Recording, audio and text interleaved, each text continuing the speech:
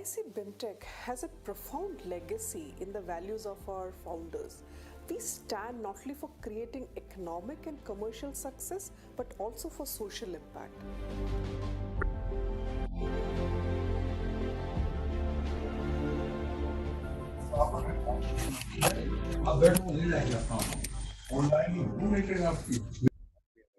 AIC BIMTECH since its foundation. The life cycle journey of AIC BIMTECH has been thrilling in a way.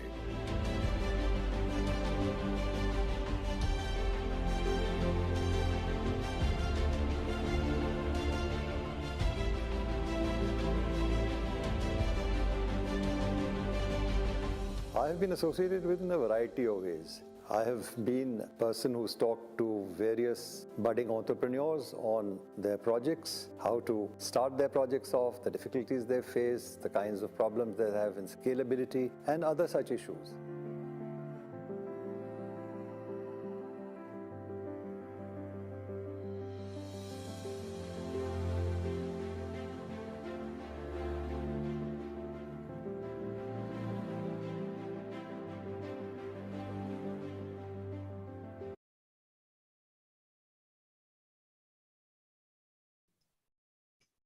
Good afternoon, sir.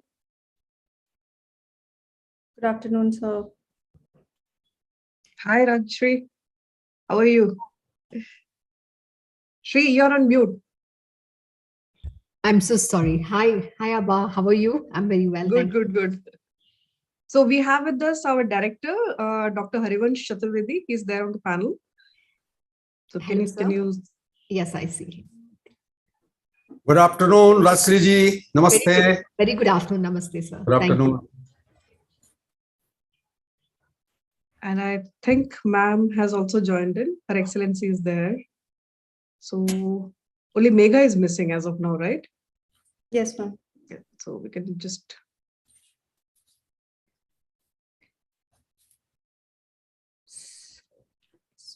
So I'll start with the event. It's 2:30 and maybe ma'am will join us. Distinguished We'll guests. just wait for Sure. Her Excellency to open the camera. Sure, ma'am.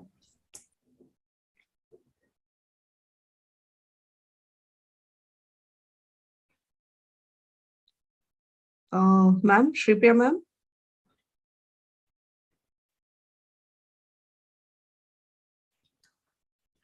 I'll just. Megha ma'am has also joined. Great, wonderful. So the quorum is complete. Yeah, maybe you can start, Pragya, and we'll ping her when the time comes in. Sure, ma'am. Right. So distinguished guests, ladies and gentlemen, a very good afternoon to one and all. We warmly welcome you all to our second edition of Amalgam, a 4-day international convention dedicated to connecting entrepreneurial stakeholders. I am Pragya, and on behalf of Atal Incubation Center BIMTECH, I would like to welcome and thank each one of you for becoming a part of this event and express gratitude for your presence. This event is special because it celebrates 4th anniversary of Atal Incubation Center BIMTECH. After countless emails, LinkedIn posts, and tweets, our digital messages have finally come to life as we convene here to bring together startups, potential entrepreneurs, and the major stakeholders in the startup ecosystem. Entrepreneurship is more than just an engine of economic growth. It is also a factor that makes communities more vibrant, inclusive, and secure. Amalgam is one such event featuring 60 plus speakers from 17 countries, 90 plus partners from entrepreneurial ecosystem, along with startups, aspiring entrepreneurs, and students. Over the next 4 days, we will host sessions, fireside chats, and panel discussions, with each day focusing on one of the 4 stages of an entrepreneur's growth, from ideation to prototyping and revenue generation to acceleration. Well, if some of you were wondering, I haven't forgotten that today is International Women's Day. It is a day dedicated to women's historical, cultural, and political achievements. Therefore, dedicating this day to mark a call to action for accelerating gender equality, providing equal opportunities, and respecting the rights of half of the world's population. We all know the world couldn't run without women. At the same time, I want to use International Women's Day as a platform to express my gratitude to all the incredible men in our lives who have helped us grow, taught us to love ourselves in all our shapes and forms and flaws and inequalities, encouraged us to never stop fighting and extend our wings to soar. Thank you for being here. Thank you for your voice. This may feel like it's our fight, but thank you for reminding us that this is and will always be a fight too. So to start off with the event, please allow me to introduce and welcome Dr. Abha Rishi. Dr. Abha Rishi is the CEO at Atal Incubation Center, BIMTECH, and the chairperson for Center for Innovation and Entrepreneurship Development. She's a senior faculty with 27 years of experience in the field of entrepreneurship and international trade. She is a PhD, PGDIBO, MFT, MIB, and holds an EEC honors from STVP Stanford University. She is among the few Indians to hold both a Chevening Scholarship from said Business School, University of Oxford, UK, and a Fulbright Scholarship from India. She has 9 national and international awards to her name, with the latest one being the Global Women in Leadership Award 2021 by GCPIT. Now, I would request Abha ma'am to address our guest about Amalgam and AIC BIMTECH's journey so far. Over to you, ma'am. Thank you, Pragya. A very good morning and a warm welcome to our honored guests. Her Excellency, Mrs. Sripriya Ranganathan, Ambassador from India to South Korea, Ms. Rajshri Rao, a dear friend and a globally acclaimed industry thought leader, and the representative of SEWA who is there with us today, Ms. Megha Desai. My very special thanks to our speakers for kindly accepting our request to join us here today. I'm indeed grateful to all of you for sparing time from your valuable schedule to be with us here in this occasion. I also take this opportunity to extend our most sincere thanks to all our 62 guest speakers who will be joining us throughout these 4 days from 17 different countries for their support and cooperation. So on that note, as Pragya has said, let me introduce the theme for Amalgam. These days, great business ideas can come from anywhere, but to encourage them, we need to increase the breadth and the depth of the entrepreneurial ecosystem by multiplying connections among entrepreneurs and mentors, improving access to entrepreneurial education, creating events and activities that bring in together all the participants in the startup community, and much, much more. So in this series of activities to do this, Atal Incubation Center, BIMTECH, has been striving towards bridging that gap between the startups and the ideal ecosystem required for their growth. So in continuation with that drive, AIC BIMTECH is holding Amalgam 2.0, wherein entrepreneurship ecosystem enablers are invited together. Amalgam basically means a blending and a melding of various metals to create a new and better composite.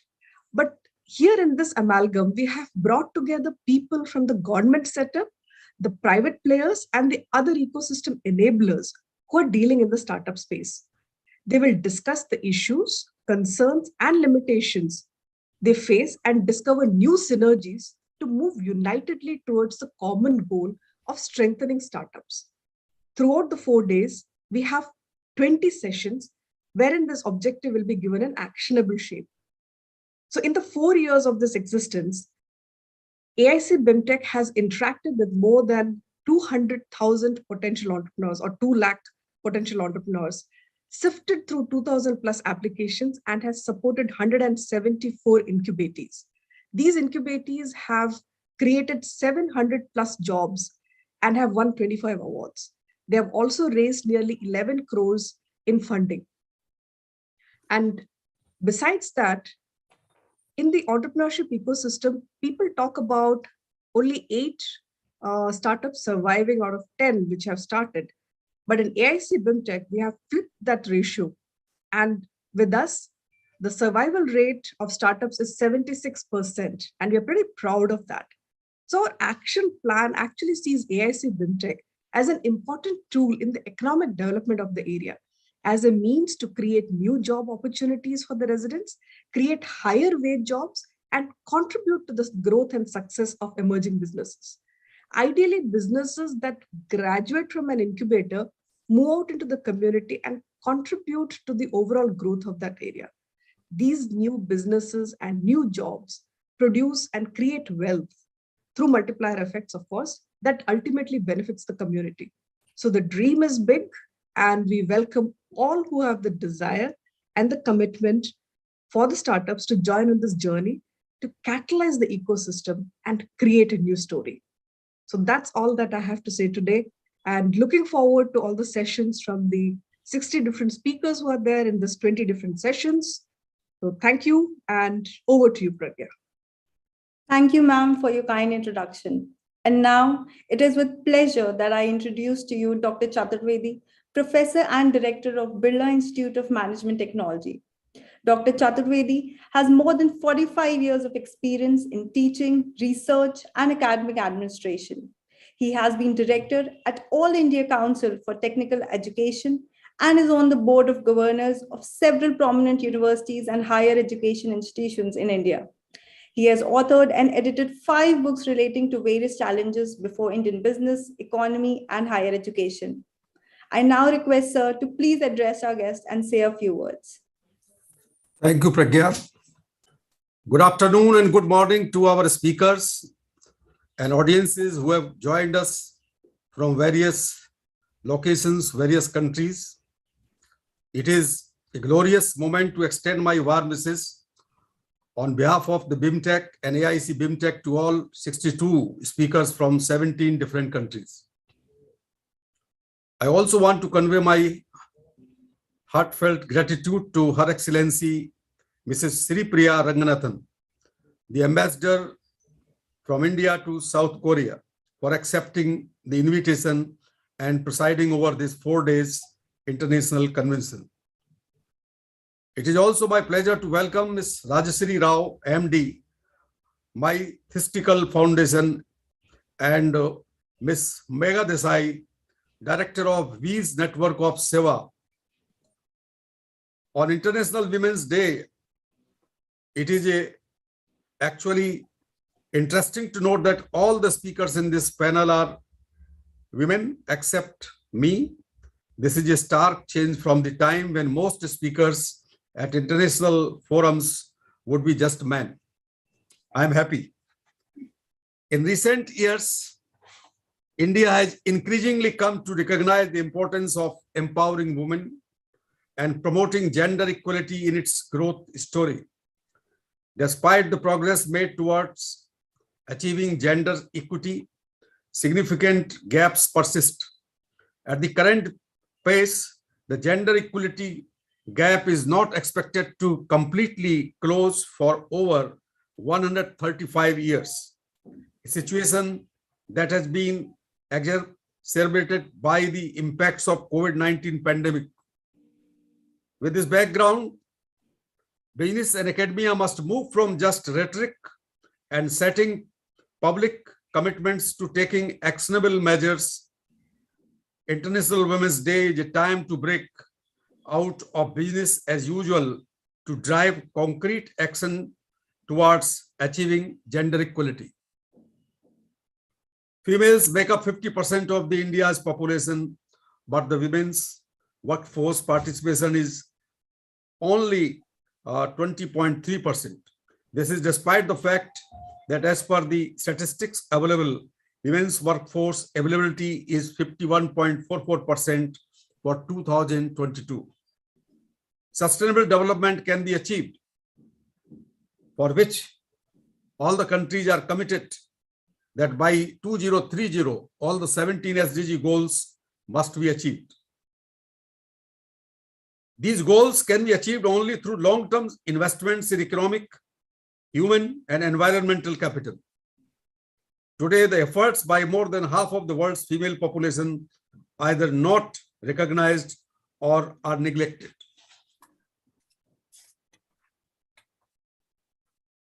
Women have been marginalized as a community despite their potential contributions to economic growth, social improvement, and environmental conservation.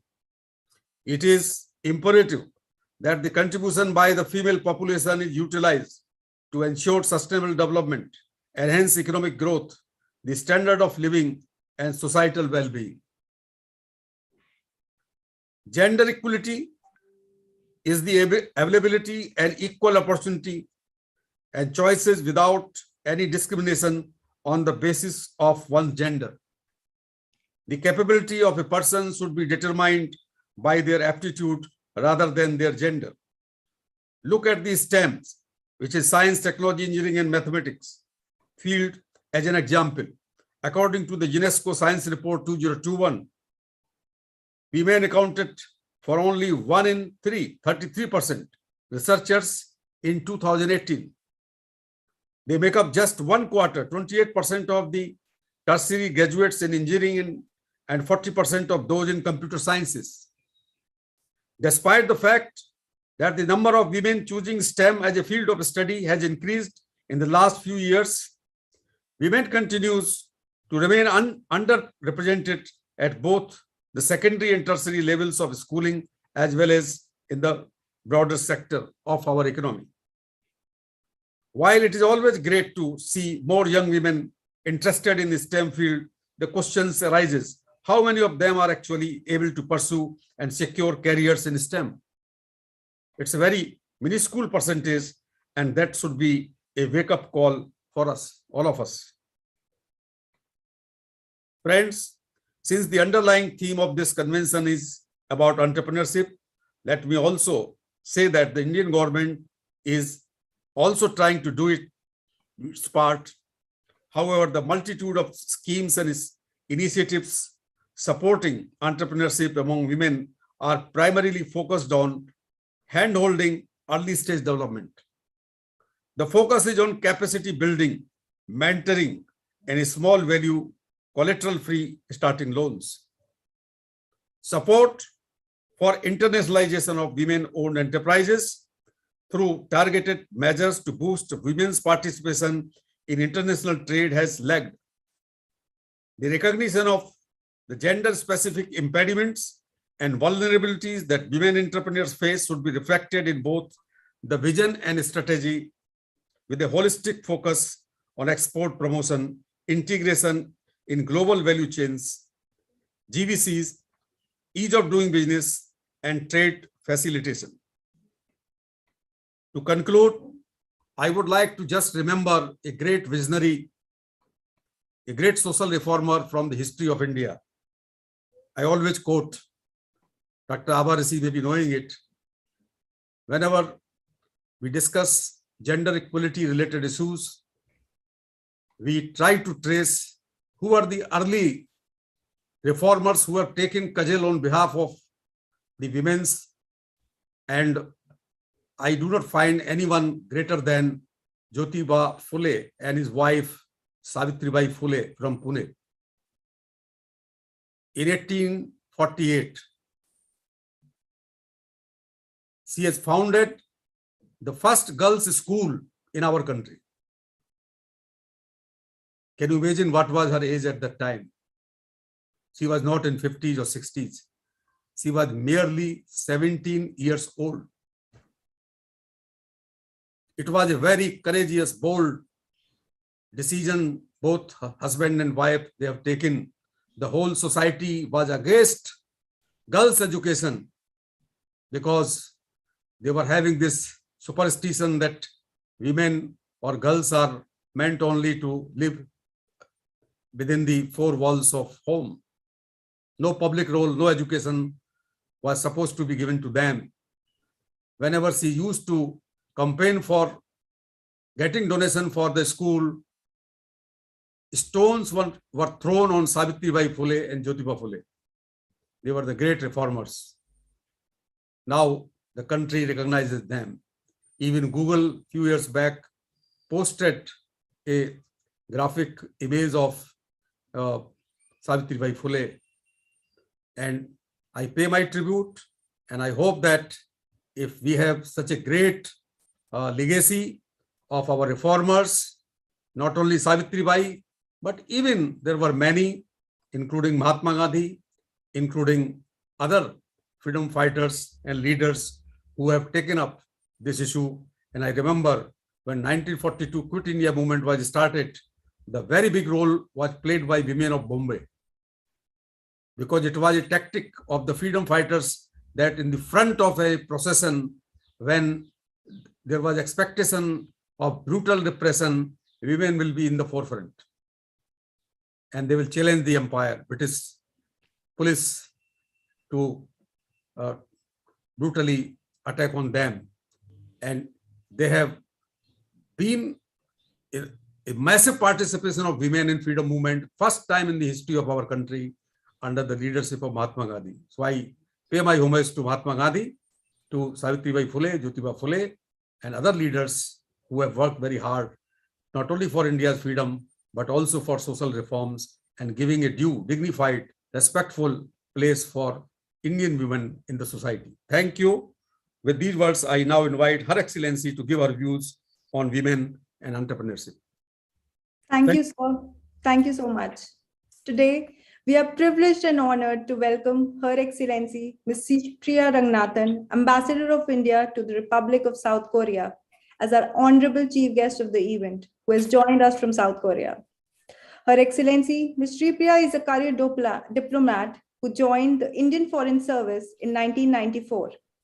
Immediately after obtaining her master's degree in history with a specialization in modern Indian history from Delhi University. During her career, she has held a variety of positions in New Delhi and abroad. She served as Joint Secretary Director General responsible for relations with Bangladesh and Myanmar. She has also headed the SARC division and the policy planning divisions in the ministry. Shri Priya ma'am is deeply interested in issues relating to women's leadership and empowerment and tries to make time for activities related to these issues. On the occasion of International Women's Day, I now request our keynote speaker, Her Excellency, Ms. Shri Priya ma'am, to deliver the address and share her views on women and entrepreneurship.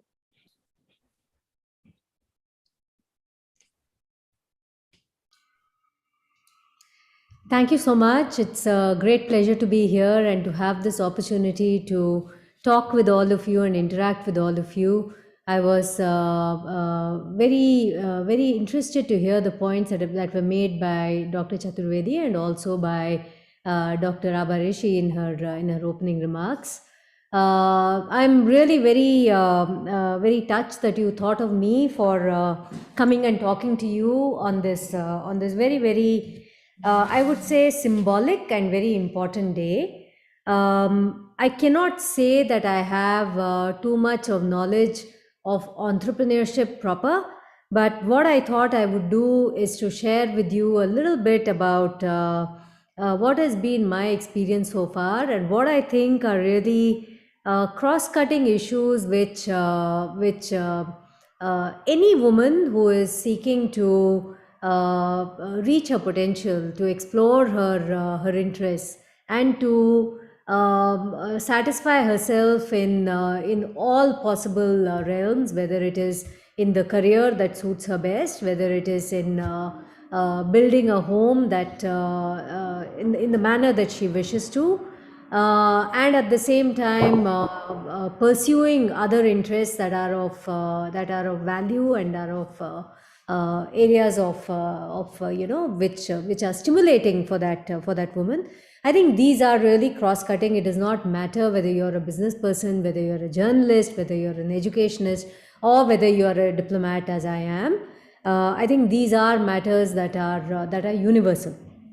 So I really don't even have any structured remarks or presentation to share with you. I will just really talk in a very ad hoc and extempore manner. Please bear with me. To begin with, what has been my journey so far? It's been an extraordinary journey. I think I have been very privileged in the kind of foundation that has been created for us. All of us who are women officers who have joined the service, by those who have gone before. You know, when I look back to what was the circumstance in which officers like Mutamma, CB Mutamma, who was one of the icons of the service, officers like Manimekalai, officers like even more recent memory, officers like Nirupama Rao, officers like Ruchi Gansham. I think they have all gone before us and really, paved the way. and made it possible now for us to think in these very holistic and comprehensive terms that we can do this and do this and do this and do this. In many ways, the glass ceiling in the Indian Foreign Office has been shattered by all these women who have gone before us, and we have therefore been able to aspire for roles which even 20, 30 years ago would not have been, women would not have been considered for these roles. If I look at the extent to which Indian women officers have been able to serve as foreign secretary, for example, we have had women foreign ministers. We have had women officers who have served in, I think, almost all the P5 capitals. Almost, in fact, I think all the neighboring missions, barring perhaps only Islamabad and Afghanistan.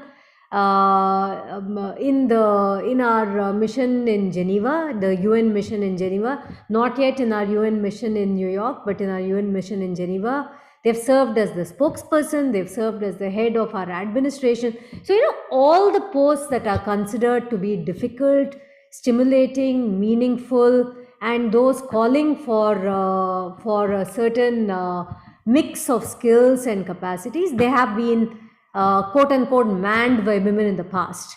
And that has made the life of those who have joined service 25, 30 years ago, as I have, and those who are now joining service even now, so much easier. And I think their capacity to strive for even more opportunities has really been expanded.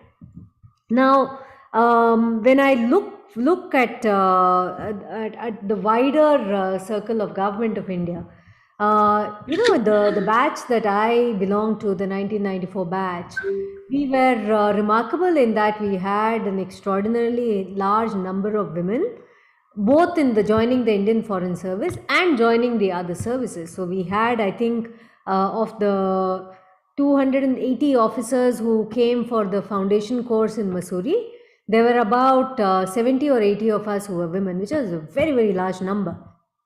Now, almost all of them have made it to, who have managed to prove themselves, and I will circle back to this point a few minutes later. I think they've managed to prove themselves and acquit themselves extraordinarily well in the respective states, in the respective services, and the ministries in which they have served.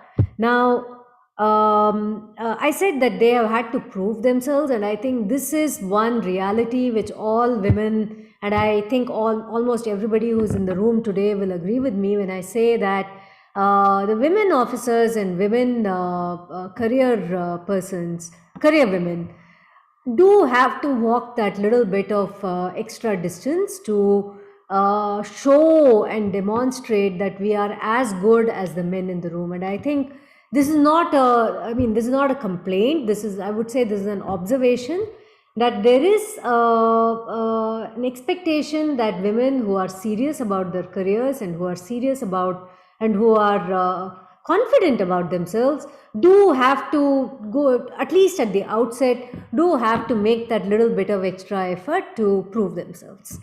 I have seen this repeatedly on occasions where I have been the only woman in a room full of men. I have been the only brightly clad, woman wearing blue or green or pink in a sea of whites and grays and blacks.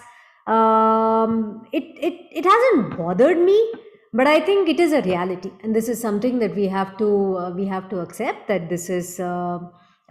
This will be faced by those of our sisters who come after us. When I look at what have been the overlap between the world of diplomacy and the world of entrepreneurship, which is what you have asked me to speak about, I think I'll give you first of all again the kind of foundation which I think is common.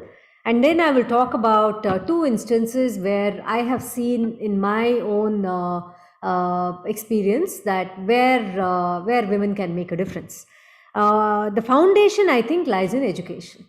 the fact that we are as women, I think when Dr. Abha was being introduced, there were references that were made to her many educational qualifications, and I think these are remarkable.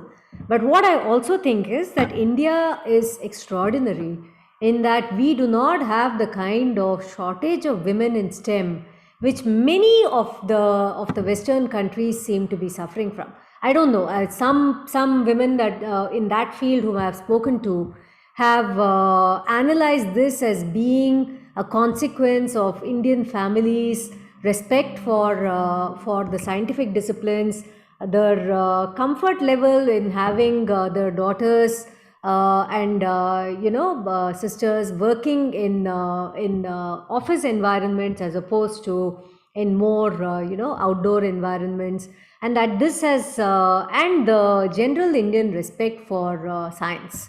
And this has meant that those Indian women who are well qualified, who are, I won't say well qualified, who are seen to be serious, capable students, they are steered in the direction of science as being that of having most potential. And perhaps that is the reason why we do not have the kind of difficulties in finding women scientists as many of our counterparts in the West. And I think the most powerful visual of that was when we had the Mars mission a couple of years ago, when you had this full phalanx of Indian women scientists who were in the core of the ISRO Mars team, and that was such a proud moment for all of us, and something that we were able to showcase to our friends in the West, that hey, this is what Indian women have achieved and are capable of. So therefore, education, and I think the more we are able to spread the access to education amongst the young women who are coming up the ladder now, the stronger we will be able to make their capacity to contribute to our nation. And we have by no means made it. I think we should not have any hesitation amongst ourselves in acknowledging that we have come a long way, but we have not gotten to the state where we ought to be. And I have a little bit of statistics here for you. What I understand is that right now the female literacy rate is in India is 70.3%, which is not bad. It's not bad, but it's not where we should be. But at the same time, what literacy? Is it just the basic 8th grade, 10th grade, 12th grade? Or is it that women are being able to pursue higher education so that they are able to really pursue challenging careers in addition to doing whatever else they may be doing? One very interesting statistic which I saw, which I was struck by, is that the percentage of women who have enrolled for PhDs is 43%. Now, 43% of the PhD candidates in India are women, and I think that is a statistic that we should be proud of, because this is in a way showing that women are being encouraged to go as far up the educational ladder as possible. But again, I feel that this is not enough. What we really need to be doing is to be encouraging also the women who cannot possibly even dream of a PhD, who could potentially dream of possibly undergraduate degree or even a 12th pass, that they need to get back into the formal education system. And I think here the impact of COVID has been enormous. What I heard from my colleagues in the Ministry of Women and Child Development is that as a consequence of COVID, there has been the phenomenal distortion in the enrollment of women, girls as opposed to boys in the formal educational school educational system, and that the government has therefore had to launch a campaign to bring the girl child back into the educational setup once again. And there has been some success in this. So I understand that the number of girls who are still to be brought back into the formal educational system through the Kanya Siksha Pravesh campaign is now just about 400,000. Now 4 lakh girls is a large number of itself, but it is less than the 15 lakhs that it was. So, if I look at it in comparative terms, we are better off, but we still have a long way to go. Now, this is by way of just mentioning that with education, we can really come to the extent of making our girls more confident, our girls more empowered, keeping having that capacity, that self belief that we can stand on our own 2 feet if required. If we are not able to, if we happen to find ourselves in a bad marriage, or we find ourselves in a situation where the other people who can earn are not able to earn, that we will be able to provide that little bit of ballast, and keep the family unit going, keep ourselves going. So I think that is a confidence and a self belief that we have to give to our girl child. I will move on very quickly to talk about the 2 instances pertaining to entrepreneurship that I have had the opportunity to engage in the course of my own career. One was in the when I was posted in Myanmar, where we actually supported the government of Myanmar in setting up 3 institutions with in partnership with Indian organizations. One was the Myanmar Institute of Information Technology, where we partnered with IIT Bangalore to create this center of excellence. We also partnered with the EFLU to set up the Myanmar Institute of Myanmar India Center for English Language Training. And we set up the Myanmar Institute of Entrepreneurship Development, which was set up in partnership with I forget the name of the organization now, but it was the Entrepreneurship Development Organization in India.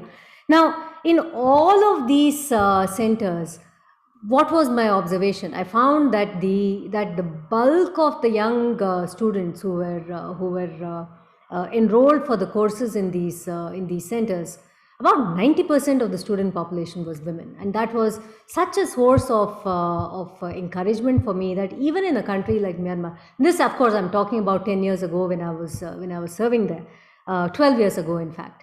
That even in a country like Myanmar, where the opportunities are not as much as they are in a country like India or in many other parts of the world, the importance of education was recognized, and women were being encouraged to grasp these opportunities and use these opportunities to make their future. I have not had the opportunity to check back with either the embassy or with any of these centers on how the graduates from these centers are actually pursuing their career opportunities. But I think these are the very fact that they were able to partake of this education would have been enough to at least empower them within the families and give them that little bit of extra strength to be able to contribute. I think the only other point I would like to do is really again circling back to the what the government can and should do to enable women entrepreneurs in whatever field they may be, whether it is the small trader, whether it is the craftsperson, whether it is the woman who on the apart from whatever role she's performing in her village, also wants to earn some little extra income by tailoring or whatever it may be, that the kind of avenues that have been created, including the small loan scheme for women, with I think a very, very understanding kind of set of guidelines. I think these are ways in which we can enable our young women and not so young women entrepreneurs to succeed. We need more ideas, and I think this is where I would hope that forums such as yours would be able to contribute to informing those in government of what the needs are to make women entrepreneurs succeed. I think the money is there. Money is never a problem. It's really a question of making the policies as practical as possible, and making the impact of those policies as easy as practical, so that the intended beneficiaries are really as they ought to be, and are as large as they can be. So that's all that I have to really share with you, but I'm very happy to come in with any response to any questions or anything that you may have. Thank you so much. Thank you, ma'am. Thank you for the remarkable address. We are grateful that you took out the time to grace our event despite your tight schedule. We are honored, ma'am. Moving along, I would now take the opportunity to welcome and introduce our eminent speakers, Ms. Rajshri Rao and Ms. Megha Desai. Ms. Rajshri is a globally acclaimed industry thought leader, visionary, advisor, principal consultant, and a mentor in next-gen technologies with 20 years of corporate experience. She has experience working with IBM, Intel, and SAP, and AI Innovation Hub and partnerships and ecosystem across India, US, and APAC. Ma'am has been recognized by Thinkers 360 as one of the top 50 global thought leaders and influencers in emerging technologies, one of the top 100 women B2B global thought leaders to follow in 2020 and 2021. Coming to Megha ma'am, Ms. Megha Desai is an alumnus of Indian Institute of Management, Ahmedabad. Currently, she is handling the National Farmers Forum network of SEWA, which covers 16 states with 2.6 million family farmers of India, intending to provide livelihood support to small and marginal women farming families through agribusiness and policy advocacy. She is a director of Bees Network, Business, Enterprise, and Employment Support for Women in South Asia. She has been working with SEWA for the last 13 years and has led programs on rebuilding lives of war and other disaster-affected sisters in countries like Sri Lanka, Myanmar, Afghanistan, and Nepal. I would first request Rajshri ma'am to share her awe-inspiring journey and experiences as a woman entrepreneur. Over to you, ma'am. Thank you so much for the very warm welcome, and thank you to all the distinguished speakers, panelists, audience, and to the Atal management for giving me such a wonderful opportunity. Dr. Abha, thank you so much for that, having me here today. It's my absolute pleasure.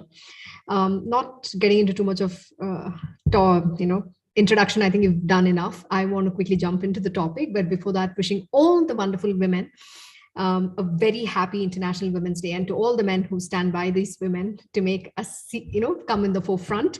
With that, I will just touch upon saying that we always believe, at least they, whether it's Indian goddess or Greek goddesses, we always believe the goddess Durga or someone who has a lot of this, capability, the power and everything. And we always look up somewhere outside for all these strength.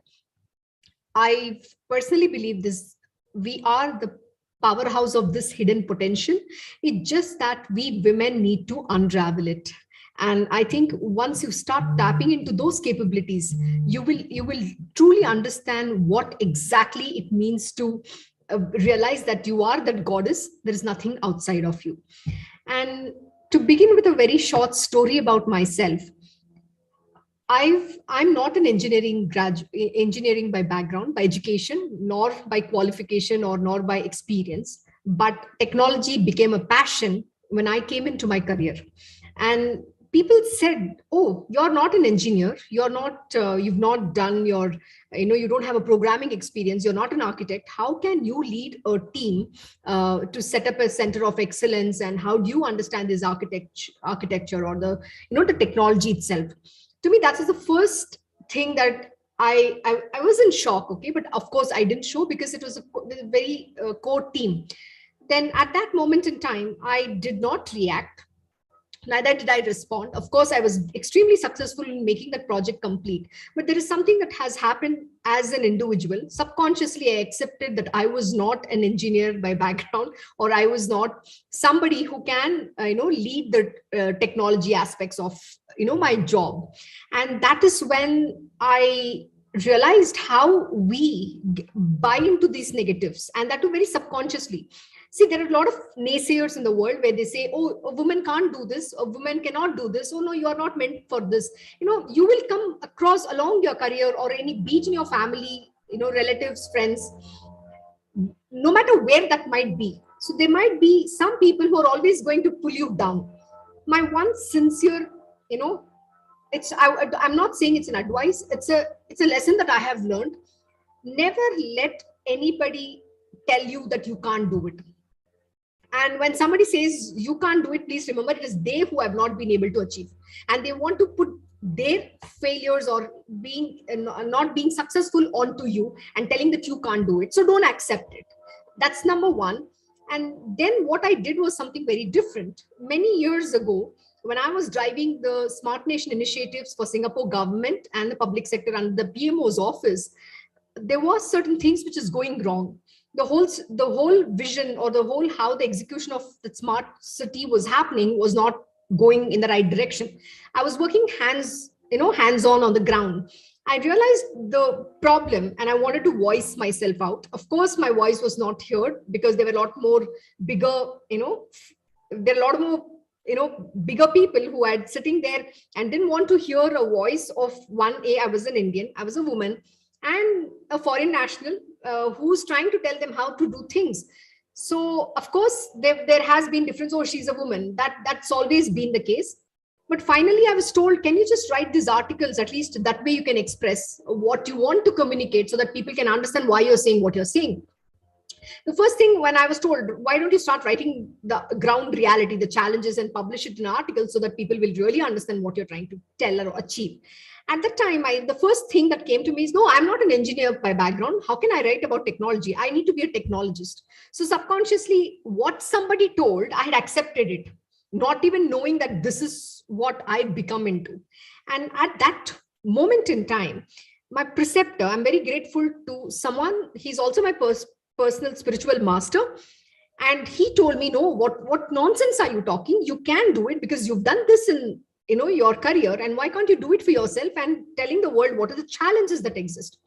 But after a lot of coaxing, and he had to write the first article so that I come out of the negativity that I have given to myself. And post that, he persuaded me to literally start writing. And finally there was a eureka moment when I understood, no, I can't do this. And I had to break that barrier which I had created in my own mind. So the barrier was not somebody telling it to me. It is mentally that I had given that negative to myself. And since then, there is no looking back. I have my website called Tech Chutzpah. I champion on all these on technology. I show what is the future. I'm not an engineering by background. Again, I'm saying this, but I'm very passionate about the technology. I believe technology is, something which has to be inclusive, and it has to be something that has to be understood by all, because that is what is going to transform the way we live, work, communicate, and do things. And that is something which is very important to me. And how can I make technology to be able to understand even by a 5-year-old? How can I simplify things when I write, and addressing the challenges, addressing the issues, and while also sharing what does the future look like? So that's one aspect. So which I learned is, it's okay. There are going to be people in the world who will say you can't do it, you're incapable, you're not meant to it. There is nothing that has to stop you. Please know that you are what you believe you are to be. It's all about you. The next journey is 21 years in the corporate career. I've always been wanting to give back to the world. I've sat on some, I've worked in India, US, Singapore. I lived for 10 years. And one fine day I decide I want to come back. I want to give back to my roots. So I said, the only way I can do something is going back and serving in my own country. So I moved back to India in 2019. And at that time I joined Rolls-Royce because this role came my way, and was trying to figure out what I'm supposed to do. And thanks to pandemic, at that time I went back to my village, and I saw the gap between what is there in reality to what we are all talking about. There's a huge gap. And the gap is immeasurable, because the government of India is doing a lot of very exciting things for, some of the initiatives we've been talking about, girl child education, farmers development, and so many and so forth. But I see that still the village, the farms, everything is in a backward state. Why? And this was my question. Why? Because it's not percolating down. at ground level. And that is when I decided, I bequeathed the land and I decided to do something about it, which I want to transform. And I said, this is where I can give back. I established my foundation, which is called Mythistical Foundation, where I will be focusing on the three important areas, which is very critical today. One is on the mythistical way of life, which is about the knowledge enablement, where today what is missing in people is the right knowledge, because they don't know that there are certain benefits. There's a lot of different things that they can leverage using, today the social media or YouTube or anything to do something in their world. And the knowledge enablement is what is very critical. And the next aspect is about women's empowerment. And today, I know a lot of you all spoke about it, and women's empowerment in what capacity? Definitely wanting to go back in the rural again segment to focus on microfinance, girl child education, and women's health initiatives. And the last but not the least is on the mythistical agriculture, because today our soil fertility has completely gone out of the window. We are all eating only genetically modified food. The water scarcity, the underground water tables have to be recharged, which is what I want to focus. And the third is, planting of forests, because the air quality is completely gone out of the window. Yes, it's a huge machine. How am I going to achieve? I don't know. Am I an entrepreneur? No. I was part of a study by PwC, which was conducted in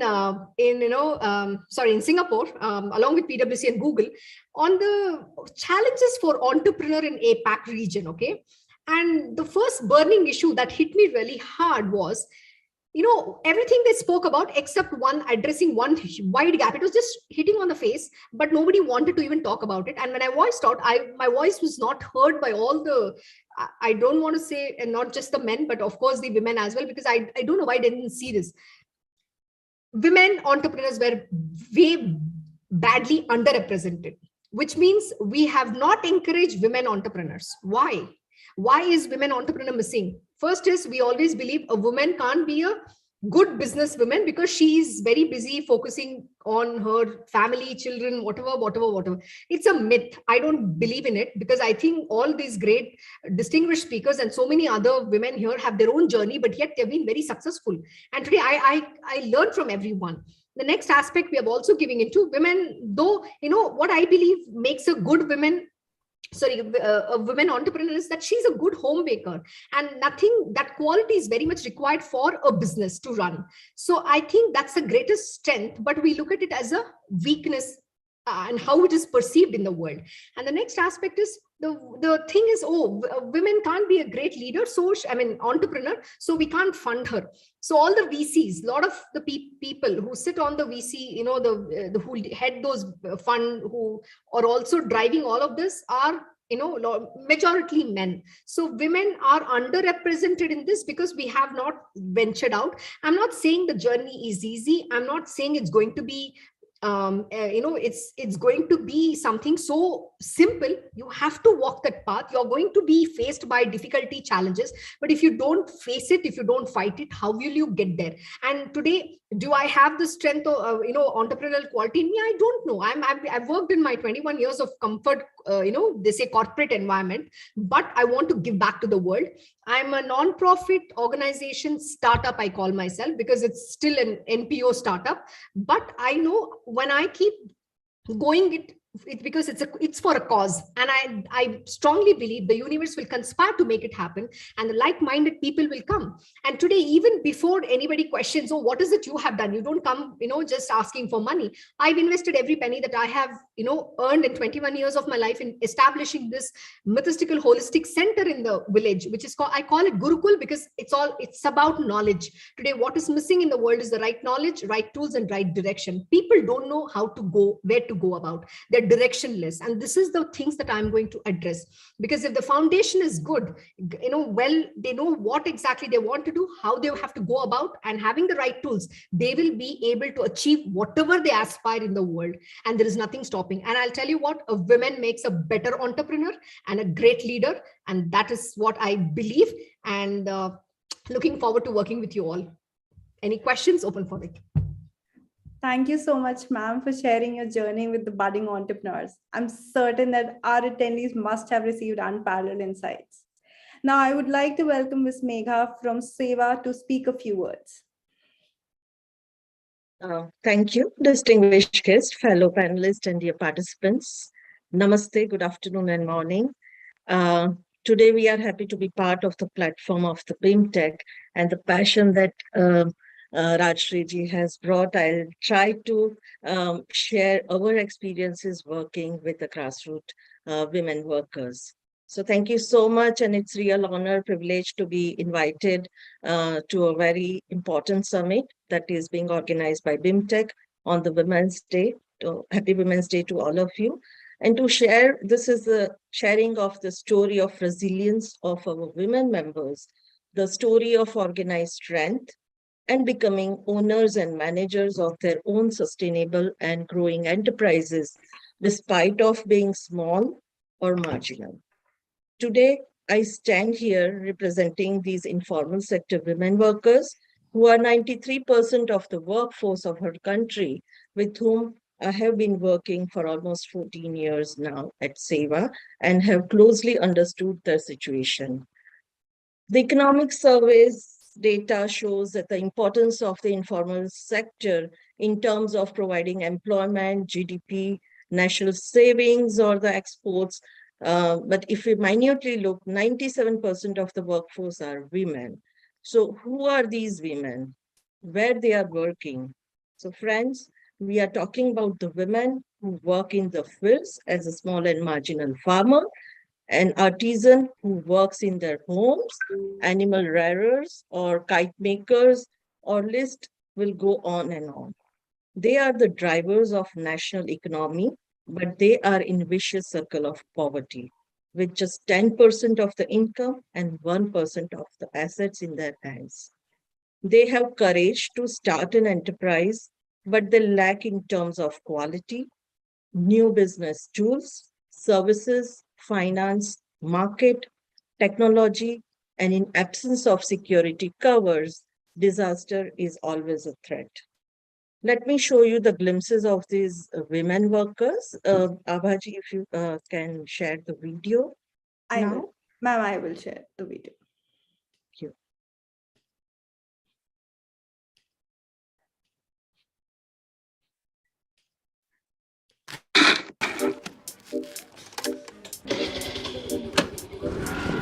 હું મુબારકબેન સિપાઈ હું બીજાના ખેતરમાં કામે જતી હતી માંડ 70 રૂપિયા કમાતી હતી મારા ઘરવાળાની ને મારી આવક ભેગી કરતી હતી તો ઘર નહોતું ચાલતું મને એમ થાય કે હું એક દાડો ધંધો કરું એક દાડો મારા ગામમાં સેવાની બેનો આવી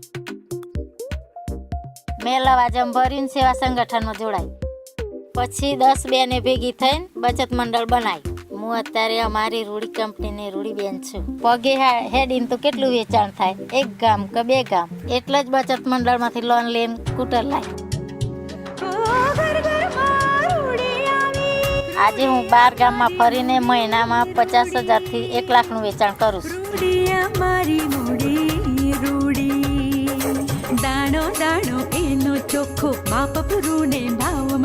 અમારું સેવા સંગઠન જિંદાબાદ घर घर में शोभा बधारे रूड़िया मारी मुड़ी रूड़ी.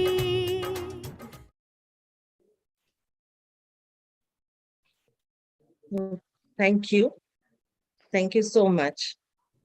So these are the kind of women I am referring to, and these are the workers who contribute so much to the GDP of the nation, but are hardly have voice, visibility, validation as a worker, especially of informal sector women workers. These are the micro entrepreneurs of India, whom I believe most of us have been interacting on daily basis.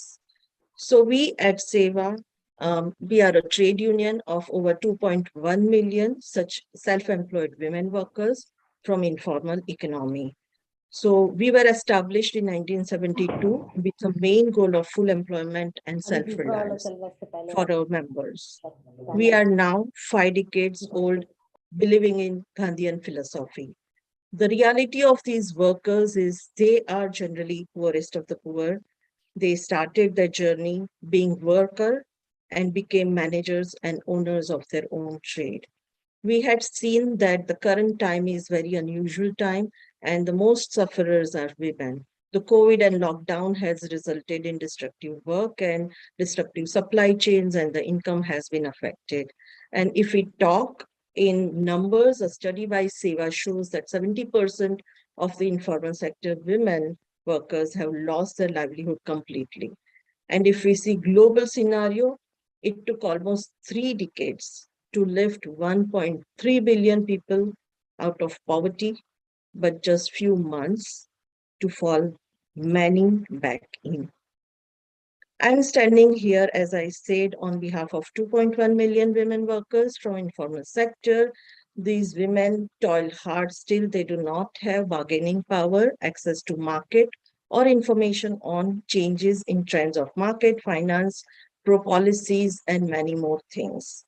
Capacity building is also one of the important aspect, and now compounded by the climate change, are therefore compelled to distress sale, and therefore they are exploited by the traders and middlemen and had to migrate to the lean period.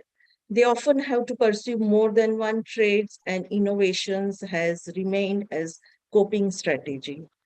She may be making kite in one season, while she may be a worker, construction worker on site in another season, depending on what is more conducive at what point of time. Their trades, inventories, supply chains, and even the business model change 9 to 12 times per year. And this calls for tremendous planning for these women of informal sector. Also, for these informal sector women to access decent employment in today's world of work, there is need for education. We heard from many, education is important. So education that leads to vocational education that serves as a link between education and employment. In fact, the younger members of SEWA are very clear that they want to learn, which can improve their productivity and quality of work. Definitely, this requires a high-end consultative efforts from society. As our founder, Ilaben Bhatt says, no skill to be allowed to be redundant or obsolete from skills-rich country like ours. There is so much potential and opportunity in our core employment sector for one and all. Where are the investments in such areas? Which investment in traditional skills and local resources? And our experiences at SEWA shows that poverty is worst kind of violence perpetuated by the consent of society.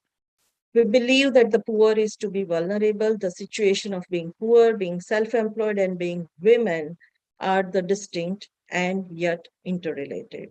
So to address the situation, we have founded SEWA Managerial School in 2005 with objective to develop managerial, technical, entrepreneurial, and capacity of informal sector women so that they become owners and managers of their own trade. So maybe in a formal way, we can say an incubator. So this is not only the skill building institute, it is also hand holding in all the supply chain of the each and every stage of the supply chain. And they also try to link at SEWA.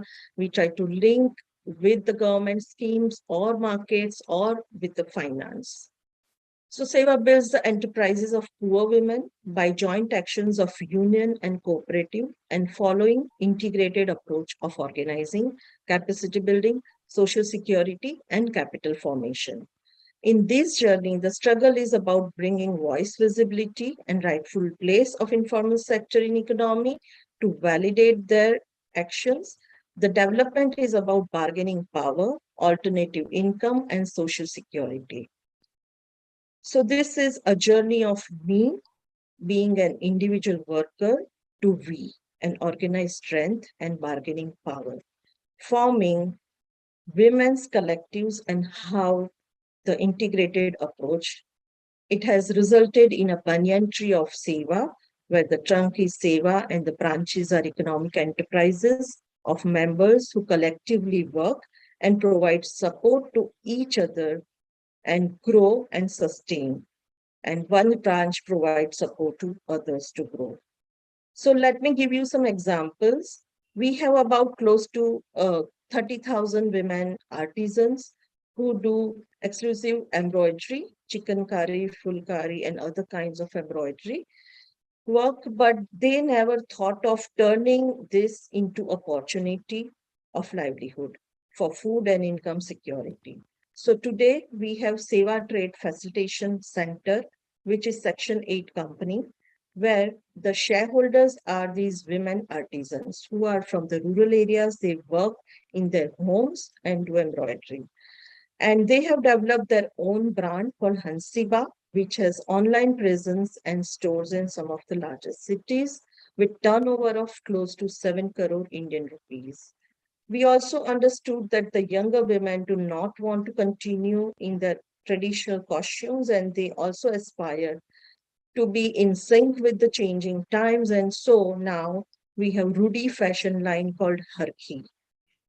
Likewise, we have small and marginal agriculture workers and women farmers. And we have for-profit company for close to 25,000 women farmers. And we have cadre of 4,000 plus sales women called Rudy Bands, who are landless women, but who do sale and marketing. We just saw the video of Mubarak Band, so I'm talking about them. So as you saw in the film, as I said, she was seen, she was a worker, landless farmer, and from there, her journey of being a Rudy band. And now the Rudy company has turnover of around 25 crores of Indian rupees. And likewise, we have company which provides access to energy, clean and renewable energy. And in order to have sustainable work and income, so you need to build a cadre of grassroots managers. And as all these enterprises that we talked about, Seva Managani School has develop the capacity of these rural women leaders from their journey from being a worker to the entrepreneurs. So these young workers have natural affinity to modern tech-savvy employment opportunities. And so how do you generate new employment opportunities using the digital technology? So we partnered with Airbnb, and today we have rural home stays of these young women, and they turned their Airbnb homes, and now they are around 200 such homes of our members. So these rural women provides hospitality to the guests coming from far and wide, and this has become the source of Sorry to interrupt, ma'am. Actually, we do have another session from 3:30. So we would like to go ahead and wrap up this session for the day. Sure. So the message here is the social enterprises are be well as digital social enterprises are the way forward to address the dignified and secured future of work. And as we all hear, the future is in hands of women. We want to make this future carve out of a new economic pathways, which creates an economy of nurturance. Thank you so much. Thank you so much, ma'am, for your inspiring words. There could not have been a better way to start Amalgam 2.0. This convention may be a 4-day event, but we hope this is much more than a 4-day experience. With that in mind, I welcome you all to Amalgam 2.0. On behalf of AIC BIMTECH, I would like to take this opportunity to express my sincere appreciation to all the participants present here for accepting our invitation and being so supportive. First and foremost, I would like to thank Dr. Abha Rishi and Dr. Chaturvedi for addressing and inaugurating the event.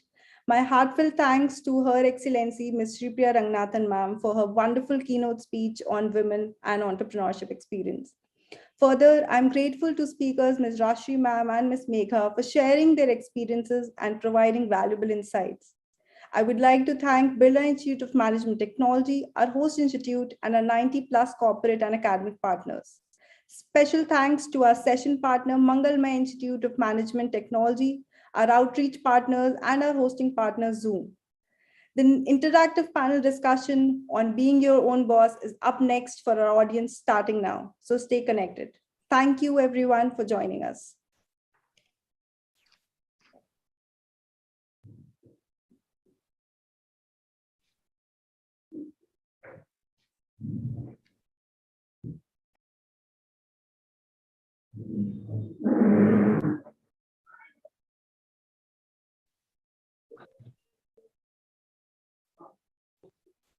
Hello everyone. Once again, very warm welcome to everyone present here on the behalf of AIC BIMTECH, Atal Incubation Center BIMTECH. And thank you for your time and being with us in today's panel discussion on being your own boss. The discussion will focus on the challenges and the advantages of being your own boss. And as an entrepreneur, the journey one has to take from zero to one.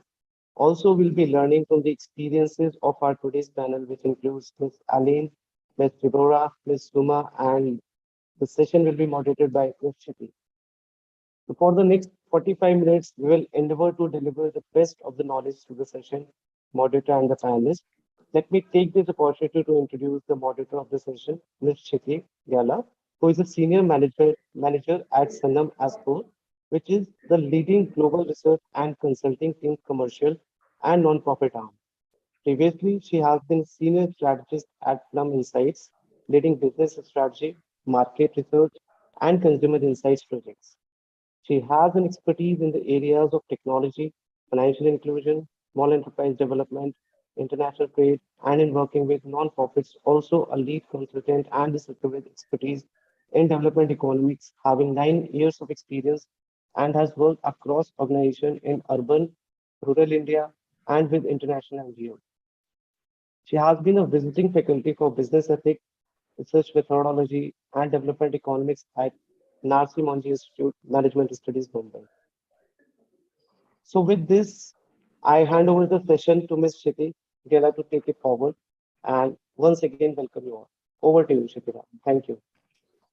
Thanks for that lovely introduction, Kapil, and a very warm welcome to Amalgam 2.0, a 4-day international convention and the annual flagship program by AIC BIMTECH. And in the spirit of equality, really wishing all the incredible women a very happy Women's Day today. And what better a way to celebrate this fantastic day than being in the company of esteemed, ambitious, and go-getter women entrepreneurs. So it's my pleasure to moderate this session and to introduce a very, very capable, deserving, esteemed panel of women entrepreneurs who I'm sure we are very, very, very excited to learn from, get some global perspectives on.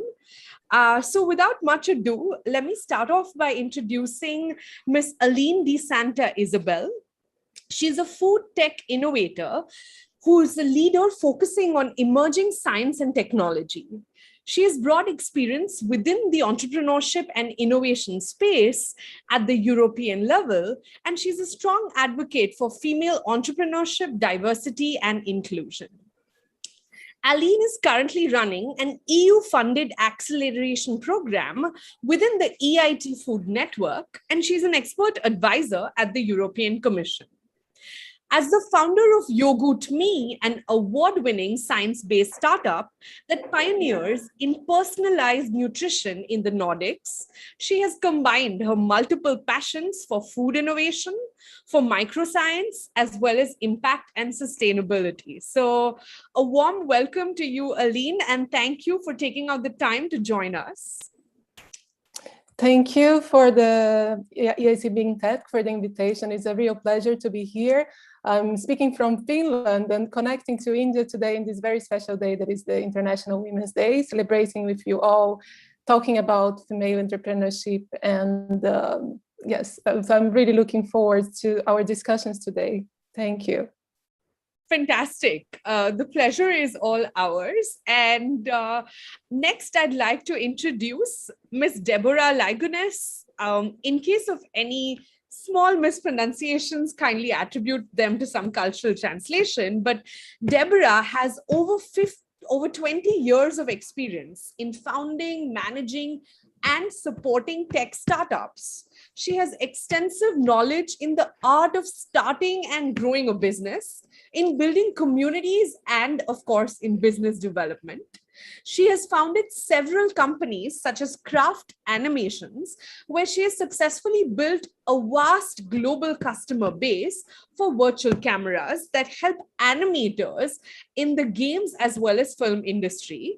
It helps them create realistic looking animation. Her current company, Friendbase, is a virtual world for teens that brings together their passion for building communities, global networks, as well as technology. She loves giving back to others through board work as well as mentoring, and this session certainly counts as giving back, Deborah. She mentors entrepreneurs through Innovation Startup and the amazing program She Entrepreneurs, which is a leadership program for female entrepreneurs in the MENA region. She works on the board of Validicity, Gardenize, and Waiver, as well as supports the innovation system through her work on the national jury at Venture Cup, and she assesses applications at Eurostars and Vinova.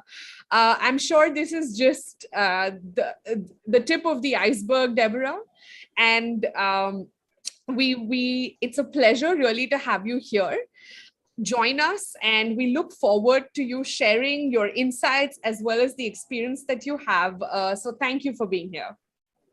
Thank you very much. And again, thank you so much, BIMTECH, for inviting me to join you today on International Women's Day. Congratulations to all the amazing women out there. And I'm looking forward to our discussions. Thank you, Deborah. Lovely to meet you here. And last but not the least, we have Suma EP.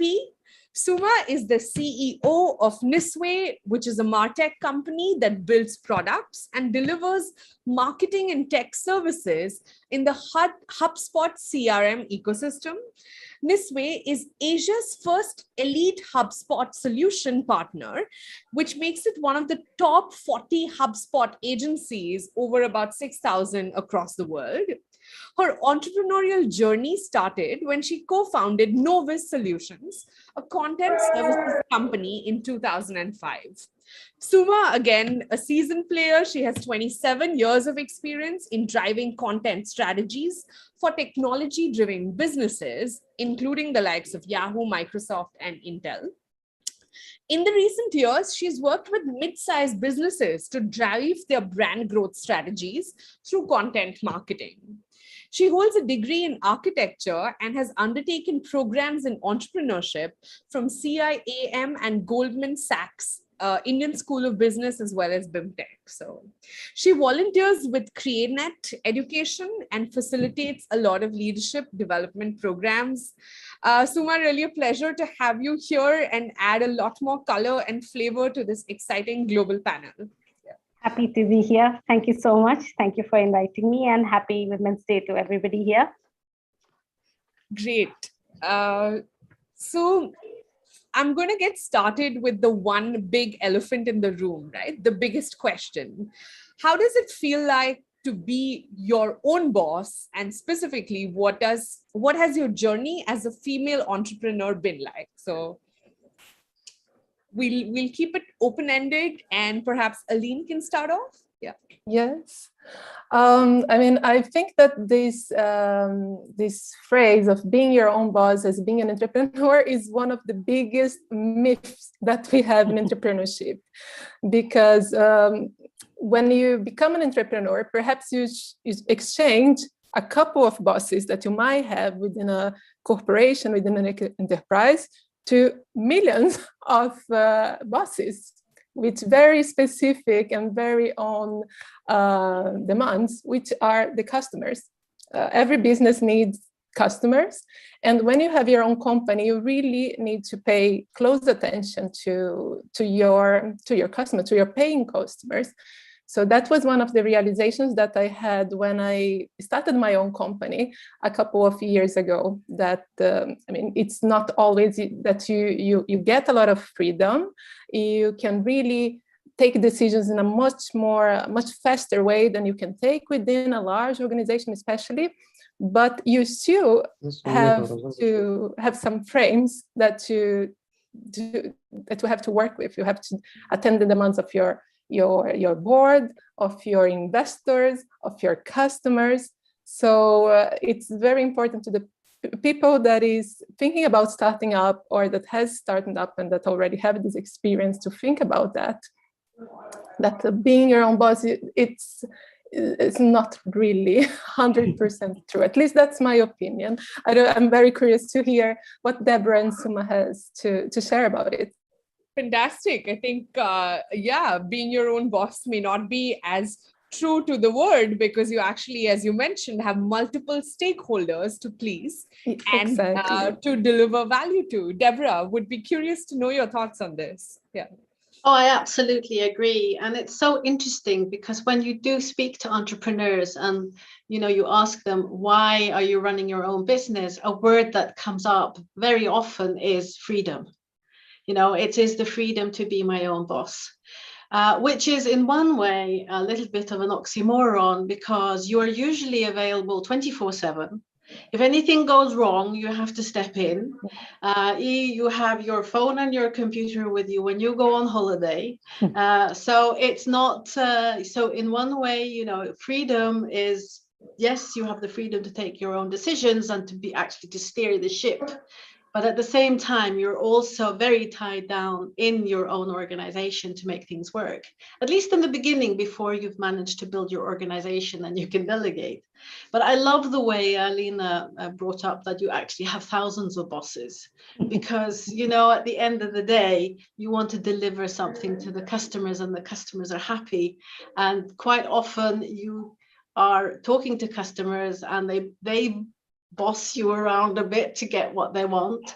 And the stakeholders, you need to talk to investors, you need to talk to the board. So Alina is quite right with that. Yes, freedom, but also certain restrictions. But at the same time, I think that the whole idea of running your own business has this sense of fulfillment and joy, also hardship, of course.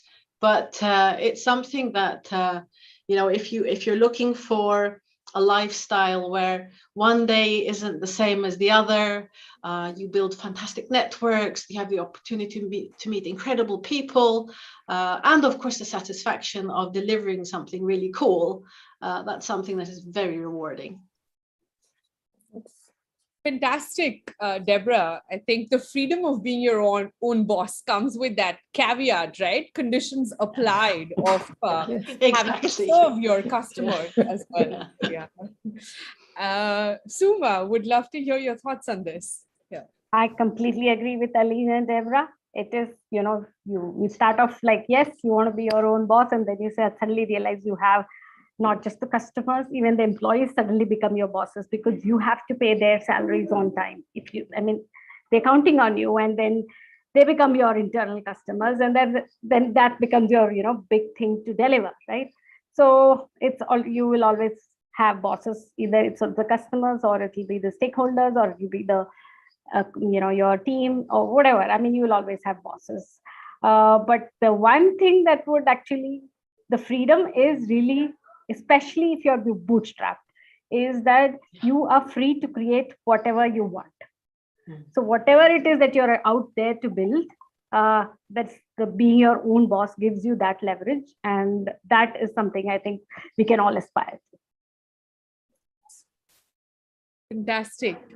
So, the last couple of years have really taught us a lot as individuals and for businesses as well, right? There's so much that we've gone through. So how does a startup really cope with an unprecedented crisis? We have a lot of aspiring entrepreneurs and some words of advice. How does a startup cope with an unprecedented crisis? We have been coming through very difficult years. These last 2 years were very unexpected, and it changed the world and the way that we even do business in some cases. And now we are in another situation that is being created that will have a great impact all over the world, and especially here in Europe. We are already seeing some consequences of that, and of course it impacts businesses. And I think that the mindset of entrepreneurs and the flexibility to adapt to these situations very quickly and to identify opportunities and to understand these changes and to adapt. It's extremely important. You need to really be creative in these times and find another ways to succeed. So not consider failure as an option. It's always finding a new way to succeed. Great. I think the responsiveness and adaptiveness of businesses, right? I mean, in India, there's the term as well, jugaad, making the most of it, right? Making the most of what the circumstances give you. Deborah followed by Suma. Yeah. Yeah. I think that, I mean, there are so many different things that can happen. You have what could happen to yourself. I mean, if you become ill, or if anything happens to your close family, which means that you basically have to drop everything and, you know, deal with that. You also have things that are internal in your company that you can't control. I remember when we started one of our first gaming companies, somebody managed to cross wires in one of the electrical centers, and all of our computers blew up after our first week in business. And that was a huge problem. And then, of course, you have the world global impact events like this pandemic that we've had, this other crises that are going on at the moment, with a terrible situation that, as Alina mentioned, in how we are being affected by it as well in Europe. And, you know, all of these different crises, I think regardless, it all boils to one thing, and that is put your problem solution hat on and try and find a way through it, or around it, or over it, or under it, which way ever it is. But I think that you know, to be agile, to find a way to solve the problems, to be quick to respond, is something that is really important.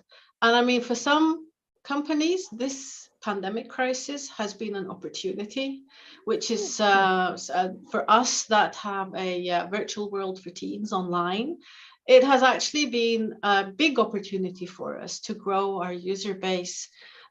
We were a remote team prior to the pandemic, of which we used to get actually quite a lot of criticism. No, for us, it was business as usual to work remote. So, you know, it's really interesting how for some it's perceived as a crisis, and for others it is actually an opportunity. But I think agile, problem solving, that's something that will get you through any crisis. And ask for help. Don't be afraid to ask for help. Yeah, I forgot to mention, I think that collaborations has been something that the COVID crisis, this pandemic, has been creating more opportunities to collaborations, not only in our geographic areas, but also international collaborations. So it's really great. We are seeing now we are in a conference in India. That's amazing. Yeah, absolutely. Creating the opportunities and spaces to collaborate internationally, and really making the most of what could be a bad situation, really. So just a quick call out to all the participants, attendees as well.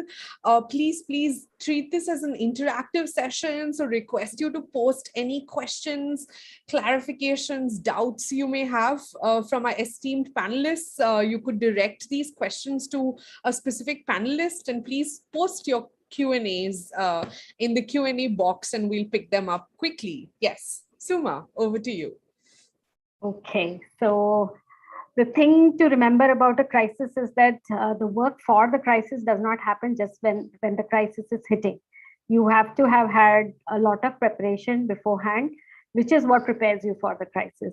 So, for example, I firmly believe that you should have your values of your organization pat down. You should know what your values are. So when the time of crisis comes, the team knows how to act. They are not asking, oh, they are not running around, oh, should I give a bribe here? Should I not give a bribe here? I mean, maybe your ethos is that you should not give a bribe, you know, then everybody should be aware of that. So there is a lot of work that goes on into building your culture and values foundation, which makes you ready for the crisis. And the amount of work you may have put into your people will actually start paying dividends when the crisis hits. Because at that time, let's say what happened with our business at when the pandemic hit was, we lost our 60% of revenues overnight. So which means, and there was no way to tell when this would get over, right? Like, no, we had no clarity. So at that time, we got the team together and said, we don't know how long this is going to last, but let's all take salary cuts for 6 months. And they all agreed. And when we finished the year in a profit, we gave all the salaries back. So it's like an ongoing thing you have to keep working on, so that the team will come together when it was time to tighten the belt. But when the business started doing well, then give it back to them, right? So it's an ongoing way to you build it's like the support system has to be built much before the crisis. So that's one input that I would have for you. Wow, pre-planning before a crisis and the team really showing solidarity and bouncing back is something quite credible. I think that shows a lot of resilience.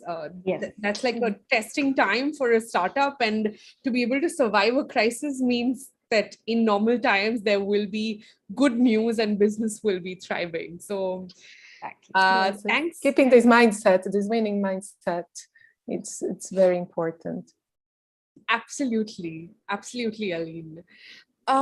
This is a very interesting one and my personal favorite, actually. So if you had to speak to your younger self and give advice to your younger self, what are the 2 do's and what are the 2 don'ts that you would tell yourself? What's that kind of advice that you'd give? And I'm very interested because it's a women's panel and there'll be lots of insights there. So what will you tell your younger self, really?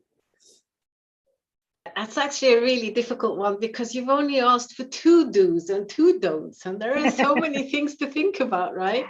But for me, if I were to think of 2 do's, it is trust your instincts. That's something that I find is really important. Another one is don't be afraid to ask for help. Get a good team around you, get a good mentor, build a network, and so that you have good people around you. When it comes to 2 don'ts, I would say one that I'm really bad at myself still is kill your darlings. And with that, I mean that, be brave enough to let go of a project or an idea that you're working on, that you have this feeling that it might not work, but you don't really want to get rid of it because you really believe in it, but nobody else does. It's a really tough one. But to know that, sometimes it's good to kill your darling. And then, of course, don't stay in a toxic situation. I've been in situations where I've been on teams that just don't work. They will not work over time. Try and find a way to reshuffle the team or get out, because it is so time consuming, and it is also heartbreaking after a while when you see that, it really gets you down. It's hard work running your own startup, and you need to have good people around you. So that is my 2 do's and my 2 don'ts. Wow, Deborah, that was like really profound. I think learning when to let go and saying no to a toxic workspace, like some of those are so important and crucial, I think, for young people to keep in mind, especially because you may not be able to see what's out there, right? What life's going to bring you. So, fantastic. Aline? Yes, I think that one of the things I would say to my younger self would be to dare to take the leap, and to be brave to try something new. Because when I decided to start up my own company quite late, I would say. But there is no right or wrong time. But I think that I waited a little bit too much. I should have started before. If I have tried before, I would have tried. So that would be one thing. Like, test. Don't be afraid of trying something new. Don't be afraid of failing. Failing is part of a process, and if you keep too scared of failing, you might end up failing. So that was one thing that I would tell to my young self, and also to what Deborah also said: ask for help, ask for support. Don't be ashamed of. We can't, especially when you're an entrepreneur. You're starting your own company. There is a lot of things that need to be done to build the foundations of a business. You might not be the great in everything. You shouldn't be the great on everything. So it's very important for the entrepreneur to have the skill of engage people in joining your mission, your vision, and your company in helping you to build that together with you. So ask for help, surround with your people, with yourself, with inspiring people that can support you and that you can support them too, to create these collaborations, network. That's very important. The don'ts is like, don't listen only to the outside, especially like as a female entrepreneur. Sometimes you are very pressured by what the others are saying, what the investors are saying, and what so that is your mentor. Sometimes so it's very important to hear other opinions and get new perspectives within your business. But in the end of the day, you are the one taking the decisions, and you need to own those decisions. So that would be like when you are like first timers, sometimes you are more insecure in taking these decisions and you want to discuss. And so, but it's very important for you to really stick to that. And yeah, I think that to not keep yourself in environments that you do not fit. Do not try to fit in this environment. Like, try to build your own space, your own table. Don't expect to be called to the men's table, especially in this entrepreneurship world. There is a big gap on there. Try to build your own opportunities and be yourself. I think that's a very important thing, so that you don't lose yourself in this process. That's so inspiring, Aline, especially when it comes from a young entrepreneur. I think the more role models we see, the more women we see that are making it, that are not afraid to make big decisions and take up opportunities, the easier it gets for other women, actually, because there's examples that's out there. You need to bring more and more women and stimulate, especially today, Women's Day. We need more female entrepreneurs, successful, showing how that it can be done and that it should be done. We need more female in the startup ecosystem all over the world. Great. And Suma, would love to hear from you. Okay, I would say one of the first things, be you. There's only one you, there's nobody else. You are put on earth for a specific reason, and don't waste it away by trying to be, somebody else. It's just, don't waste your time there, just be yourself. So that would be one do. The other one would be that even when we are firefighting, we're trying to deliver this to this customer, this customer's yelling, something is happening. Always keep some time, let's say in a week, a couple of hours, in which you think only about the business. How are you going to take it forward? Not about how I'm going to deliver this particular product right now, but in the future, in 2 years from now, what am I? 3 years from now. So work on the business, not just in the business. So, keep sacred time out in which you can actually work on the business. So, you can keep your eyes on the future as well. And for don'ts, I would be like, if you're going to work with business partners or have co-founders, please don't pick them just because they are your best friend or cousin or friend or brother or this, that, and the other. Okay, choose them for their values and the match with your values. If you believe in honesty, don't pick a co-founder who's dishonest. It's going to land you in trouble. So please work through that, spend some time figuring out your values, figuring out their values, and friendship is not going to cut it. Okay, so values are more important than friendship. So work on that. So then the other thing I would say is, don't leave culture to chance. The culture of the company that you will build should not be something that you don't think about, that people will just come in and start working and behaving in all sorts of ways. Don't leave that to chance. Have an intention that this is what my culture is going to be like. It is about this, it is about that, and this is how I'm going to propagate it. This is how I'm going to talk to my people, and that's how they will talk to other people, and that's how it gets propagated. So you do not leave culture to chance. Can I just add to something there, Suma? I loved how you said about take time and actually think about your business and plan your business and take that time out to do that. It's so easy to just caught up in the daily to-dos, you've got your to-do lists and you're just running.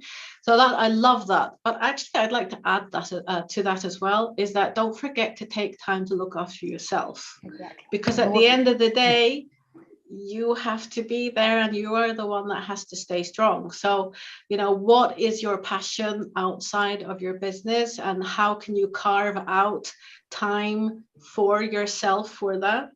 For me, it's walking in the woods with my daughter and her horse every Sunday morning. That is a holy time. No one gets to disturb me then. So, and it just is something that keeps me going, for the week to come. So think about yourself as well. Yes. And your health, your mind, your body, everything. I love the importance of self-care in this entire conversation, because I think if women bosses, if women entrepreneurs and leaders look after themselves, their physical and mental health, there's so many ripple effects and positive implications that you have, not just at the professional level, but at the personal level as well. So thanks for bringing up that point, Deborah. I think we bring our whole selves to the table at work. And so it's important to be happy in our personal lives too. I'm going to pick up a question, a very interesting one actually, that's been brought up by Rishita Lura. She mentions that my question to all of you is, I'm a young girl and sometimes I feel motivated towards visioning and starting my own thing.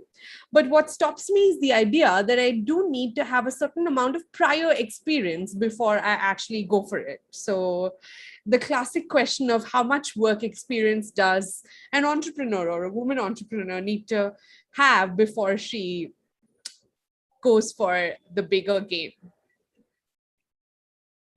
Oh, you never learn if you never try. So you can learn by doing. There's different ways of gaining experience. You can learn by yourself, by trying it, trial and error. I tried when I started my own business, it was a lot of trial and error, and it's a really rewarding journey that you go through. If I look back to myself from the beginning of the journey to now, it has been a really great journey.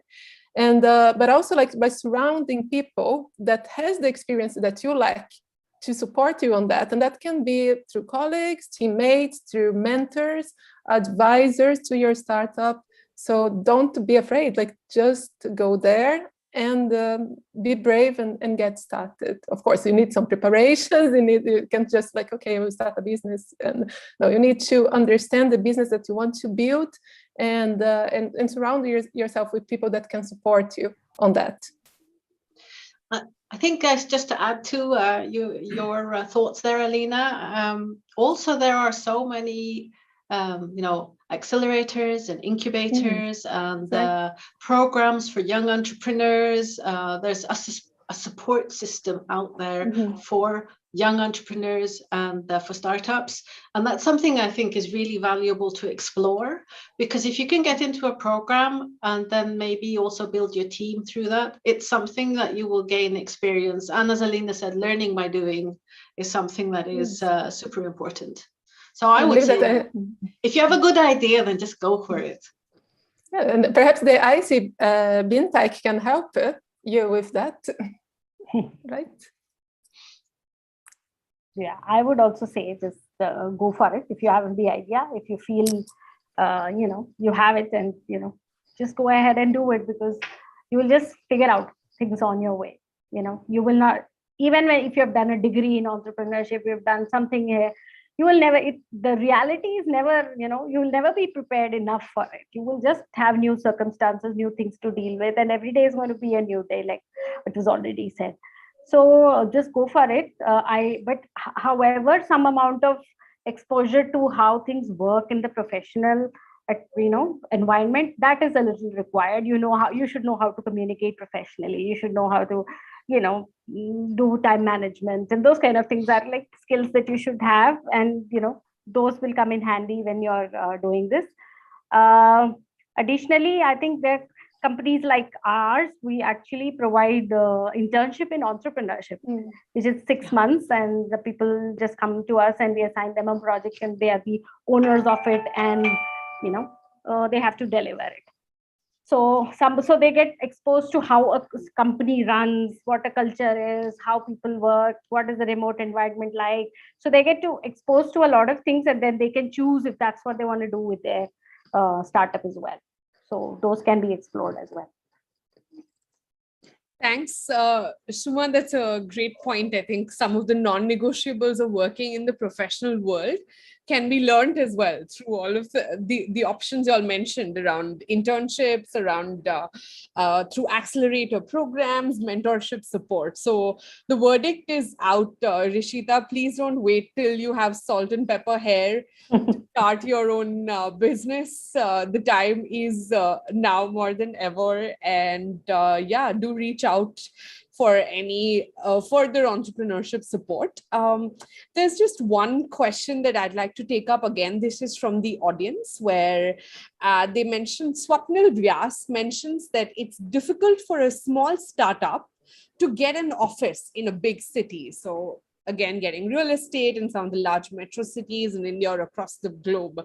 That's a financial uphill task for a lot of small businesses. And participation in trade fairs is often costly. So any ideas or support on how small businesses can really be more cost effective while working in big cities? Yeah.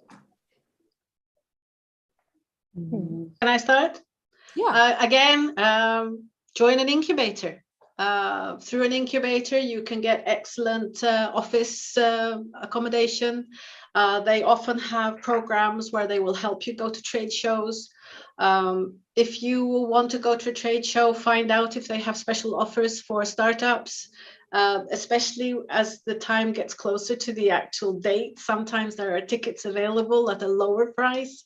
Some trade shows have early bird signups so that it's cheaper. But I think that, there are opportunities out there through, again, incubators and acceleration programs, which are really helpful in supporting startups with not cash, but with office space, with services, and so on. And that's something that's really worth exploring. And also if there are networks. And so here in Europe, we have a lot of this kind of supports in different cities, like Stockholm, where I was based before, here in Finland, in Helsinki, also from the government, but also some other programs, startup programs, venture from corporates that has been creating some programs. So look for this type of support. I'm curious to hear how it is in India, the support for new startups. And for office space, I would like to add that in a big city, you have plenty of opportunities to find cheap space. There's co-working now. So you can find co-working everywhere across, not just in the, the high profile real estate spaces. No, across the city, you will be able to find cheaper co-working spaces. Then you have to really go and hunt for them, right? Ideally, don't look at all the highest paying, if you're in Delhi, don't look at Connaught Place or in Gurgaon and those kind of places. Like, you have to go a little closer towards where suburban spaces are there within the city. Even now, when I'm sitting here, I'm actually part of, I'm in South Delhi, but this part is not exactly the urban space. It is adjoining a rural space. So there is, some price differential you can manage.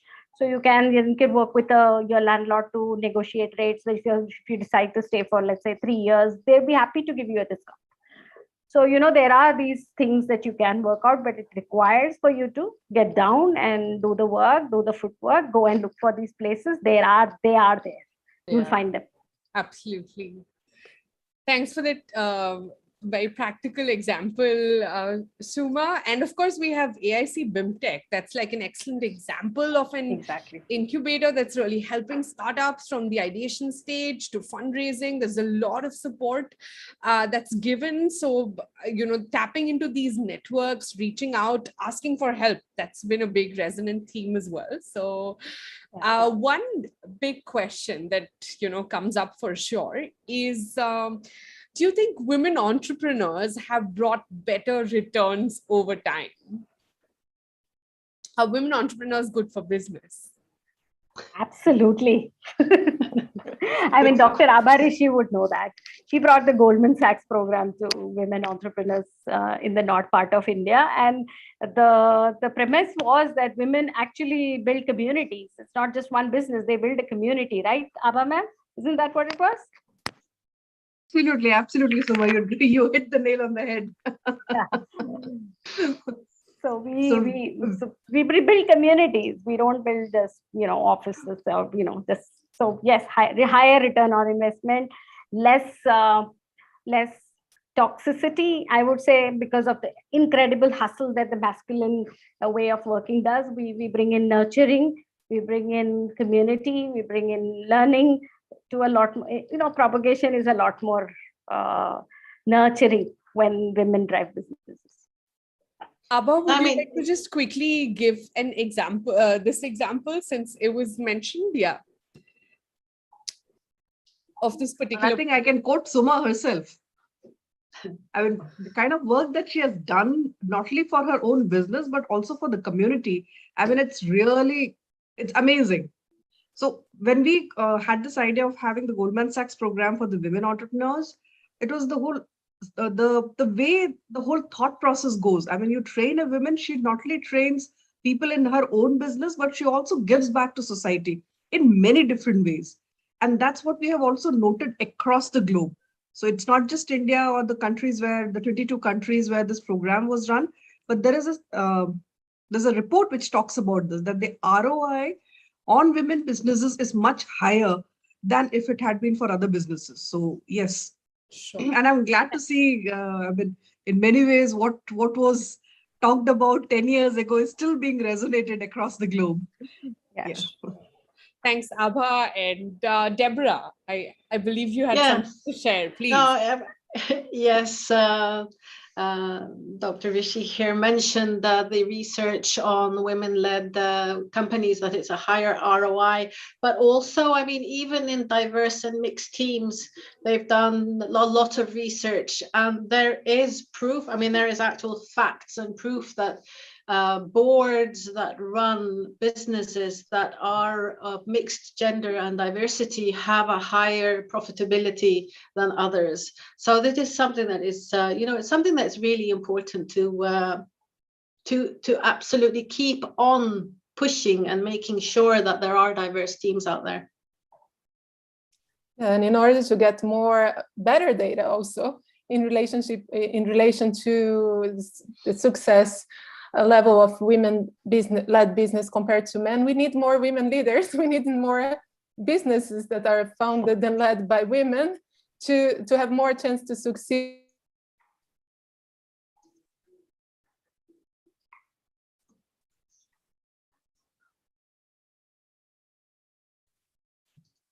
Suma, you want to pick up that thread?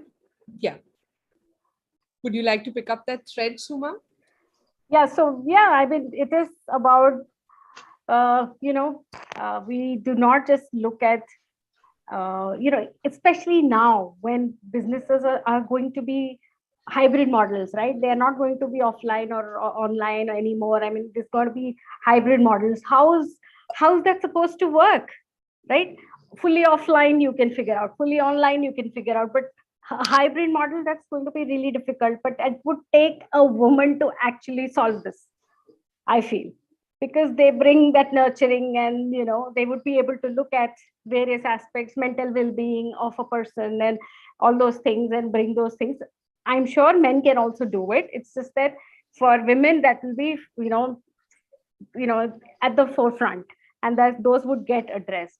So I feel that going forward, hybrid work will have to get defined by women entrepreneurs. So I'm like actively looking forward to that.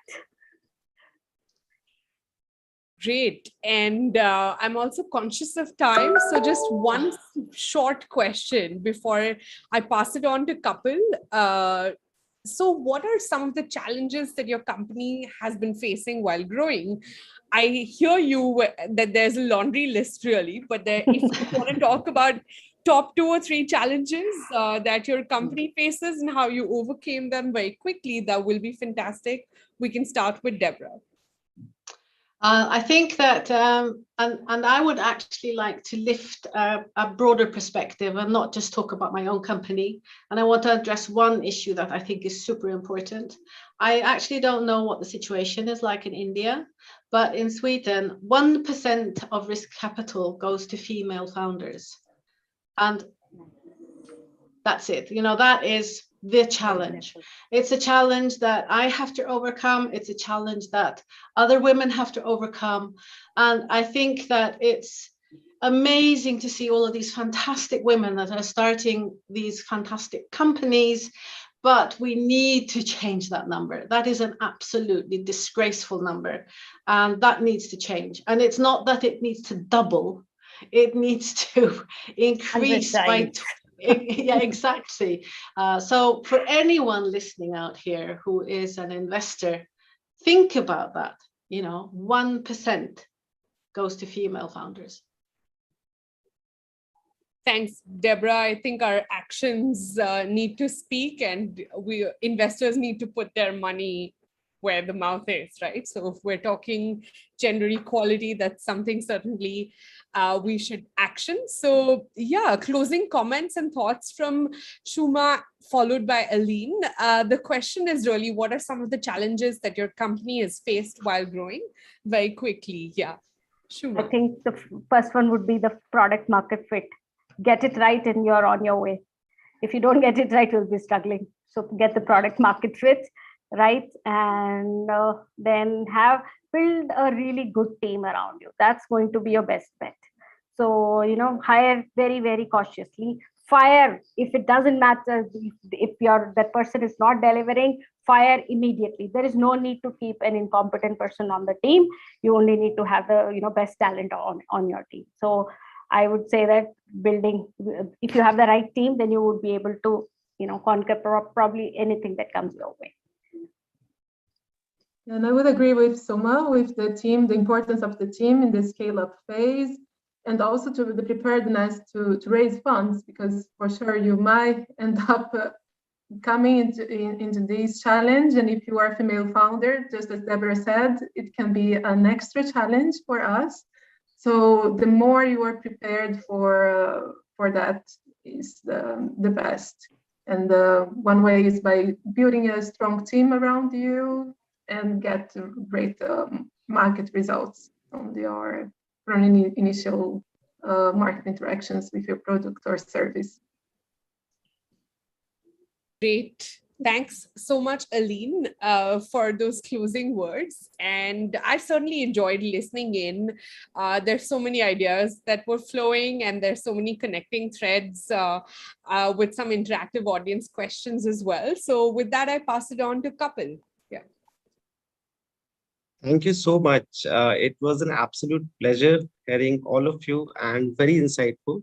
So thank you so much, Miss Aline, Miss Deborah, Miss Suma, and special thanks to Shiti for moderating such a wonderful panel discussion. I, as an audience, really enjoyed the discussion and got the clarity that what it takes to run a startup, and hoping that our audience also got the similar clarity about different stages in an entrepreneurial journey, and to be specific, in an women entrepreneurial journey. So on the behalf of AIC BIMTECH, I would like to take this opportunity to express my sincere appreciation to all the participants present here for accepting our invitation and being so supportive. My heartfelt thanks to moderator Ms. Shiti Gela to moderate this panel discussion. Further, I'm really grateful to all the three speakers for sharing their experiences and providing valuable insights. Now I would like to thank the Birla Institute of Management Technology, our host institute, and our 90+ corporate and academic partners. A special thanks to our session partner, Mahavrashtra University, our outreach partners, and our hosting partners. The interactive fireside chat on From Concept to Reality is up next for our audience. So stay connected starting at 4:45 onwards. Thank you so much.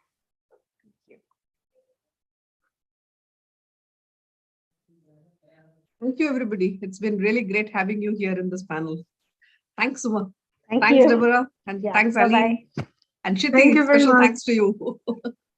Thank you. Thank you, everyone. Thank you.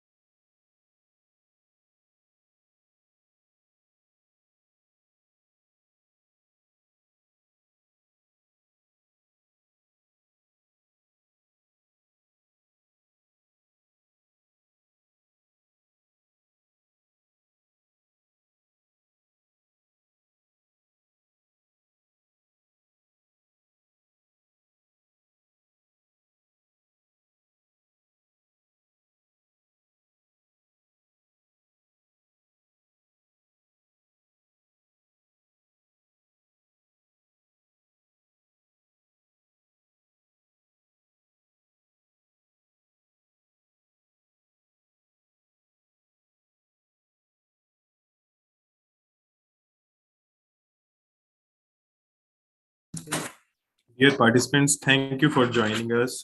If you want to ask us anything, you may write in the chat box. We'll definitely happy to help, or maybe we can get your queries resolved. Thank you.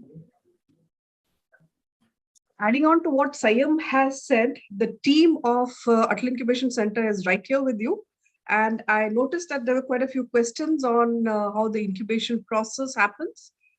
So we have with us here Mr. Sayam Dhingra, who is the AGM for business development. We also have Pragya here, who looks after the international operations. Kapil is here. Kapil looks after the programs. We also have with us Mr. Anil Singh, and Abhinav is also there. So they're all looking after different elements and verticals of incubation. So this is to our 100+ participants who are there. If you have any questions, please just type it out there in the question and answer or chat, and we'll be happy to take it up for you.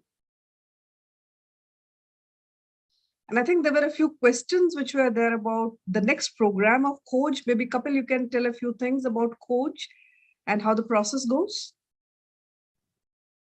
Surely, ma'am. So there were a few questions related to when we'll be making them live and when will our next application will be open for Coach program. So just for everyone's information, currently we are running our 6th cohort of Coach program, where we do not restrict any startup on their stage in terms of their revenue, in terms of their different aspects of the company. So we simply focus on the financial business viability and the uniqueness, the USP of your idea, and we try to incubate you from the very ideation stage to the acceleration stage of your startup through our different programs. So very first program is our Coach program.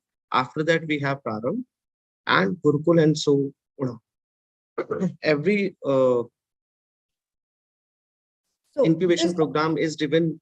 Yes, sorry, just adding to what Kapil is saying. So as he mentioned, different programs, Coach. So the first program that we entertain is Coach program, which is a month's program, and we help the ideation stage of startups to come in, share their ideas with us, and we provide different experts from the industries to help them understand and validate their idea. So that is the whole intention behind our Coach program, which is a month's free program. We don't charge anything from our startups for this particular program. Coming to our next program, which is Praram, which is parallelly running currently and is taken care by Kapil himself. So it is a 2-month program, basically, where we engage with startups which are at an MVP stage, we should say. So a level next to the Coach program. So it is a 2-month program. Again, it is free of cost. We don't charge anything from our startups. We provide all the help we can to our startups through one-on-one mentoring, through different expert sessions by our experts, where we help startups to grow next level. Now, coming to our next program, which is Gurukul. Gurukul is basically for startups that are generating some kind of revenue. So we are helping them become investable ready. Just to again point out, we do not help raise funds in this program. For that, we have a separate program called Udan. So that is purely fundraise program. But in Gurukul, we work through, so it's a KPI based program. Basically, we sit with startups individually, chalk out the different things that the issues that they're facing, and then that is how we help them resolve those issues in this program. So Gurukul and Udan are our next stage programs that so these are all 4 programs that Kapil was trying to tell you, and these are all our internal programs, and we welcome startups to be a part of these programs. Thank you. Adding on to what Pragya has said, there are 2 questions out there. So one is about what AIC BIMTECH thinks about the mental healthcare app idea. I don't know, the name is not given out there. See, the thing is that all ideas which are there, once you get into the application pipeline, they're all go through a process of filtration and understanding of what exactly you're talking about.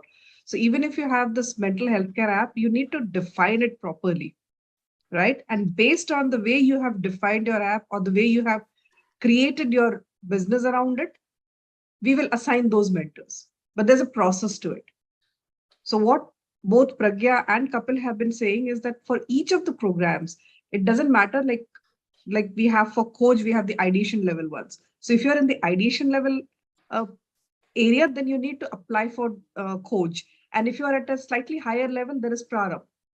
So depending on which area that you have reached in your journey, the kind of mentors that you will get will differ. The kind of support that you get will differ. See, if I tell you there is like 9.5 crores worth of free benefits for each of our incubatees. So all these things come to you, and it also depends on the level that you are in. So that kind of support comes in. The second question which is there, I think, is that what type of support can we get from AIC to start a new business in a remote rural area? Badri, your location doesn't matter to us. Okay? For us, it's your business idea and the way you have created the business model around it. So we also have something called co-living. It's given to our incubatees at a very nominal price, which is the cost which is there. So what we want is that if you have a beautiful idea and we think that it's really going to work out there, you can come, stay here, network, and then keep creating a business venture. So that's the kind of support that we have, right? So I think I have answered it, and we also have the panelists for the next session with us. So we'll keep this AMA going on in the breaks. So anybody who wants to reach out, talk to us, we are going to be there, right? Thank you. Pragya, back to you. Thank you, ma'am. So for our next session, we have Mr. Ajay Batra and Mr. Rohit Chawla here with us. So giving it back to Kapil. So thanks, Pragya, and it's thank you so much, Rohit sir and Ajay sir. It's pleasure having you here. So I would like to welcome once again everyone, and thank you for your time for our session from Concept to Reality, which is a fireside chat with Mr. Ajay Batra. This day will focus on the early stage aspects of entrepreneurship, particularly for startups who are looking for a helicopter view of knowledge on the ecosystem. This will include the understanding of whether entrepreneurship is a grim or a glam process, from validation of an idea to make it reality, from learning how to fund early stage startups to the legal knowledge a startup should have. Each session has been especially curated. Further, this session may talk about the ideation and validation of the idea, the logical process of going and validating the same. Also, it will talk about how market research can help to validate the idea before a startup kicks off or move towards MVP. So for the next 50 minutes, we endeavor to deliver the best of the knowledge by the session moderator and the panelists. So now I introduce the moderator of the session, Mr. Rohit Chawla. He's a co-founder at One Store Labs, which is the parent company of direct-to-consumer personal care brands, Chemist, At Play and Bare Anatomy. So Mr. Chawla is an entrepreneur who is passionate to build D2C consumer brands. He is the founder and CEO of Bare Anatomy and Chemist at Play. He was earlier the founder of the Man Company, a men's grooming startup. Before his entrepreneurial journey, he worked as a management consultant with EY and Deloitte in New York and London, where he specialized in the strategy and M&A. Rohit is an alumni of Carnegie Mellon University and INSEAD. So thank you so much, Rohit, for joining us today. Over to you to take the session forward. Thank you so much. Thank you so much for having me. It's a pleasure to be here and to be panelist over here. So just before we begin the topic, I think I want to make a quick intro for Ajay sir as well, because it will be setting up the context as well, and then we can have a few questions for him, and then we'll try to make it an interactive session so that there's a lot to learn from his experience, and maybe he can add a few more questions from his end, and happy to have questions in between as well, right? So Ajay is an entrepreneur, mentor, angel investor, and an active contributor to the startup ecosystem in India. He's the founder of Unicorn Growth Partners, a global startup advisory and assessment company. He's also a senior advisor at a global venture fast track program. He's also the author of a book called the Startup Launch Book, and is building the world's largest startup assessment platform, SoarHigh.in. Ajay has received computer science and management education from US and India. So Ajay, welcome over here. Thank you, Rohit. And glad to be here. And hey, Ava, good to see you after a long time. And of course, the BIMTECH team, good to be back here. Good afternoon, sir. Yes, thank you. Same here. So we would love to jump into certain questions, because this is a little bit about how to do business from 0 to 1, that ideation to launch, right? So if you want to just start with let's say how to check a business idea, if it has the right product market fit, or is it even needed? So what are your take on that? Okay. So yeah, happy to share my learning both as an entrepreneur and by virtue of working with hundreds of startups, either as a mentor or an investor. By the way, I'm letting everybody know Rohit brings depth of entrepreneurship experience himself. So this actually may not be a one-sided fire chat. This may be two-way tete-a-tete. I know, Rohit, you're okay with it. But going back to your question, it's a question one gets asked a lot in different words, right? Somebody will say, is my idea good? Should I build my life around the idea? Will this idea sell? So, often that actually is perhaps question number 2 and not question number 1. What we really need to ask, and I completely understand, right? It's easy these days to get a lot of ideas about what one wants to do. Ideas or solutions, they could be sparks, they could be deeply embedded interest areas. There's tons of ideas we all get, right, on a daily basis. For a startup, idea, as I mentioned, is stage 2. A more fundamental question to ask is, okay, I have an idea to do something different, right? In space, in computing, in AI, in retail, in B2C world. But the bigger question is, what kind of a problem will this idea solve? I think validation first is of the potential of the idea to solve a problem. And I understand it's hard for founders to go there, because once you've thought of an idea, you kind of married to it, kind of. And you say, okay, don't get married yet, go into the engagement phase, so dating phase, so that's a little odd. So Rohit, let me just summarize it. Idea validation actually is more about problem validation and understanding, and then taking it forward. No, it's a fair point. But then the question sometimes arises because, see, earlier, a few years back, ideating was difficult, but implementation was very, very hard. In today's time, things have become much easier. Earlier, if I had to create a brand without offline or TV, there was no access, right? In today's time, social media is there. You can start selling from day one. You have a Shopify. You can build your websites very quickly. So scaling is a challenge. So challenges have changed. So how would you define the problem and the current context of business, right? How would you say that is the problem meaningful to be solved or not? Correct. So let me build on that. So I'm not saying don't validate. I'm saying don't just start and end the conversation with the idea validation. There are other kinds of validation. Let's just talk through them. Sure. I've already hinted, right? What is the problem? And sometimes when I use that word, founders say, "Arey, but it's sounding very negative, problem solving." Well, in a sense, all entrepreneurs solve problems. But if that word doesn't resonate with you, think of it like tapping an opportunity. Every problem is an opportunity waiting there, right? So I'll either way is fine. Either you're solving a problem or you figure out a gap and an opportunity. That's one validation. Does it really exist? Does it exist in my head? Does it exist only in my neighborhood of, I don't know, one part of Delhi, or does the whole planet have it? One. Two, the solution that I'm going to develop, which may not have been developed yet, right? It's still in my head. How different is that solution going to be? That's also validation, early validation.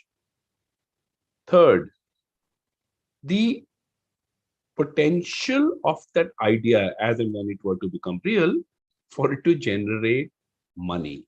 End of the day, you're building a business, right? And actually, it's quite okay. Sometimes startups start with the idea of building a business, but they end up building a technology and then licensing it, selling it. That's fine. But in general, the third validation is, can I take this idea and convert into a revenue generating, hopefully profit generating as well, machine? Fourth validation. Do I have the necessary wherewithal to make it happen? What does that include? It means, do I have the skills by myself? Maybe, maybe not. Maybe I need one or two core team members. Do I have at least some initial monies to happen? Do I have the time? I'm a student. I'm a full-time student. I'm an employee. Is it okay to just do it 4 hours a week on a weekend and then take the idea forward, or am I going to commit more? So Rohit, validation we can discuss across multiple dimensions, and each of these is valid at an earlier stage. Everything doesn't need to be done day one, but over a period of time, as a new entrepreneur kind of settles in, you must walk through these conversations with your peers and your mentors. I think it's very well structured answer. So thank you for that. And I think one thing that you said also brings up my second question is regarding the skills, right? So for example, when I moved back to India, I had a very different skill. I had more into strategy, M&A, consulting, fintech, and financial services in a different geography, right? And when I come to India, it's a very different setup. The problems I'm trying to solve are very different. Of course, I had a lot of experience, but when younger folks started, like, what would you say is it take on skills, doing it yourself versus hiring the right team, and then how you go about hiring such people, because it's very, very crucial, because you don't have a brand yet, you don't have a business yet. How do you attract talent also, like, if for certain complementary skills that you may not have? Good question, Rohit. I think it begins with an honest assessment of what the idea will need and what you have. And I'm underlining the word honest, because often founders are super energetic, super capable, you're super eager to learn new things. I get it. But a business requires multiple facets to run together. So please, when you do this analysis, and if you've done if you're kind of thinking around validating the problem and understanding the market and all that, and especially if you're going to be a tech-driven business, 2-3 fundamental questions. Do you have it in you to handle technology independently? And please, the answer is yes, no. It's not maybe. Maybe it's a no. And be honest.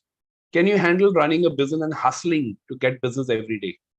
Do you like doing it? You may not like it, but you have to do it. And be honest again. Third, do you actually looking ahead in the future and trying to build something that's going to be here not in 2, 3, 4, 5 years, but 50 years? So ability to think beyond and slightly more strategic. Ask these questions, and if you're falling short, there is no shame in saying, I think I need someone critical to go by my side. Could it be a co-founder? Sure. Could it be a core team member that you hire initially? Yes, but how do you hire? You haven't even started. Your idea hasn't taken shape. You probably don't have much money. You'll be surprised actually how many youngsters are actually being drawn towards your idea if the idea has done, and say, okay, it's okay. Let's start equity maybe, and we'll figure out cash as you go along. So there are different models. But recruitment for startups per se, which means you actually go post an ad on LinkedIn or Naukri or wherever and try to hire, is yet another conversation. Maybe we should talk about a little later, Rohit. At an early stage, perhaps that's not so much the challenge. Sure. The challenge is the right core team in place, and usually that core team of co-founders. Got it. I think that's a fair point, because when I was building and nobody understood what I was doing, I think I sort of hired interns and freshers also who are willing to take the risk versus somebody senior who would actually take that risk of joining a new company. Now it's still in fashion, but like 7 years back, it wasn't such a thing to join a startup as much. So I think things are getting obviously better, but I think I totally resonate with your points on this.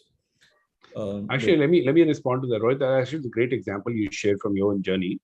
I see that happen a lot, especially if many folks on the call today are students. Actually, your best resource is your own peers around you. Now, these could be your peers in the same year, your juniors. They're out there. They're hungry to contribute and learn as interns, as partners, usually without money. So don't forget. Just because it's right there, it may not hit you, but your possible talent surprises are all around you. Sure. That's a great point. And I think what I've also seen nowadays, I mean, I also get a lot of pitches on LinkedIn straight away, like people have not even started anything. They start reaching out for fundraise, right? So how would you advise youngsters in that regard? Because a lot of people have different thought process around business. First, they want to build a MVP. They want the minimum viable product. They want to take money on idea, or they have been running it for a few months and stuff like that, right? So, but a lot of people are eager to raise funding or for whatever genuine reasons, sometimes just because they don't understand it. So what would your take be on that regard? Of course, it's like, it's not a one answers for everything, but like, what would your general sense be for them? Okay, let me share some thoughts. And Rohit, I'd love to hear from you as well, right? Your journey as well. This is a very interesting topic that I'm sure you also hear from a lot of new founders every single day, right?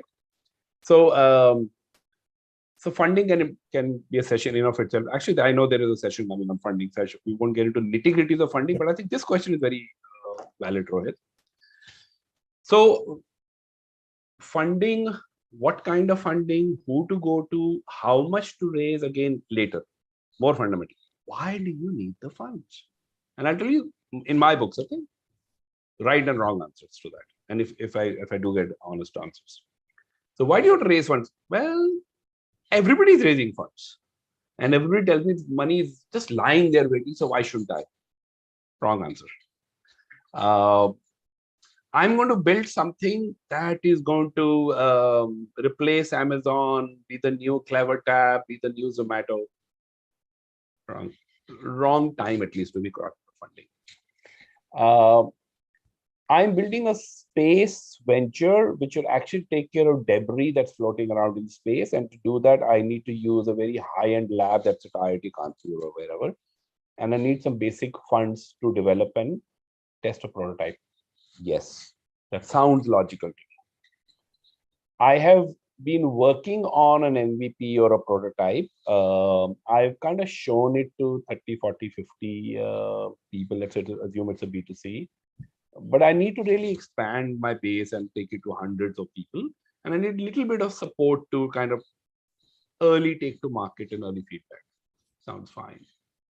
So please understand, there is funding available, right? The BIMTECH team is here. We just heard Abha talk about benefits in crores that are available to startups.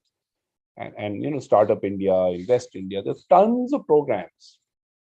So there's no dearth of encouragement and real funding, I'll be honest. There is no dearth. But your reasons have to be genuine. They have to be need.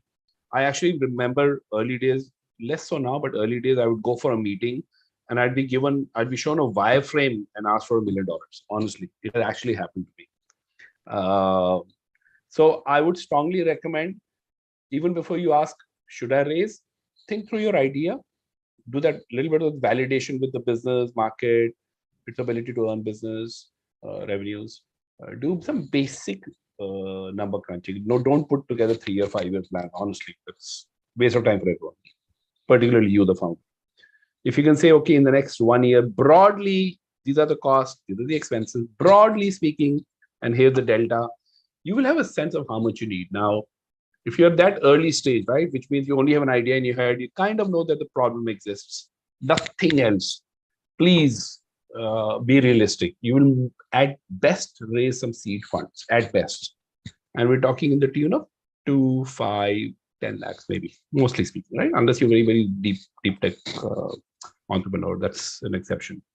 By and large, the stage you are at and the industry or the kind of solution you're developing will limit the kind of funds you can raise. So at an early stage, please use funds to, like I said, validate across the 3 or 4 dimensions. Use the fund judiciously to do validation.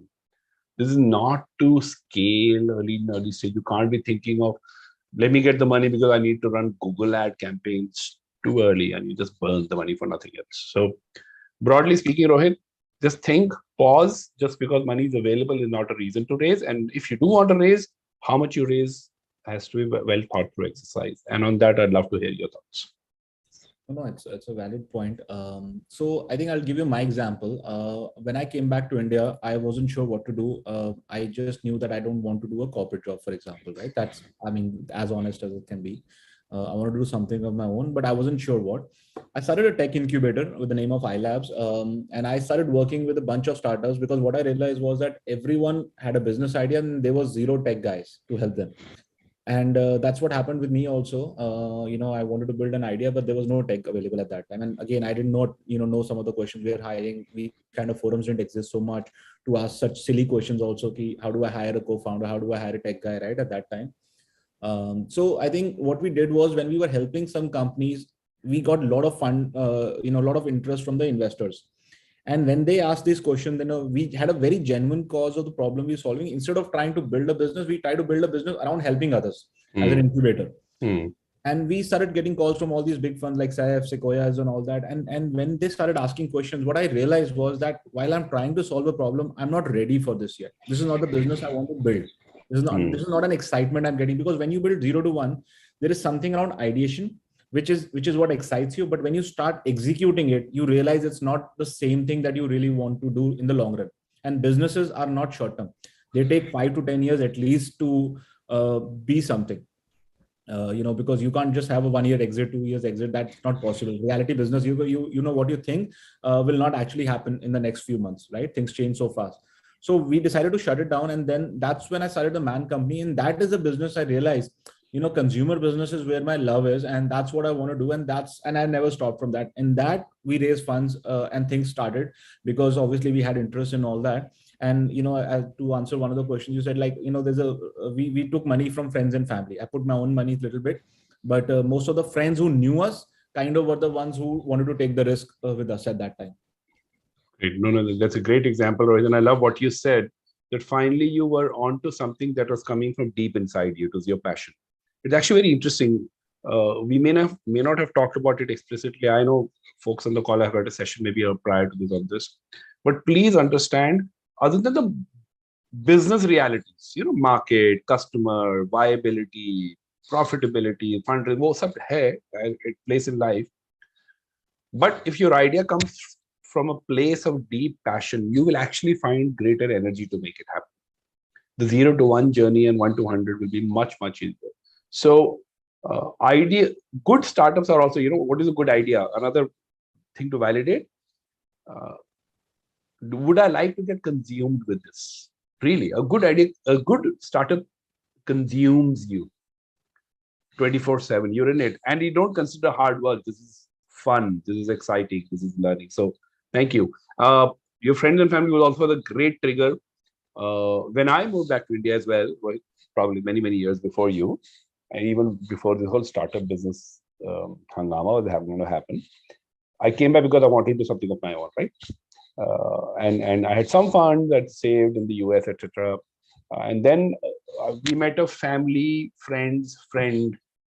over some dinner. They said, "What do you want to do?" I talked about this idea, tech idea, and guess what? He said, "What are you waiting for? Here, I put in some money." At that point, just a friend of a friend or a friend put in. There was no term like angel investor at that point in time. We didn't even call ourselves a startup. So you're right. Things are much easier. People understand more. People know where to tap for support. Look at the great work BIMTECH is doing, right? As an entrepreneurial ecosystem, this didn't exist till 5-7 years ago, actually. So you're right. It takes a lot. It takes a lot to conceive a business and to run it efficiently. But yeah, if that's your life's purpose, then you sense it. Half the battle is won. No, absolutely. I mean, this angel, I can imagine the challenge you must have faced, because the word angel investment was not there earlier. And, now we have fancier terms like friends, family, and fool. FFF, that's the round we call it. So that's, but capital is available now that people have different challenges, who to take money from sometimes, so there are different challenges now, like who's the right fund. So there are questions around that also. Anyway, so I think one question that comes with is, like, let's say we got an idea, we launched it, right? But, as I mentioned earlier, like earlier businesses building were very, very hard because the tools and access was not there, right? Now it is there. So a lot of people are building it. But what I have also realized is, and especially in consumer, that everyone is building a brand now, but unfortunately they're not able to scale up, after a while, because either it wasn't done because one of the passions were not there to solve a genuine problem, or whatever, everyone knows. For example, it's a very, very competitive world because everyone has jumped into entrepreneurship, something like what I did. Now, everyone was also there at that time. It's just getting more and more. So how do you suggest, like what kind of, how do you build a business, that scales, given the competition, and somebody will follow you, somebody will copy you. How do you go about that? Oh, excellent question again. And I don't mean to scare people on the call, but I think our intent is to prepare you. See, the 0 to 1 journey, as you said, right? Idea, problem, then you make an MVP, you test it, you get some initial feedback from the market, you start with some pricing model and try to figure out what's work. 100 rupees में बिकेगा कि 200 में बिकेगा वगैरह. And then you say, okay, now kind of figure it out. Product is developed, maybe not fully developed enough for the market to respond and start paying. So you kind of, in that, you'd come to the end of the one, which means you're ready to now launch it in the market. Now here's the harsh reality. The animal that your startup is in 0 to 1 is a very different animal when it goes from 1 to 10 and 1 to 1. It's a different animal, which means you have to take care of it very differently. It's like you had a nice cute puppy as a pet. Now you got a roaring tiger in your house. Okay, both need taken care of, but very differently. So 0 to 1 focus really is on a small team, building solution, quick testing, quick rapid prototyping, experiments in the market, figuring it out. Lot of hustle and lot of chaos, and that's great. That's the energy, right? And that's the, I don't know, 6 months, 1 year, 2 years, whatever the early part of the journey. As you scale up, you're actually starting to transform yourself from a startup to a real organization. And this reality, unfortunately, some founders either don't know or don't accept, which means that you will have to build a team. You just can't be the three of you sitting in your apartment till 4 in the morning doing everything. If you are starting to be in the market, which means your product is starting to sell, you will need people to service customers. They'll call, they'll have issues, you'll have app conversation. You will need to think about how I can get the next 100, 200, 1,000 customers. Somebody's got to be thinking marketing and sales. You just can't have a product team. So you start thinking of these specializations, you're actually thinking of saying, from a 3, 4, 5 member team, we actually might need 15. You may not need 100 immediately, 15, 20, 30 people, and each having its own specialized function. Marketing is separate. Within marketing, there's digital marketing, and there's performance marketing, there's social media marketing. Or if you do B2B sales, it's yet another conversation altogether. You need ops people, you need HR, you need product managers, you need UI, UX experts if you're developing a good app. So there's so much you need. So folks, the journey of success as you scale up is about how well you put these various moving pieces together. See, startup in the early days is jugaad mode. Anything goes. I'll wipe the floor and I will do the coding, and I will try to sell it to the customer. One guy. It's okay. We've all done it. But you can't continue to scale up if you're going to be the 1 or 2 people everything depends on you. It will limit your ability to grow. You must create a team, empower them, and the empowerment usually is by creating processes and specializations. Okay, here 4 of you, you're going to run marketing. How are you going to do it? What are your SOPs? What are your deliverables? What are your outcomes? What kind of money do you need? And go. And of course, guide them, support them, but go. You got to trust them. And often, going back, Rohit, to your question, often the real need for funds is at this stage. And I'm saying real, I'm not saying the previous was unreal, but the scale is different. If 10, 20 lakhs can get you from 0 to 1, chances are you need 2 to 4 to 5 crores to go from 1 to 10 or 1 to 100. That's a different league. And when you go to investors as well in that league, they're not looking at you somebody who's toying an idea. They look at you as a serious business guy who's trying to build something great. So your competition is with serious business thinkers. So you have to take on that avatar. Retain your passion, commit yourself to the solution and the product and the problem you're solving, but look at yourself like a live, vibrant business. That's very helpful. So before I just ask, I have a very interesting point what you said. But before that, if anyone has any questions from the audience, please feel free to put it in the chat box. Happy to take that from Ajay sir as well. Any questions you have about about startups and starting up and all, I can bring that up in the next one. So going back to that point, what you mentioned, right? To scale the business, you need processes, and then I just wanted to share that experience. Like I used to find all that quite cliche and bookish कि यार ठीक है ये सब होता है और मैं आज भी सीख रहा हूँ. Like to be very honest, it's still a learning in process. Like even I have 100 people in my team now. We're trying to still build, and previous had more as well. But there's still learning, and it's always work in progress. So one thing I've realized, whether it's 0 to 1 or 1 to 10, is to be open to learn. And to accept new things that will come, because no matter what, you are not perfect in every way, because we don't know everything, right? And even MBAs or business schools or undergrads, everything, we're not prepared for the real world, because there is enough, only there is limited time to teach everything, right? Certain things come with experience. So I think being open-minded really helps, especially even if you have to pivot, right? Like what we think of an idea initially, like I have pivoted my business last year, and it was a very, very big problem. I started with personalization. And what I realized was during pandemic, there was always a challenge in terms of doing just-in-time production. I never even my dreams anticipated something like a pandemic. And we built a lot of algorithm-driven personalization, where once takes a quiz from the website, we have an algorithm which spits out the right formula, and there is a hardware like an Asian paint machine that could dispense ingredient. But the only challenge was one-to-one. And for that, you have to be physically there. I didn't have enough funds to build a complete automated assembly line yet. That was a phase 2, but phase 1 only pandemic happened, and factories workers couldn't come. They never came back. So it became very challenging for us to scale a business. So we pivoted last year into a sort of like Estee Lauder kind of a thing, where we have 3-4 brands of our own. So pivoting was a hard step. It doesn't come naturally sometimes, because you're married to your ideas, and that's something, as I said, open-mindedness has to be there as well. Yeah, a great example, Rohit, from your personal story. Actually, pandemic, I've seen actually stars emerge from pandemic. And then I'm not necessarily talking about people who become unicorns, but there are entrepreneurs who've taken pandemic head on. Man, suddenly nothing works. Nothing.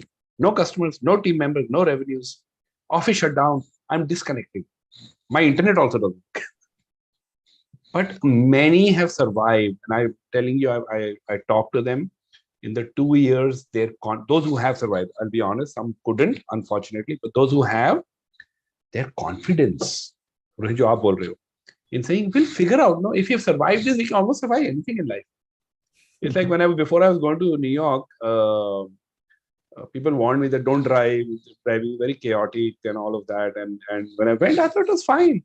And then my friend reminded me, you know why? Actually, because you've driven in Chandni Chowk. Once you're driven in Chandni Chowk, nothing else is a problem, no? So if you survive the pandemic and figure things out, pivoted, learned, you build a strong muscle.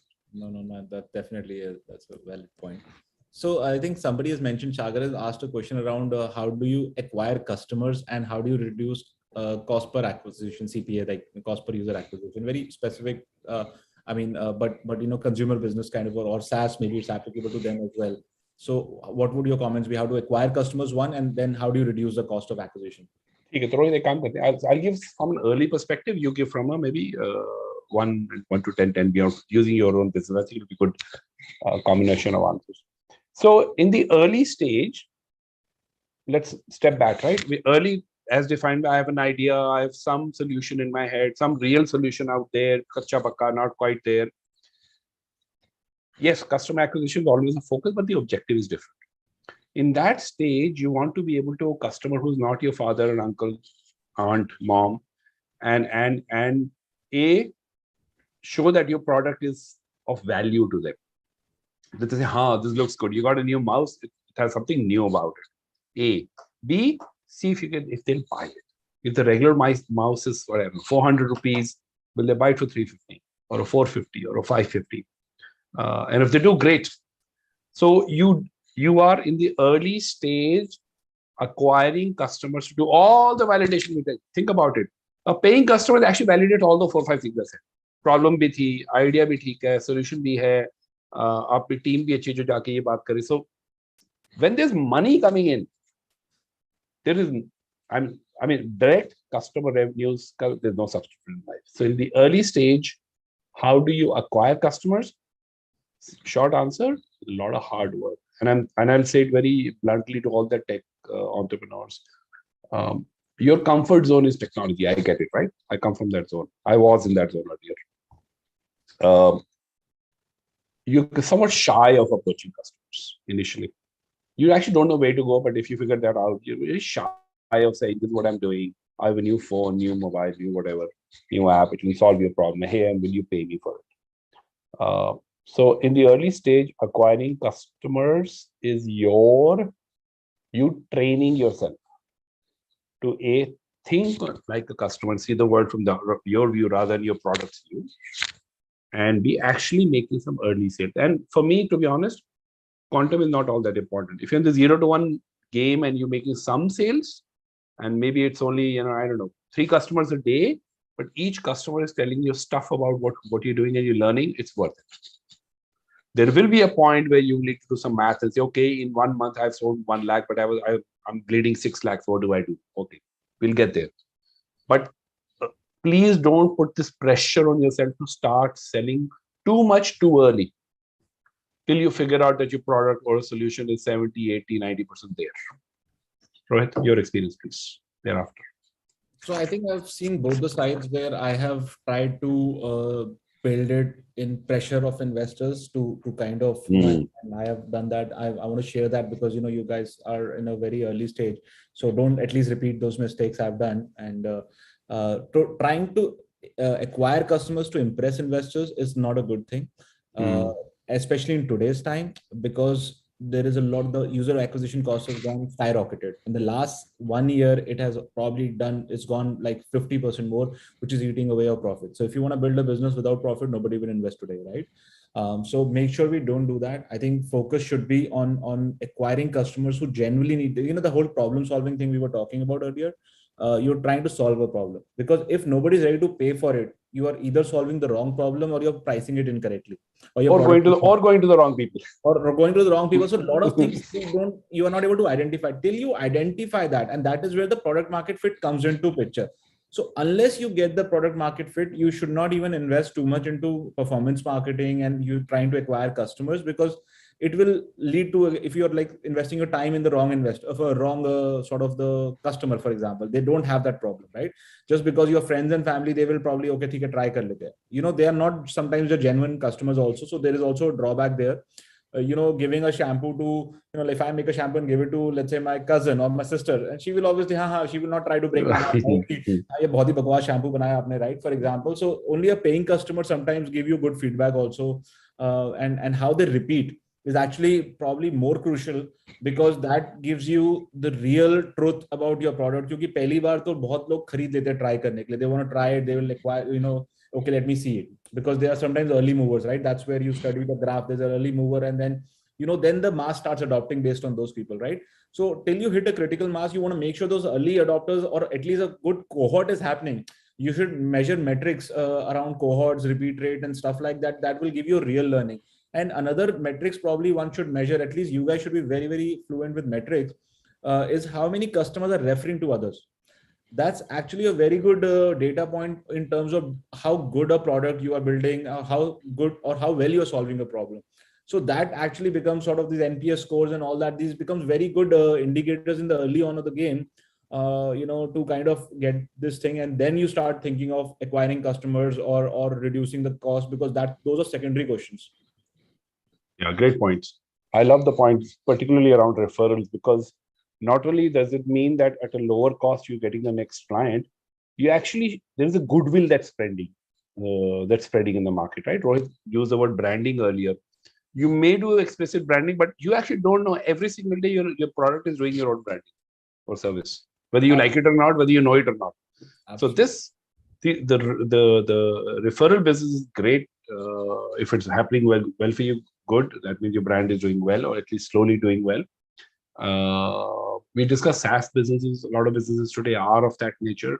So in that business, renewals is yet another thing to look at. You don't have to acquire customer afresh every time. You may spend a lot of money and time to acquire them. But the key then becomes that once a subscription runs out, 1 month, 1 year, 6 months, whatever it is, that the person says, oh, that is good. No problem. I'll renew it. I don't even need a discount. I'll renew it. That's where you should be, which means for the, let's say, 1 year that he or she was using your service, you gave that person a great experience. So Rohit used the word NPS. It's a methodology for collecting, understanding how customers like or don't like your product, net promoter score. But the principle is always be close to your customers. Just because you sold something, don't walk away. Support them, talk to them, listen to them. They will give you valuable feedback. Absolutely. That will help this customer and the next one. And I think that's exactly the point. Instead of trying to race to grow, getting that feedback, taking a pause and taking that feedback to tweak your model or even to pivot whatever is needed is far more important 0 to 1 than later on.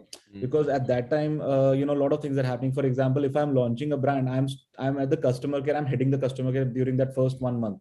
I reply to a query at 1 a.m. in the morning because the kind of feedback you get, oh, I think this product was too greasy for me. It's very important for me to go change my product quickly before I start spending marketing dollars and burning the product, because nobody will come back. Again, yeah. No, great point. So so a related point, and again, Rohit, you would see it every single day. So social media, whether it's the Twitters of the world or the Instagrams or the Quoras of the world, often seen as platforms to reach out, promote, spread awareness, market, if you will. I think these are great platforms to listen. These are listening devices that are free. You just have to have the patience and investment to spend time. So as Rohit is saying, in the middle of the night, you want to follow your hashtag and see what is the world saying. Even if it's 4 comments, you don't need to be a trendsetter. But what did those 4 customers write? Very important. I'm glad you mentioned that, Rohit. Cool. I have a question somewhere from Sanjay. It was mentioned that for a business idea to be shared or understood by other, wireframe is required, right? I mean, as one of the examples I think you mentioned. So the problem is that if we are not from a technical background, can you please suggest some good resources that we can tap into to develop a wireframe?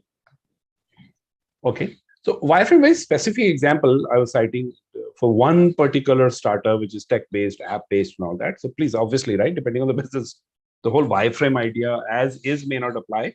Of course, every business has a prototyping avatar to itself, right? So you may not have to develop a 500 ml shampoo. You can do a sampler size. You figure out what prototyping means in your context. More specifically, I'm not saying wireframe is be all and end all. So if I convey that message, let me pull it back. Wireframe is part. Again, you're doing wireframe to visualize the customer experience. And let me also take a moment to, again, a lot of founders say UI, UX, because it's often used together, right? UI is UX. It's not. It's not. UI is the science of the visual science of placing the right thing at the right time, the right color, right size, all that. As a founder, I'd much rather you focus first on UX, which is how from the, let's say it's an app, right? Since you're talking about a wireframe. How does a client even discover that my app exists on Play Store? There are a gazillion apps for everything. I'm one of the many. How do they even discover on Play Store? What prompts them to install it? What prompts them to launch it? What prompts them, ye theek lag raha, let me stay with it or immediately uninstall it? And if they do install and stay with it, how do they navigate to do whatever the app is trying to do? So please, and again, this is, I strongly urge you not to do this sitting quietly in the room. This is the flow customers will have. Customer's flow is customer's flow. Please interact, going back to what we started our first conversation with. Interact with the real customers to figure out if this is the problem and your app is the solution. If they have a problem and your app is the solution, how they like to figure it out. Their journeys are the answer, not my journey. 1. 2, if you can't do wireframe, more specific answer I'm giving now. Actually, wireframing tools are plenty. Aap Google kar lijiye. They're also not very difficult to learn. If you're truly into an app business and you don't come from technology background, I urge you to actually learn basic of wireframe. It's not tough. Do the Figma and others of the world. It'll help. Forget others. It'll help you get clearer about what you're trying to get. Especially if you're going to give the specs to somebody else to develop. you will have a better sense of what you want, and hence they will have a better sense of the product. I think I actually agree with you on this, because if you are in an app business or a business that requires a technology and you can't even do wireframing, I think then you are at a very severe disadvantage, because if you're not a techie, for example, right? I mean, techies can build. So I think this is young kids can learn it. There are many tools like Belsemic, I think Figma, and it's really not a technical tool. They're just drag and drop, right?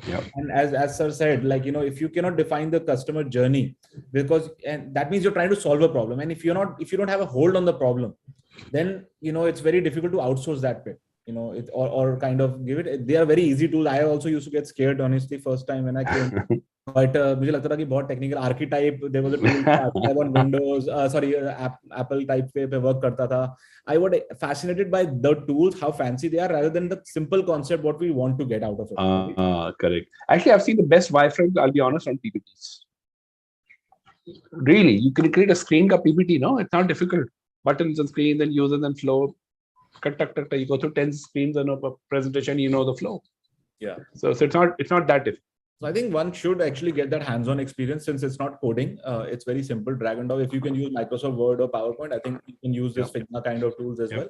And also one just thing to add is, like, once you build those, there are a lot of tools like in my case, it's like Hotjar, for example. It actually takes a recording of how a user, I mean, it's always filtered, so no communication, no user information comes to you, but you see the journeys, which he was mentioning, Ajay was mentioning, sir, was key. How do you measure the user flow?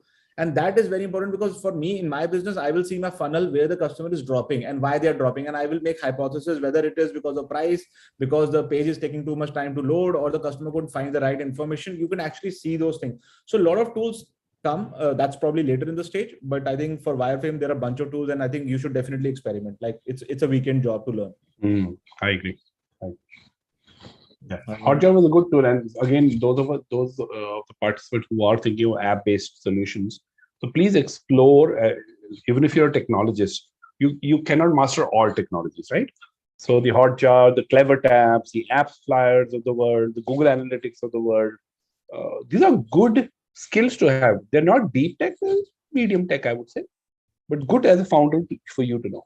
Yes, and like tools around A/B testing, because in the early stage, it really helps. Like, Google has a Optimizely, like, there are a bunch of tools. So I think even if you do 5 minutes of Google, you will become an expert to understand what these tools are. Like, the top 5 tools, top 10 tools. I also picked up like that. So what happens with A/B testing as a tool is you will realize which web pricing, for example, is working better for your customers, without actually diluting your brand or your business. You're just giving it to two different audiences, divided, and you see, and then you realize which has a better conversion rate or a better repeat rate eventually, right? So stuff like that. Absolutely. So it's a great word that you used. So A/B might sound very fancy, but it's actually, there's a lot of students on the call. It's all experiments, scientific experiments, really. Startup is about a series of experiments that you hypothesize, build, and then do, and then learn from it, and then maybe redo. It's actually not a very difficult cycle. Yeah. Doing this phone surveys, survey monkeys are very, very good as well to keep learning, because in the early stage, it's all about information and how to make it better, because you're not launching with a perfect product, right? I mean, that's most likely, unlikely you will launch with a perfect product. Correct. So it's always about how to optimize. Correct. Very true. Actually, speaking of tools, I do want to share, especially those of us who do not come from technology background, and there was one question around it. There's actually a whole movement which has built up in the last 35 years called low code or no code movement. I've actually seen great apps built on Bubble, which is a no code platform. It does require some bit of thinking on logic and expression, a little bit of algorithmic thinking, but you don't need to be a Java expert these days. There's tools available to do a whole host of things. I'm not saying everybody should become, but if you're struggling and you want to get going, pick up a few YouTube lessons on Bubble. See how I think not difficult at all. And that's great. So awesome. I don't know how much time we have. I don't know if Kapil or you guys can just help us with the time. So yes, still we have 10-15 minutes we can, and a couple of questions I can see in the chat box. So maybe we can, yeah. Okay. So one question I see is around how do you analyze and opt the business model / strategy? This is by Sagar. Okay, I'll go after you, Rohit, on this one. How do you analyze business model? So I think business model is a little complicated. I think again that gets developed with time sometimes, and depending on how scale, what kind of business you're building. Business models are built around the problem you're trying to solve, not the other way around. You don't start with a business model first sometimes. But of course, you have these are the things you want to do, and you keep adding blocks to build a business sometimes. Unless you're very well funded, then you can just go with the business model approach. You can optimize those things, and there are fancy books on business model also you can read for sure.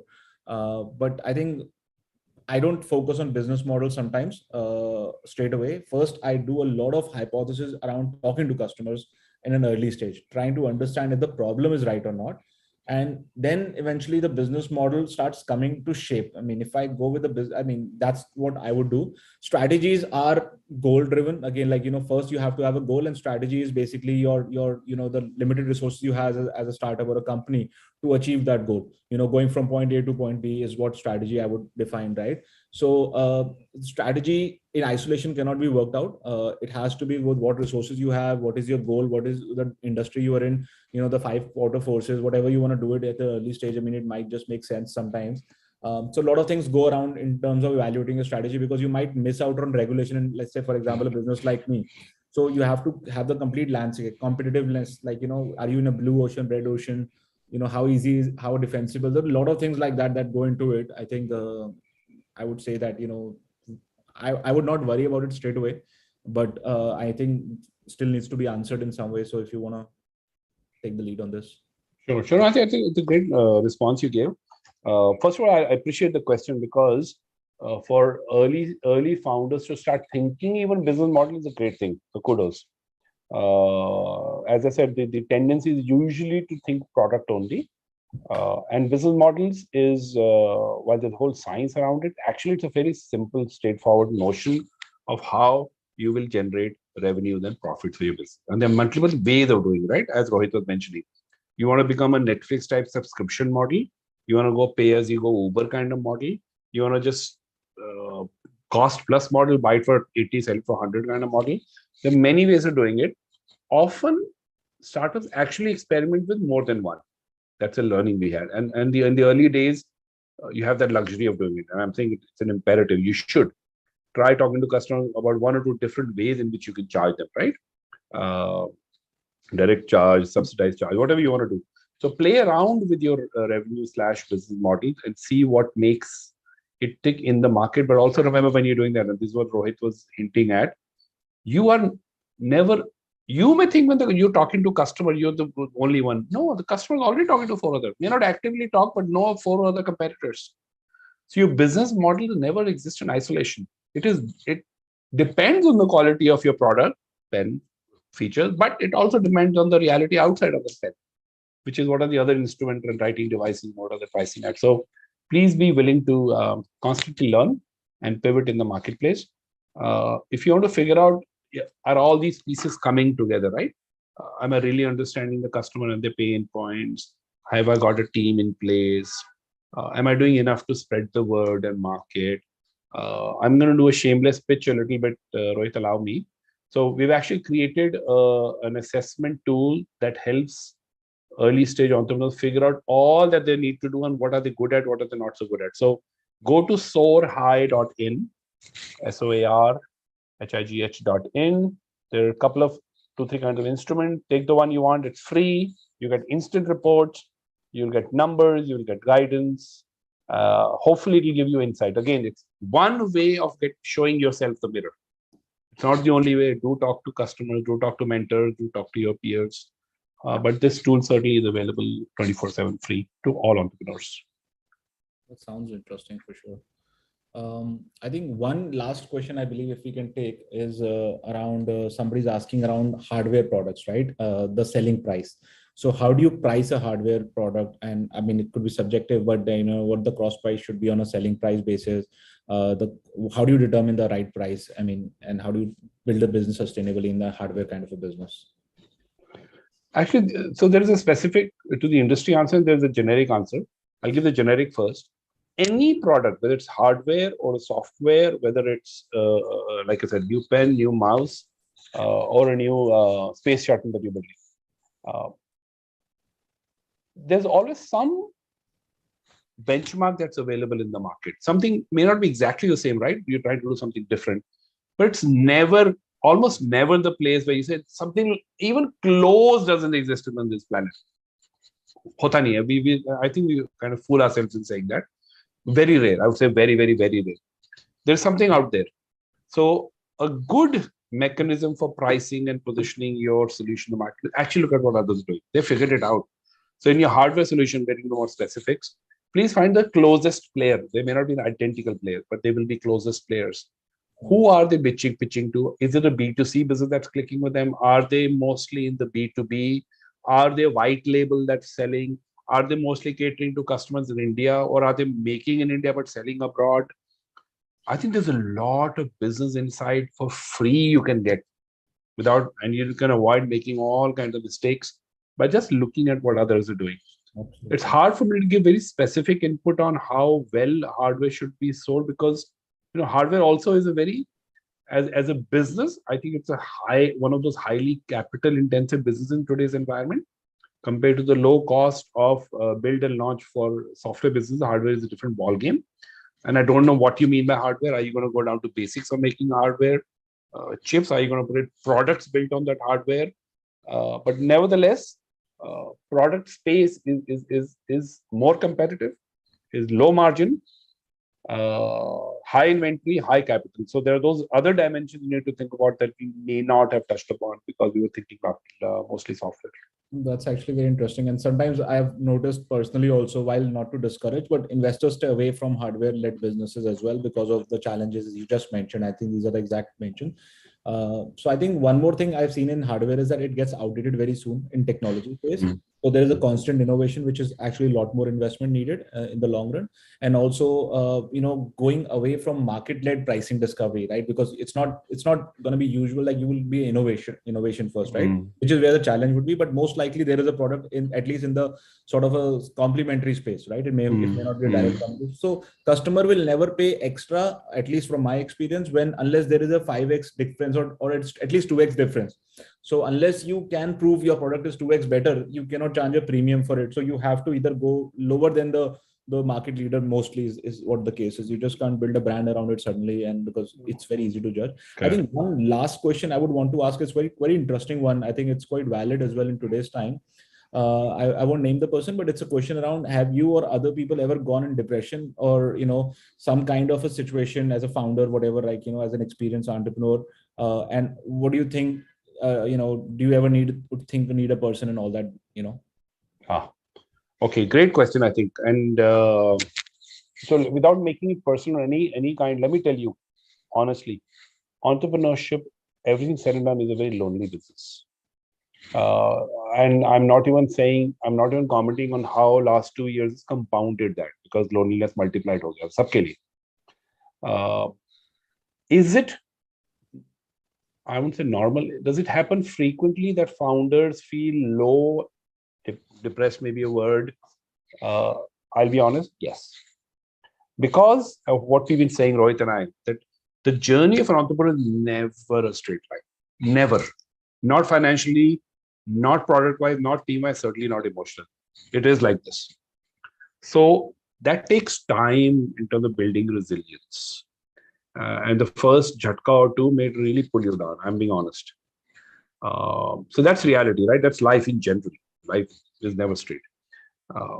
The bigger question, what do you do with it? I think, again, the fact that you're asking and being honest about it is a start. I strongly recommend new founders to surround themselves with other new founders. There are tons of such groups available online, up to in-person meetups happen in every city. Please find a, you don't have to have 60 founders in your network, to be honest. 4 is enough, 2 is enough. But when you have such a small group, the conversation become more intimate. And that's when you realize, array, I'm not the only one. Maybe not today. This guy had the same problem 6 months ago. And it could be a business problem, could be a personal problem, could be an emotional problem. So folks, as much as you said, build on your passion, it'll give you energy. Yes, but endless energy, I think, is unreal. I'm being honest. You will have the dips. You'll have to figure out how to come out of them. Rohit, your experience. I don't want to share, but yes, just for the interest, I think I will, because I think there's nothing wrong with feeling low. Entrepreneurship is like a roller coaster ride, right? And I'll give you an example. When I was joining INSEAD, there was a quote that it's not for the faint-hearted. My business school, right, that I went to in France, and I didn't understand. And I'm like, क्या यार पढ़ाई तो है, मतलब Carnegie मैंने cross कर लिया तो INSEAD क्या होगा, right? I mean, and it genuinely put us in a severe shock, because the kind of rigor that those first 2 semesters had with your core courses, I'm not kidding, it was a big disaster, because I haven't studied for so many years, right? I mean, we were at 30 doing MBA, right? It was a sort of a program, right? So I mean, as an example, and startups is even worse. In school, it's worse, ke job nahi milega, kya hoga, right? Startup is different because your family starts depending on you eventually, right? Today you are young, you may not realize it, but you have your parents sometimes dependent on you. Everyone might have a different decision. Like I personally, I can share, I couldn't put my daughter's fees. Like I had to borrow money, because it became very hard during pandemic, because I had to cut down people's salary. I didn't lay off anyone. I tried my best to not lay off, because I know they would have gone through a lot more challenge. So we were burning, right? I mean, and as a startup, we were VC. So it was very difficult. I had to take loan from friends to kind of get through that stage. I sold my car. So a lot of things happened. But the main thing that you have to understand is that you have to be prepared. What you think your ups and downs will be, it will be more in both. Ups will be more than what you imagine. Downs will be worse than you imagine. It is the perseverance that will get you through. It's your passion which will get you through. You have to be very strong-hearted. And as I said, you should surround yourself with similar peers, because exactly होता है, यही होता है, phone करके यार अच्छा तेरा भी चल, तेरा भी क्या अच्छा ठीक है कोई नहीं, you get that थोड़ा सा दिलासा सा मिल जाता है once you have the same sort of people, and you will not really realize it. Today is the same thing. Exam में fail हो रहे हो, friends like साथ में, तो थोड़ा अच्छा लगता है, not a good way in a way, but like हाँ उसने भी पढ़ाई नहीं करी रात को types, so that makes you feel better even psychologically for 2 minutes, right? So a lot of things like happen. So I think we have to be prepared. If I would do anything else, probably not. I cannot do anything apart from startup. It's like there is no other thing career for me. I can't think of working for someone, for example, because that's the lifestyle choice I've made now. I'm very comfortable. That's where I realized this is what I want to do, no matter what the challenge. Of course, you will overcome these challenges, and that's where the real test of entrepreneurship comes out. Thank you, Rohit. So so as we're approaching the end, I'll close in that note. So you're actually, if you're on the call, you're exploring an opportunity of a lifetime, but it will test you. It will rattle you, but it will really, really make you strong. And this is only in hindsight you will see. In the moment, of course, you're very hassled when things jolt you, as Rohit's experience last couple of years he's shared. But trust me, if you're in it for the right reason, it'll be worth it. Absolutely. With that, thank you, Rohit. Great talking to you. Same here, sir. Thank you so much for sharing your experience. I think it was learning for everyone, for me as well. I think hopefully, we can catch up again sometime, and learn from your experience. Sure. Thank you. Back to the BIMTECH team. Surely, sir. Thank you so much. An absolute pleasure listening to both of you. And thank you so much, Mr. Ajay Batra and Mr. Rohit Chawla, for such an informative chat session. So after such an elaborate discussion, one thing is clear, even we as an audience have got a better clarity about the ideation of a startup. And I hope it was same for our audience as well. Further, Mr. Ajay Batra, thank you for your valuable time and for throwing light on the topic. And it is always a pleasure to listen to you. Always, and thank you, Mr. Rohit Batra, for such a wonderful engagement. We have so much to take out from this session. Now, on the behalf of Atal Incubation Center, BIMTECH, I would like to take this opportunity to express my sincere appreciation to all the participants present here. Thank you for accepting our invitation and being so supportive during the session. Special thanks to our session partner, GNIOT Greater Noida, our outreach partner, and our hosting partner, Zoom. So to end this session, I have a further announcement to make, which is an interactive panel discussion is waiting next on how to finance your startup, debt versus equity, which will be starting from 5:45. So stay tuned and thank you so much. Thank you. All the best. Thank you. All the best. Bye. Thank you so much, sir, Ajay and Rohit. for your time. Thank you. Thank you, sir. Thank you, Rohit. Thank you, Abha. Bye. Okay, and as we wait for the next session to come up, let's also tell you a little bit about Atal Incubation Center and what we are doing, because there were a few questions on what are the benefits that an incubation center can give and what is it that we do. So to take those questions, I'm going to hand over the mic to Abhinav. So Abhinav is going to take you through a small presentation which is there. And again, as usual, write as many questions as you have, because we are here to support you. We are here to encourage you, and we will be your, hopefully, good partners in your journey through the entrepreneurship ecosystem. So over to you, Abhinav. Thank you, ma'am. Good evening, everyone. I hope you guys are having as much learning as we are through the panel of speakers that we have been able to brought in. Again, very humble thank you to everyone who has joined us today. There is a brief presentation, as we talked about, which talks about AIC BIMTECH in specific. We have been receiving a lot of queries during the course of the registration of Amalgam also, and also during the advent of the program of the event. So I hope that this presentation would be helpful in resolving most of the queries that you have. In case something is left, please feel free to write it down into the Q&A and we'll be able to address it. So I think it's in slideshow view. Yeah. Okay. Yes, so Atal Incubation Center BIMTECH basically was established in January 2018. And since then, we have been positioning ourselves as a sector agnostic business incubator, which means that we incubate startups across all the industries, across all the stages. It doesn't matter if you are a registered company or not. It doesn't matter if which industry you cater to, if you are an agri-tech startup, if you're a fintech startup or a tech startup.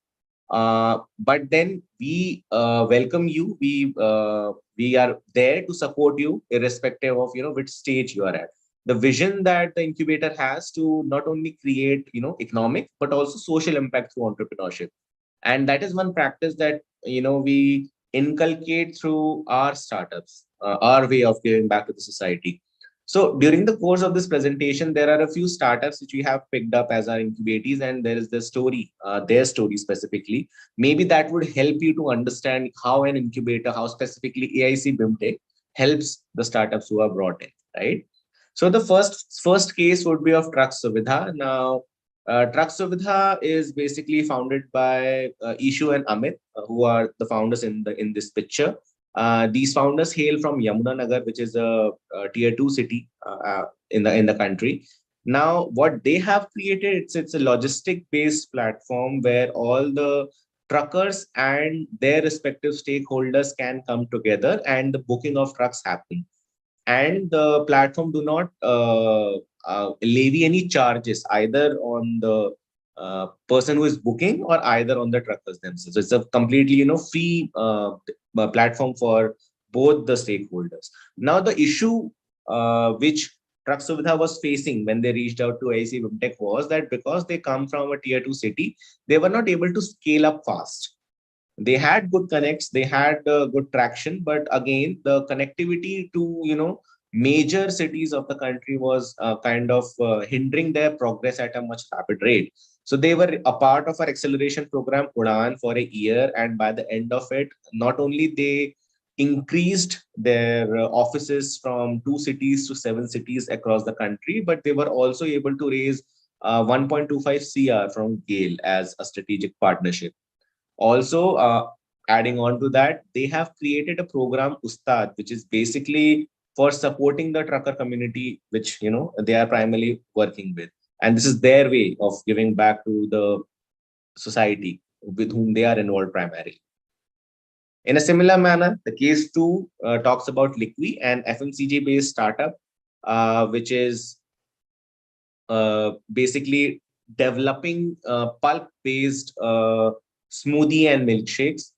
Their proprietary process is what allows them to have it without any additional preservative. And Liqui reached out to us again when they were having issues in reaching out to the channel partners, because the proprietary technology that they have allows them to have their product without any preservative to 30 days. So there was this issue on reaching out to the consumer on time. That's why they reached out to us. That was their business problem. And not only their solution, which they reached out during the course of the program, was they were able to raise it to 60 days, but they were also able to raise 2 CR from a group of angel investors, which helped them to establish their first manufacturing unit in Faridabad. So right now, the manufacturing unit which they have is only, taking in women workforce as their way of contributing to the society they are trying to build it. So this is how Liqui has been positioned.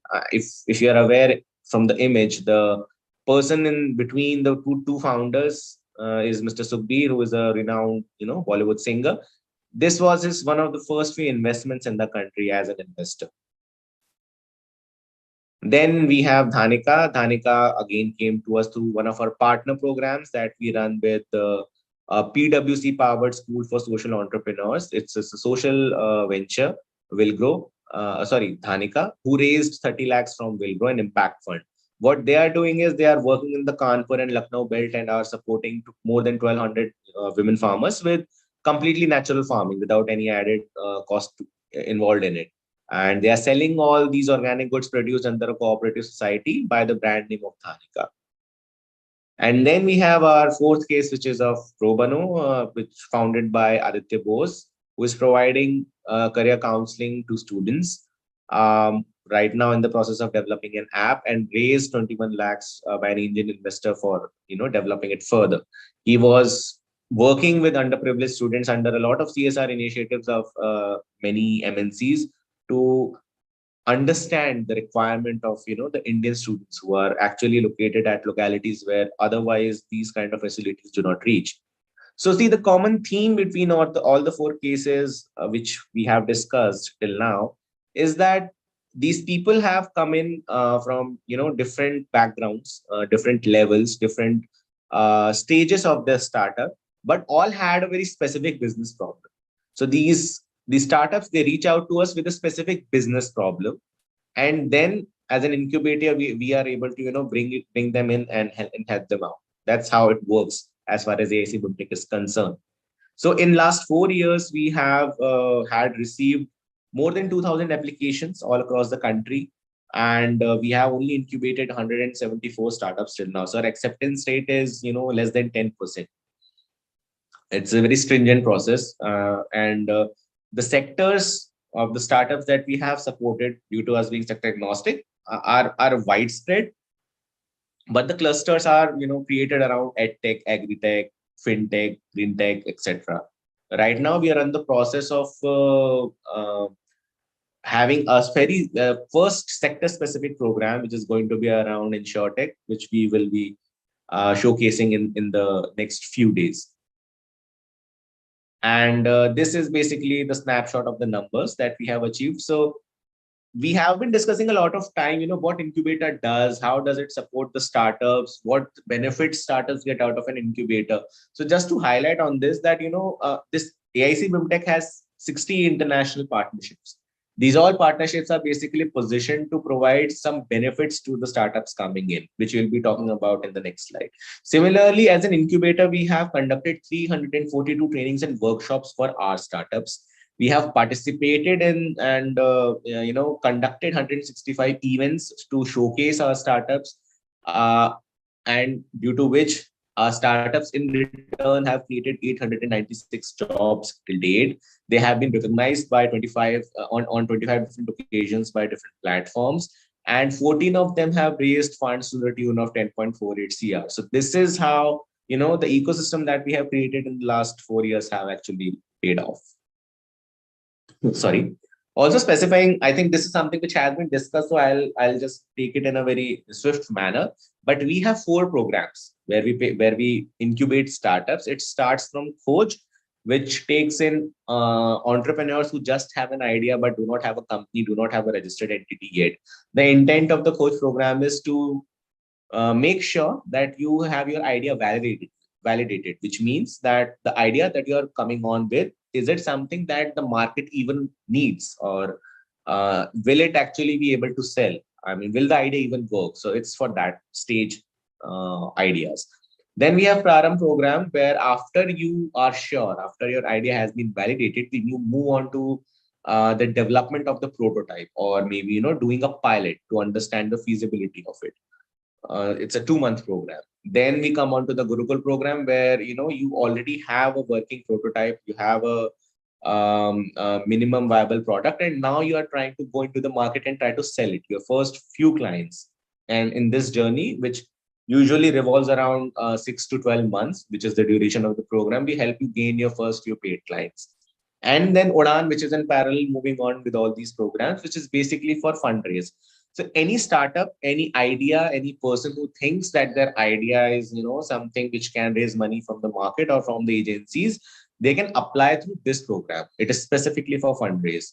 However, I should tell this beforehand, that whomsoever applications come in, they are scrutinized by such stakeholders, such people who are investor themselves. So if they say you are not ready, we will let you know and you will not be taken in for the program. So it's that validation also keeps on happening that way.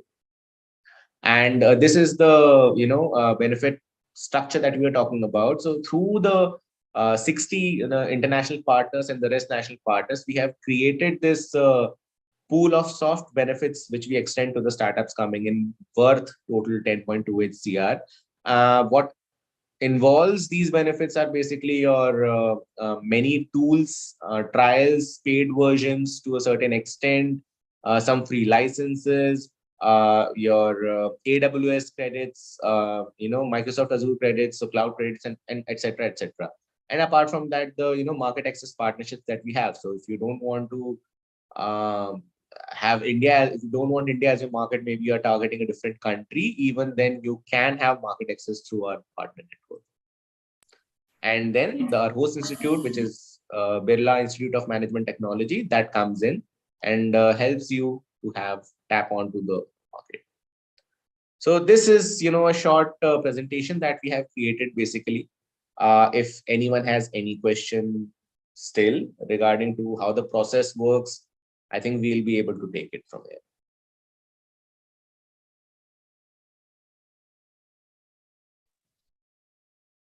Okay, I don't think it is required then. So maybe we can keep on receiving or accepting questions, and meanwhile we can start and kick off our next panel discussion. So welcome back once again, and warm welcome to all of you present here. So on the behalf of Atal Incubation Center BIMTECH, thanks a lot for your time and being with us in today's one more panel discussion on how to finance your startup in the instruments of debt versus equity.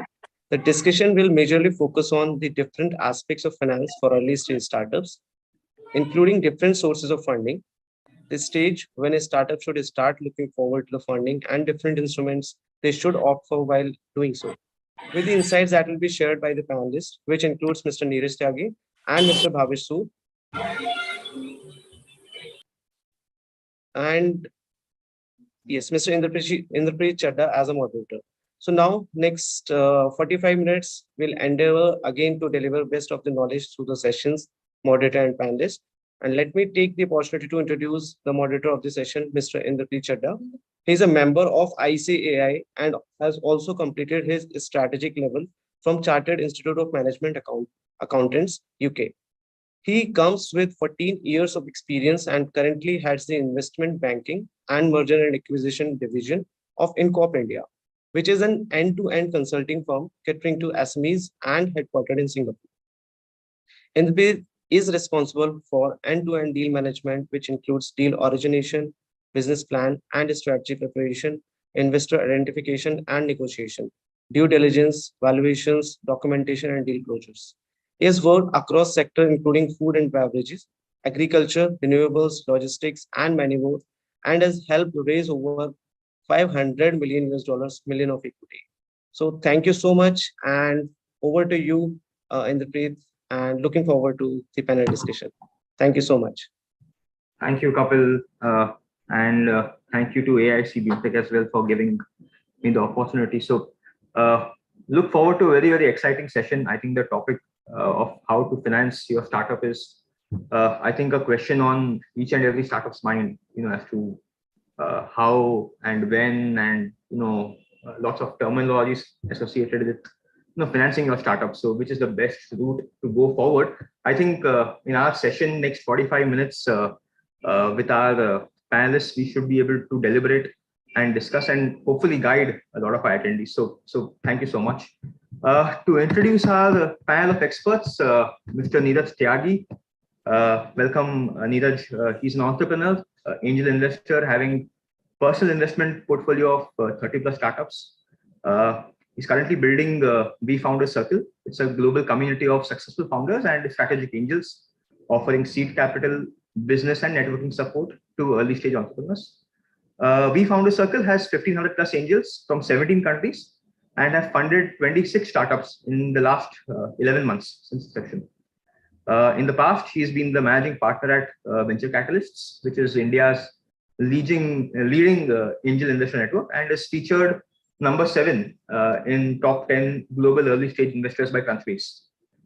His personal ventures have handled content campaigns for both startups and large enterprises like Microsoft, Google, Network 18, Whirlpool, to name a few. Professionally, a skilled management graduate with executive education from MIT Solon School of Management. So welcome, Neeraj. The other panelist is Mr. Bhavish Sood. Hi, Bhavish. Bhavish serves as the general partner of Modular Capital, a VC firm that invests in enterprise software and edtech sectors and leads its India operations. Before this, he was the managing partner at Exponential Innovation Fund. Earlier, Mr. Sood spent more than 10 years as research director with Gartner's Software Markets Advisory Service. So welcome, Neeraj and Bhavish, and hopefully we'll have a great session. So to start off with, maybe I'll put this to Neeraj. I'm a entrepreneur. I'm buzzing with thoughts, ideas, emotions. How do I start? I need the first 10 lakhs to start my business. What's the best way of doing this? So I think one of the best ways, the incubation itself. The way you are running incubation center right now, I think this is the best way to raise the seed capital. But apart from that, there is the popular choices are that you can raise a family and friends round. That means that people like who trust you, okay, and who are from your inner circle, they are the best people to go for and take some seed capital. Then today, on the social media itself, I think most of the angel network and the angels and HNIs, they are pretty much accessible. They are very open. You can reach out to any one of them. You can discuss your project. So even those are a good resource that where you're reaching out people one-to-one. And I think if you are trying to raise only 10 lakh or so, I think this is very much possible just by, say, one single person's involvement or probably like 1 or 2 friends. Like, for example, somebody reaches out to me, and if it is, say, for example, SaaS product, okay, and I know Bhavish is a good friend, and Bhavish has expertise in like investing in and scaling SaaS products. So I will always like reach out to Bhavish for his feedback and probably like his like input on that particular opportunity. And that's how I think all of us are pretty much well connected in the industry. It's a small industry still. So I feel that personal networking through social media, going to incubation houses and incubation platforms, or raising a friends and family rounds, these are 3 most popular mediums of how you can raise the first, like, I think, the check for your companies. Yeah. Correct. Amish, coming to you, when should I be doing this? Should I be, going at an ideation stage? I might have friends, family, but how important is it to prove something? Your own skin in the game or bootstrapping a company. What is the stage when I should be going out? Yeah, so I think there is no set formula anymore, right? So I've seen deals where people literally have done schematics on a napkin paper and they've, they're quoting 2-3 million valuation, and they've got funded. And Neeraj and I have, seen a lot of deals like that also. We've also seen deals where, just because he's an exited entrepreneur, did a large exit, he can pretty much, walk into any VC. In fact, in most cases, his existing VC to whom he has given an exit, will probably want to, double down. Now, I think there are a couple of options. One, I think one of the things which we are not looking at is that there is a clear dearth of pre-seed funds. With the exception of maybe VFounders, VCATs, 100X, and maybe Antler, I would struggle to name a fifth pre-seed fund, which is pretty much pre-idea, right, or pre-product, for the lack of a better word. These are the only four people I come, but there are some venture studios now coming up in India, like Founders Institute, 100 Watts, in the retail tech, Huddle in the D2C space, where they are trying to help entrepreneurs on the product level also. So they will not give you funding, but some of them will give you, if you're a developer, they'll give you guidance on the industry. They'll open networks for customers. They will open doors to some investment banks who can help you raise money, or some incubation platforms. So I think these are also emerging platforms which we look at, but clearly India has a dearth of pre-seed platforms. Now, the timing is, so if you're a techie and you've built the product, then you should be asking people for customer references, because that is more critical or important in my view. Once you have traction, you have one or two customers, and there's some steady revenue coming in, your ability to command a higher valuation, as well as your confidence of asking money, will dramatically increase. So that is one. Second, if you just have an idea, then it might make sense to evaluate a no-code platform like a Mentex or a Hubler, and try and build out a product. At least the workflow side, so you can show some sort of a product. Yeah, I think it's a catch-20 situation, right? So my experience has always been to first get the basics right and not go to an external person as long as you postpone it. So the better the traction, the more visibility in terms of prototypes you can show. Having the right team, the right founder team in place, again, very important, I think. And then if it's a matter of a couple of months, 3 months, a few lakhs, if a friend and family round can help you reach a position where you're able to show the first couple of customers, for example, or show a prototype, for example, I think the options, which as you rightly said, pre-seed, there are very few options, but as you keep on progressing, the options keep opening up. So I think the more you can, in my experience, the urge of going to an external investor, I think more traction you can show, therefore a larger audience you can show. Yeah. So, Inder, I just want to add one more thing. If you are an entrepreneur and you have an idea in a very crowded market, and you have a disruptive way of looking at that market, there is a new concept called building out in public.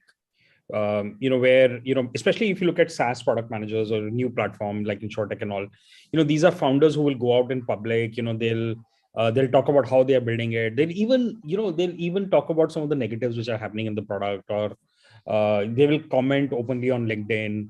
They will comment in groups on Reddit and Quora, so they'll try and build a fan following. And that usually I have seen, gets some sort of VC interest also. But, not all products, all platforms are suitable for building out in public. But I think for the benefit of the audience is something the tech ones at least should, kind of explore.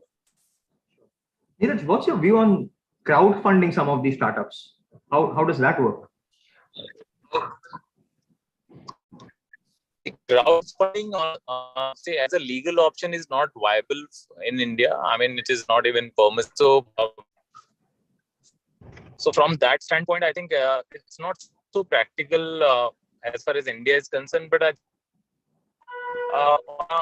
on a different note, crowdfunding is as a format you can utilize your friends and family, okay, and you can take, say, small amount. Like typically when we talk about, say, angel fund, even if it is at seed level, we are talking about a minimum ticket size of like, say, 2 to 3 lakhs. Okay.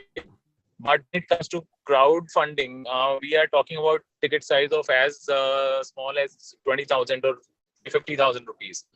Now, which is not or the legal entity, but as a medium, as a format, as a tool in your own personal network.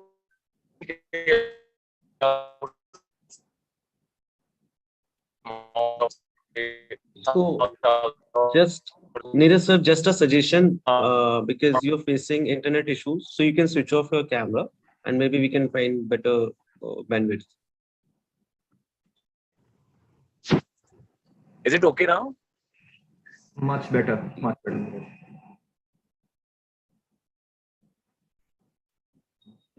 actually has a connection issue. So I think. Yeah. So am I audible? Slightly, but it's cracking a bit, Neeraj. Okay. So can you? I think can you allow me 5 minutes? I think I will be in a better situation. No problem. No problem. We'll continue. Yeah. So I think what Neeraj was trying to say is crowdfunding doesn't work as much. So it's a concept which a lot of startups know about, but good Neeraj clarified that it's not something which really works in India given the legal structure of fundraising in India. But Bhavesh, coming back to you, sometimes friends and families, you will not be as capable of raising a round. But how feasible is raising debt to fund the first 3-4 lakhs? I've seen a lot of entrepreneurs who have spent 7-8 years in their work life. They have some reserves, they have some personal assets. Advisable to start with that? So, I'm also an entrepreneur. It's a tough question. I left a very high paying job, and, so there are two sides to it.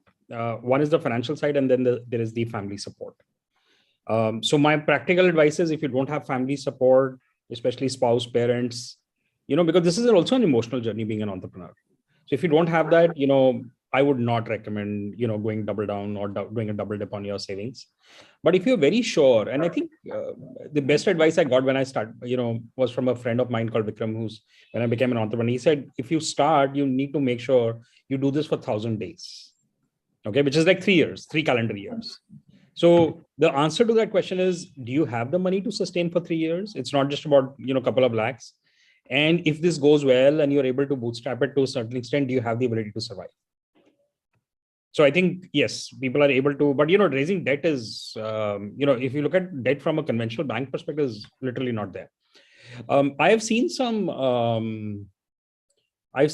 sharks also who will come and give you a couple of lakhs, but they'll take away a large percentage of the company. Recently saw a deal where somebody had put in maybe like 50 lakhs and has taken 20% of the company. Now they're struggling to raise a further round. I've seen companies where people have put like 1 crore rupees and have taken 50% of the company. So if the founder is not incentivized to build a business, it will not work.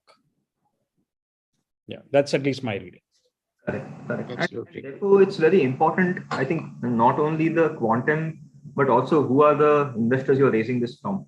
Yeah. And what value, these days, if you look at in the venture space and you're a banker, this, deals are getting very competitive. Deals can be, I've seen deals getting snatched with literally between 2 to 3 hours. We were, just to give you an anecdotal example, we were in a AI deal recently. Somebody came in with $500,000 less valuation, not high, but with double the amount of commit. Right. So, it's not just the highest valuation. It's also about, what the, deal dynamics are. Yeah, absolutely. Things like, what are the rights? What are the, rights on? I've seen startups being funded and giving away drag along rights, So that's draconian. Give a drag to. Yeah. So my advice to them is go cheap on an office rental, but hire a good lawyer. Correct. So no, that's very helpful. But just coming back to these are typical challenges a startup would face. When I'm out there trying to build a business, which is not easy as a startup. You'll have a new challenge coming up every single day. What are the typical things I should be considering before going out to an investor in terms of getting my house in order? So Inder, I think you're more qualified to answer that. You do this for a living, but I'll give you a fund manager's perspective. So I think one of the things which absolutely drives me nuts is the lack of a data room. Very simple hygiene thing. And every founder knows, what is the typical financial metric, financial documents you need, incorporation documents you need, legal documents you need, all of those things are important, for the founders. And so that is one. The second is many of them send investment decks, in a SaaS company, if I'm evaluating, because, I'm a deep tech fund, I want to look at a demo of the product. Because if you're doing software investments, especially AI, you want to see the background of the, the individuals, what they have done. And you want to look at a demo of the product. So, these three are top of my mind, which I would like, founders to, do a preparation on. And then just the quality of the decks, although it's dramatically improving, but, I have seen, and it's wrong to some extent. I've seen entrepreneurs who do better storytelling. They're the ones who get most mileage when it comes to raising money. Human beings respond to stories, unfortunately. They don't respond to data. Yeah, correct. And just for the audience, any questions, please feel free to write in the chat box and I'll take them up as the session goes along. So for the audience, please feel free to post any questions you may have for the panelists here. While Neeraj joins in. So yes, Bhavish, I completely agree. And I think it's very important. A lot of startups, a lot of young entrepreneurs completely ignore the compliance part of it. Ignore hygiene in terms of data preparation, data rooms, etc. It's a good practice to start building MISs, to keep track of compliances being done. I have seen deals go bad just because your balance sheets are not clean. Yeah. So long to get basic agreements in place, the GST returns not being filed, or there have been mistakes over there. And then you are on the back foot. When you're talking to any investor, you are on the back foot because you haven't done your basics right. So I think my advice to all businesses, all entrepreneurs is that, while you're working hard on your business, accounting, finance, legal compliance is equally important, not only in your first round, but as you keep going ahead, each and every diligence will take into account your documentation. Yeah. I think the good part in there is that, we are doing this to some extent in select deals, and, I've seen other fund managers also do it. If they like the quality of the entrepreneur, they're willing to, overlook and, take a slightly more proactive approach. So, we will introduce you to our law firm who we have on record, and we will introduce you to an ecosystem which will help you. But, it comes as long as we have that faith that the founders, acted in good faith. It's just that they were too busy building a business, that, a lot of these things, kind of slipped off their mind. So it will come as conditions precedent, on the definitive agreements, and so I think all is not lost, but yeah, the more preparation you have, the better the chances, the faster the chances of you being able to close the round. And, if you're two founders, pretty much you can say if you're raising a round, one person's job, 100% full time is going to be on the fundraise. That's the reality of the situation. Given the plethora of funds and how different their stages are and how their criteria are, it's a sales activity now. Raising money is a full-time sales activity. Absolutely agree. Hi, welcome back, Neeraj. Yeah, thank you. Yeah. So Neeraj, just to bring you back into the picture. So I also become a lot more geographic dependent. I have seen because cities like Bangalore, Mumbai, and maybe Gurgaon are the hubs in terms of fundraise. How easy or difficult is it for a person sitting in Bhilai, for example, but having a great idea to raise funds? Does it mean that he has to move his location in today's world to Bombay or Bangalore? Does it make sense for him in the first place? What thoughts on for startups sitting in tier 2, tier 3 cities in India? What should they be doing?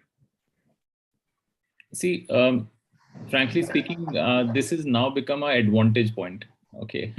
See, 3 years back, if you asked me the same question, I think it was really a struggle for those people who are operating from tier 2, 3, 4 cities. But right now, I think the focus, even from the investor networks, especially I'm talking about the early stage investor guys. So whether it is like individuals, HNIs, or it's a organized platform, they are reaching out to those cities. They are organizing boot camps. They are reaching out to the local business community, trying to bring them into the mainstream of investing. So I think this is no longer at least a barrier. Okay, people can reach out. As I was saying, that people can reach out to us online. Like for example, I talk about We Founder Circle, 70% of our portfolio companies, and we funded not 26. I just want to correct that number, 47 companies in last 15 months. So out of these 47 companies, 70% comes from tier 2, 3, 4 background. Okay. And most of these guys actually have shifted to cities only, or the bigger cities only, once they reach to a level where they wanted to have a bigger office, have more people. But initial days, I think they were very, very well in terms of organizing their own teams, having talent, getting access to the investors. All of that is possible from tier 2, tier 3 cities. So I think it is no more a barrier, as I can say. I treat it as an advantage because people are really basically are open now to accept this kind of application or these kind of outreach that is coming from founders side from any part of the country right now. And I think even the incubation ecosystem in India is starting to penetrate into tier 2, tier 3 cities. So you always have an access point where you can go to. See, last Friday, I was there in Rajkot. Okay, and we organized a pitch session there. We took 3 of our founders that we are funding this week to Rajkot city. There were 125 angel investors in the room. I cannot tell you the kind of energy that was there. Okay, so it's a lot of like excitement, and I think reality shows like Shark Tank have really taken the startup ecosystem, okay, back to the drawing rooms of small households. So I think even those are, I'm not very good, like I'm not a big fan of those formats, frankly speaking, but I think on a awareness level, these actually is helping the ecosystem. Yeah. Correct. I think Shark Tank has opened up everyone's eyes. Yeah, in my case, I no longer have to be, it's no longer difficult for me to explain what I do for a living. Yes. Yeah. So, I mean, funded 47 companies in like 15 months is no easy task. What's the process? So if I'm a startup and I want to, get by someone like a We Found a Circle, what's the process you go through? I mean, what is the level of preparation you will expect from a startup? What's your internal process? What's the kind of communication a startup should be having with you? Any guidance on that? Yeah, so we are one of the like most active social media handles on LinkedIn. Okay, from last consecutive 5 months, we are very, very active. One of the most engaged, number one in terms of engagement level. So we are taking a lot of our quality time. Okay, all the founders, all the like the business analysts, the investment team. So we are pretty much open. Okay, on our social media, so people can reach out to us directly on our Twitter, on our LinkedIn, on our platform directly. Okay, so you go to our website, you can file basically an application for investment, and all of that is there. We are also coming up with our own technology platform where probably we'll open our community product for startups and investors, both sides, and they can become a part of that. And then I think it's very easy access to reaching out to us or our investors. That's one. Second is that I think on a founders level, they should reach out to anybody and everybody whom they feel that they can reach out. Okay, it doesn't matter, because now like for example, we have around 3,000 angels. Okay, so even if we are not accessible or somebody doesn't have a connect to us, but if they are connected to anybody in the ecosystem, I think people refer deals. So I refer deals to Bhavesh refer deals to me. So it doesn't matter basically from where you are starting. If you are reaching out to the right set of people, you definitely get through the ecosystem. So every month, just to give you a context, we get almost like more than 500, 600 applications. And we are funding around 4 to 5 companies every month. Phenomenal. So, I mean, I completely agree with you. So I am on the board of a company called vakilsearch.com. And, we keep getting inquiries, because it starts from incorporation there. So, on incorporation, there will be founders who will be reaching out to us in terms of, I need an investment banker, for example. So I'll just have to tell the audience that you don't need an iBanker as a startup, really, as a founder at a pre-seed stage. What you need an advisor for, more a banker, you need an advisor, a mentor, basically to guide you in terms of how your vision should be refined, what your strategy should be in terms of pitching, what are the things to be done, what are the kind of investors you should be talking to.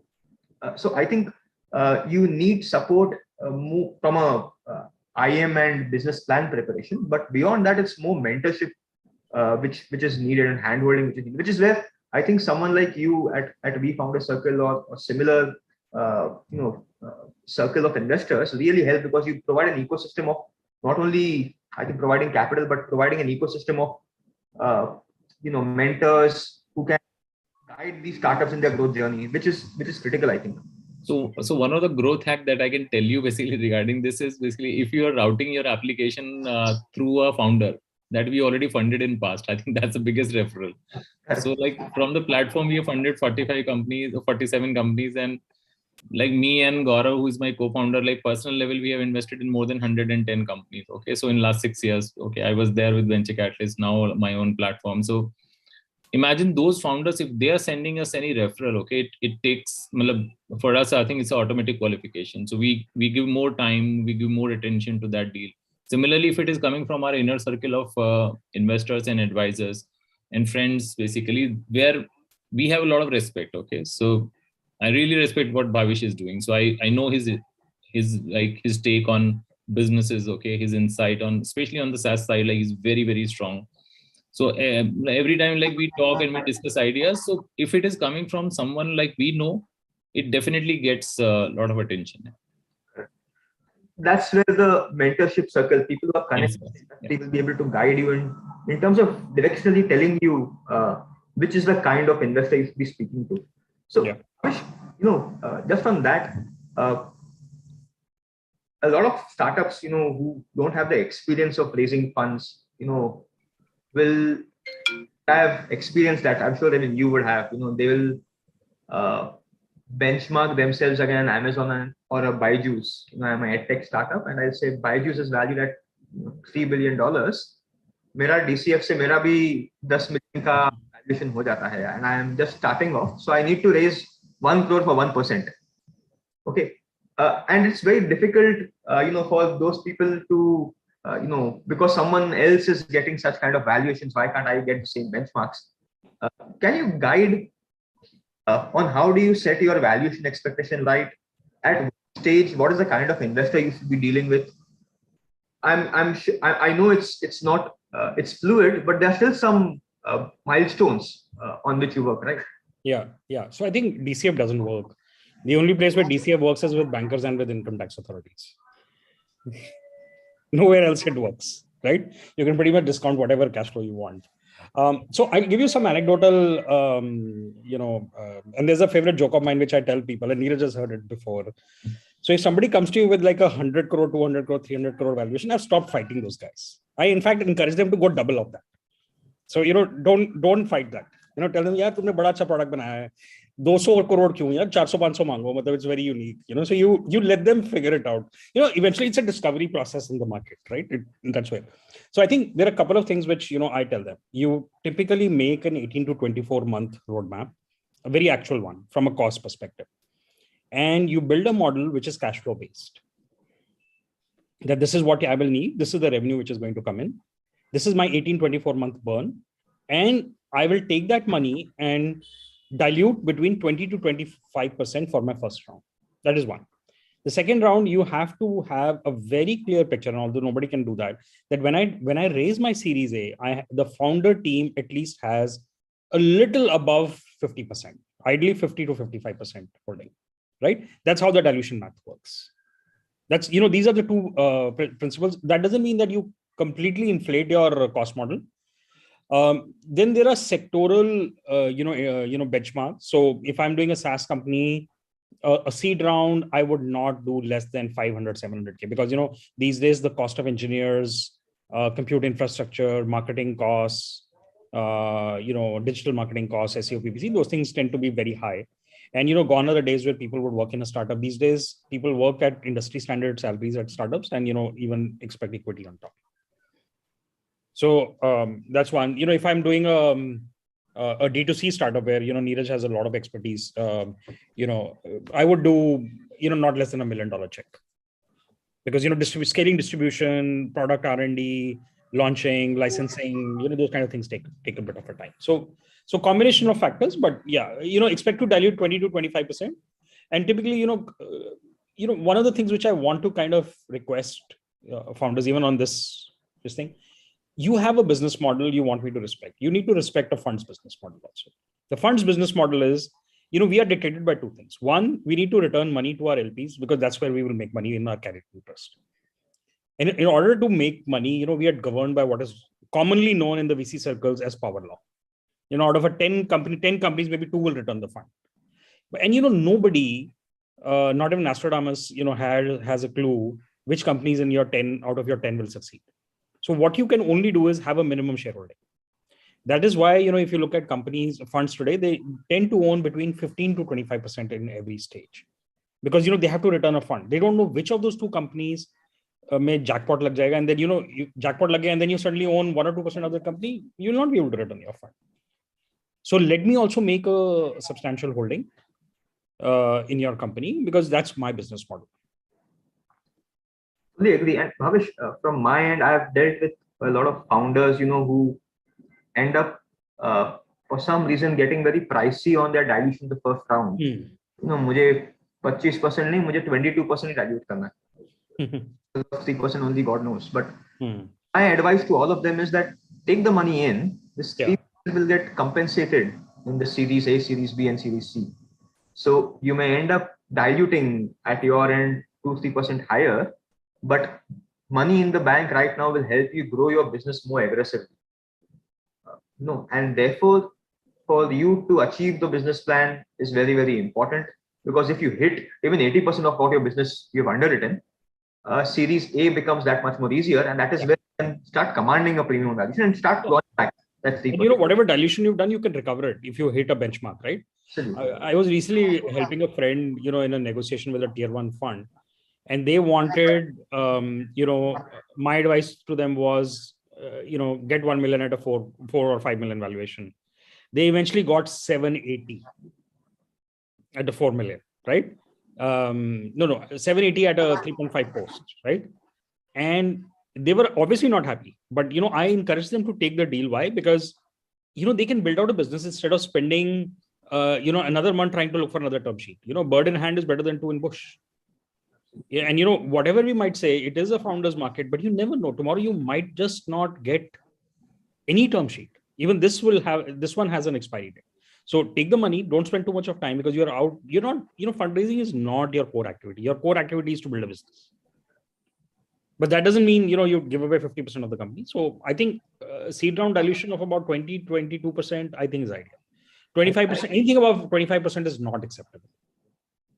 And also, I think important that founders have their expectations realistic before they approach any kind of investor. It's always advisable before you meet any investor, do study about the kind of investments they have made, do study about the kind of companies they have backed, at what stage, what kind of dilutions those companies have gone through, and what's the success been of these companies. So if I am talking to a fund which is, hit 7 exits out of 10, that's a super fund to be with, because it means that the fund has very rare, very, very rare. So as compared to a fund which has not been so successful in comparison. So if that means going with a fund which will give you a slightly lower valuation, but has a tremendous track record of exit, there's something about the quality of the managers in the fund. Yeah. So I think softer aspects. So I would add in the one thing which I learned, recently from my mentor, Rahul Gupta, who was India's first VC in '93. He said it's not just about their successes, but also how these fund managers speak about their losses. Do they chastise, the founders who did not do well? And he used a term. He said, "Agar band bhi karni company mein tala lagana, wo bhi khushi se lagao." That business model failures happen. And I think it's important for these founders to even talk about the companies who wound up and, ask and see how did these guys, fund managers, support them emotionally when they were in a downturn. So I think that is also, equally important in my opinion. Neeraj, I think there are some, and there's no hard and fast rule for valuing, at a seed stage, pre-seed stage, and maybe even Series A. It's all revenue multiples, traction, month-on-month growth, CACs, LTVs, etc. Right? But there are still some thumb rules, right? I remember there was a time in Bangalore where a tech company would, there was standard 1 crore, 10%. If the company is good, you just get funded and raise the money, or 1.5 plus 15%. So irrespective of what kind of business you were in, if you were a tech startup, this is what you would get as a general rule. There might be some exceptions here or there, but some guidance on what the expectations should be, because I think a lot of disappointment happens to founders when they actually meet investors in the initial phases. They obviously believe we have the best business model going around, and then reality starts hitting them, either in terms of the feedback which some of these investors give them, be it in terms of traction, team, etc., or in terms of valuation expectations. So how do you set expectations right for founders? So we do it in couple of ways. Okay. See, the idea is basically first, as Bhavesh was saying, I think both the parties, that means both side of the say deal. One side you have founders and startups, and other side you have investors. Okay, they may be LPs, they may be HNIs, angels, small angels, strategic angels. But see, you need to respect each one of other side's expectations. Angels are there to invest, to support you, but also basically to make some money. So especially at the early round, okay, when you are raising the first, second round, I think the founder should look at it a situation where they get the best of the people rather than basically more capital. Okay, raise less capital, make the deal so attractive that more people wanted to come on board because the deal is so attractive. The founders are pedigree is good. The initial like response on the product or the technology, whatever they have made, I think if that is good, I'm saying basically use that initial traction or initial say whatever like good points that you have about your deal to attract the best people, and rather than like getting a bigger check. Second is basically there was a days, 2 years, 3 years back when they were raising for say 24 months, 18 months. Now people are not raising for that, okay, longer duration. And we are not even ourselves, basically, we are not encouraging people to raise for 2 years. What will you do with that money? It will be lying in your bank. Okay, so what we are saying to founders is that if you're so confident about your success, why don't you raise only for say 12 months or even for 8 months? Raise a small chunk, okay? You will dilute less. Right now, you are not getting the valuation that you want, which is okay. So raise less, because if you're say targeting to raise, say for example, 5 crores in the initial or say 3 crores in the initial round, I will tell them raise say 1.5 crores. So the moment you reduce your fund ask, then your runway is shortened, which is okay, but then you are diluting less. So even if the valuation that you are getting is not what you want, you still basically have an upside on the next round. So I'm saying take 1.5 crore, use that, bring basic numbers, what you are promising, and then your existing investors would be basically more than happy to follow up round, okay? And that is what is happening. I can see the trend that in last 15 months, out of these 47 companies, the first like 30 odd companies that we funded, we have refunded or say we have done the follow-up round in 7 companies. In 3 companies, we have funded thrice. That means within 15 months, imagine basically we funded in January, then in July, and then this January again. And from a valuation which started like 12 crores, then 40 crores, and now 250 crores. And all 3 times my angels have invested along with the VC in the last round. So imagine basically whatever valuation hit you are taking in the very first round or a seed round, you can really make up that in the next round very, very shortly if you are proving your numbers, because then there is no question, there is no argument. So I'm saying basically in the initial round, you should try for 2 things, okay, apart from the like raising the capital. One is getting the right set of people, and second is try to close your round faster, because you are unnecessarily losing your time, okay, which is the most crucial time of building your business. You are sitting with investors every day, and as Bhavish was saying, it's a full-time job. If you are a single founder, you are like, you're gone. If you are 2 founders, even then half of your energy is like wasted with the investors, and they're taking you on trip and you're just arguing and arguing. So if given a choice, if there is a 90 days and you're getting say 20 crore valuation, and if you can like finish your round in 30 days and valuation is like 9 crores, I will go for 9 crore 30 days option rather than like chasing a 15 crore valuation at a 90 days effort. So that's what I would advise everyone. Close round fast, get best of the people, and let's see the impact of those things. Agree, and be realistic in terms of even the business plan you are underwriting, because that becomes key in terms of, you know, even investor discussions going on. You don't want to underwrite a business plan which is not realistic, but raise the money and then invest on technology, on building a team, because I think your pre-seed and the seed round goes towards, it's like the foundation for your own business, right? You won't believe in there. We have invested in a company called Zip Electric. Okay, so this is a company which is an existing portfolio company. I funded them 3 years back. Now they were raising a 7 million round, and there were like 4 VCs in that round.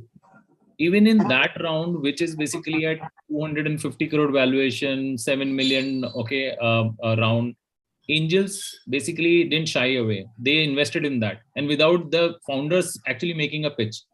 So it was all a presentation and just a video message from the founder.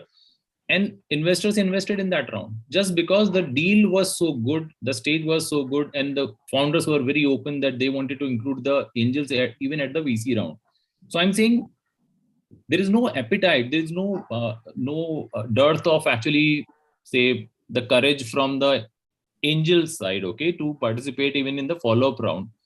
What I'm saying is that if you are really good, take early money, close fast, put numbers on wall, and then basically go for the next round. People will reinvest and they will give you a better valuation what you're expecting. So Yeah. make up your valuation thing in the next future round is what I'm saying. Yeah, and I think I want to add to what Neeraj said in the that VCs also are getting more and more comfortable bringing in angels at later stages, especially the strategic, well-known ones, right? So I think that is definitely there, and the exited angels bring a lot of value. They bring connects, they bring customer connections, they help in scaling. See, let's face it, me as a VC, I've never scaled a business.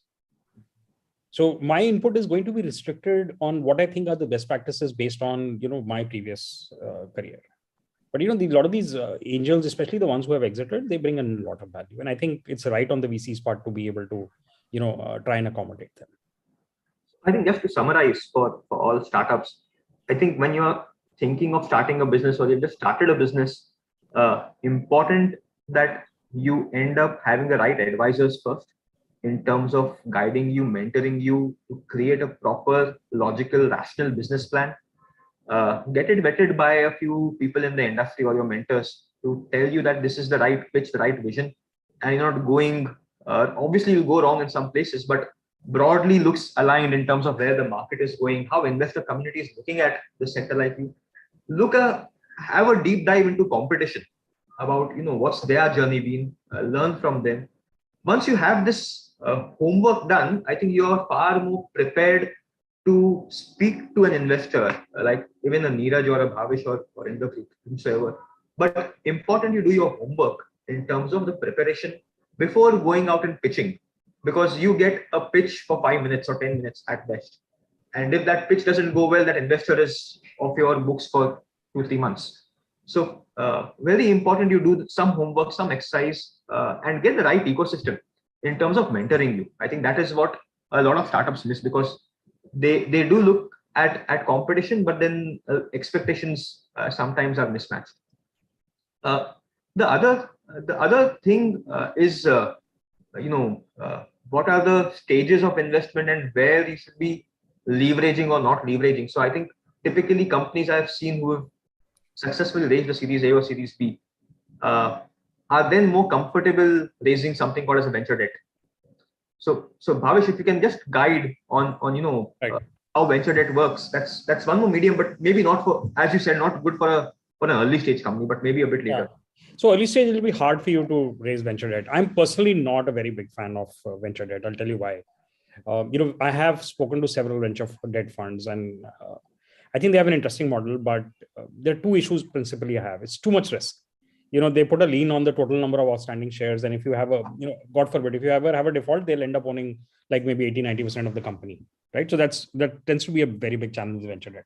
The second thing is most venture debt funds tend to co-invest in a venture capital round. So if I've raised like maybe a 1 or 2 million, I will do maybe 20-30% of that total raise amount as venture debt. It's almost like they're hypothecating the asset to the VC on the VC side, for the lack of a better word. So I think that is the second issue. But if you have strong cash flows, you just raised a Series B, and you are worried about diluting your equity, then obviously venture debt is a reasonably decent thing to do. But venture debt operates pretty much like a bank model. I mean, the people who run the venture debt funds also tend to have more like a bank lending kind of an operation. Their evaluations are also very similar to how a bank would look at a business model.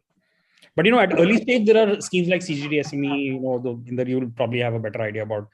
There are mighty grants. There are a lot of foundation grants available these days.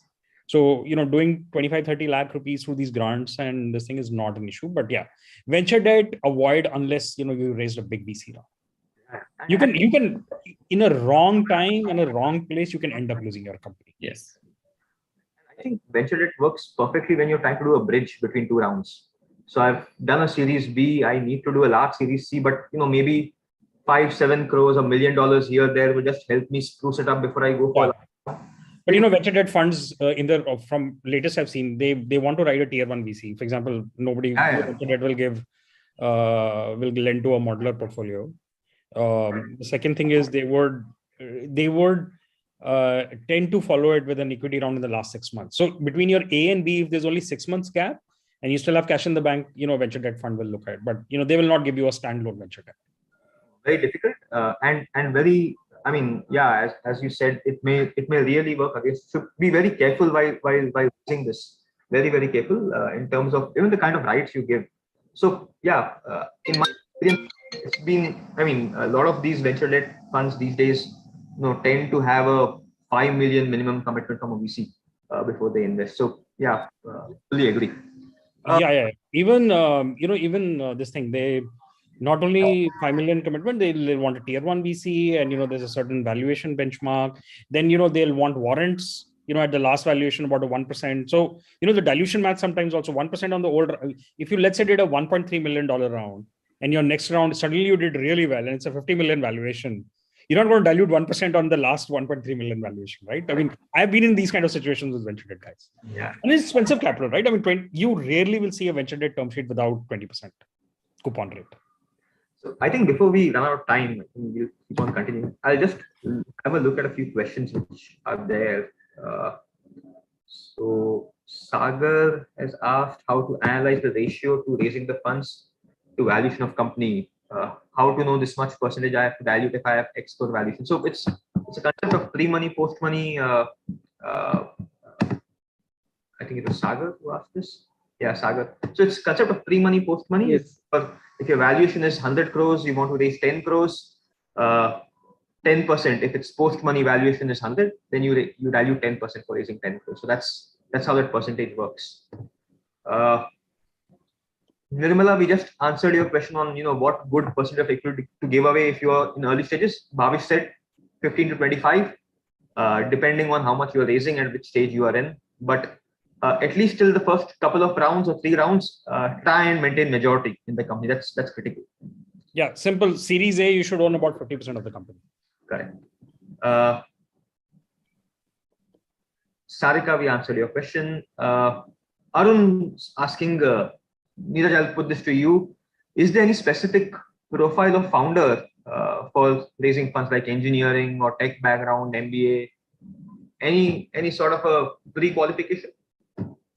Not exactly a pre-qualification sort of thing, but see, early stage investing is, as you say, is like 70% about founders pedigree. Okay, so when I say pedigree, it doesn't mean only the degree or the college that from where you have actually studied, but it's also about your understanding of the domain. Have you spent some years in that particular industry? Have you worked with some founders, or you worked with somebody really good, okay, in terms of talent? So you were an early member of some great team. So I think all those factors really work in favor of the founders. So it's very important, okay, and that's why it becomes very, very important to choose the right set of co-founders. I think even before you go and start choosing or reaching out to the investors, I think it's very important, because that is one thing that will really help you right from the seed stage to the last the VC round, that who is the team. So I think spend some time on that. Okay, try to convince people who are really important for that particular business domain, who have seen some kind of some early success in that industry.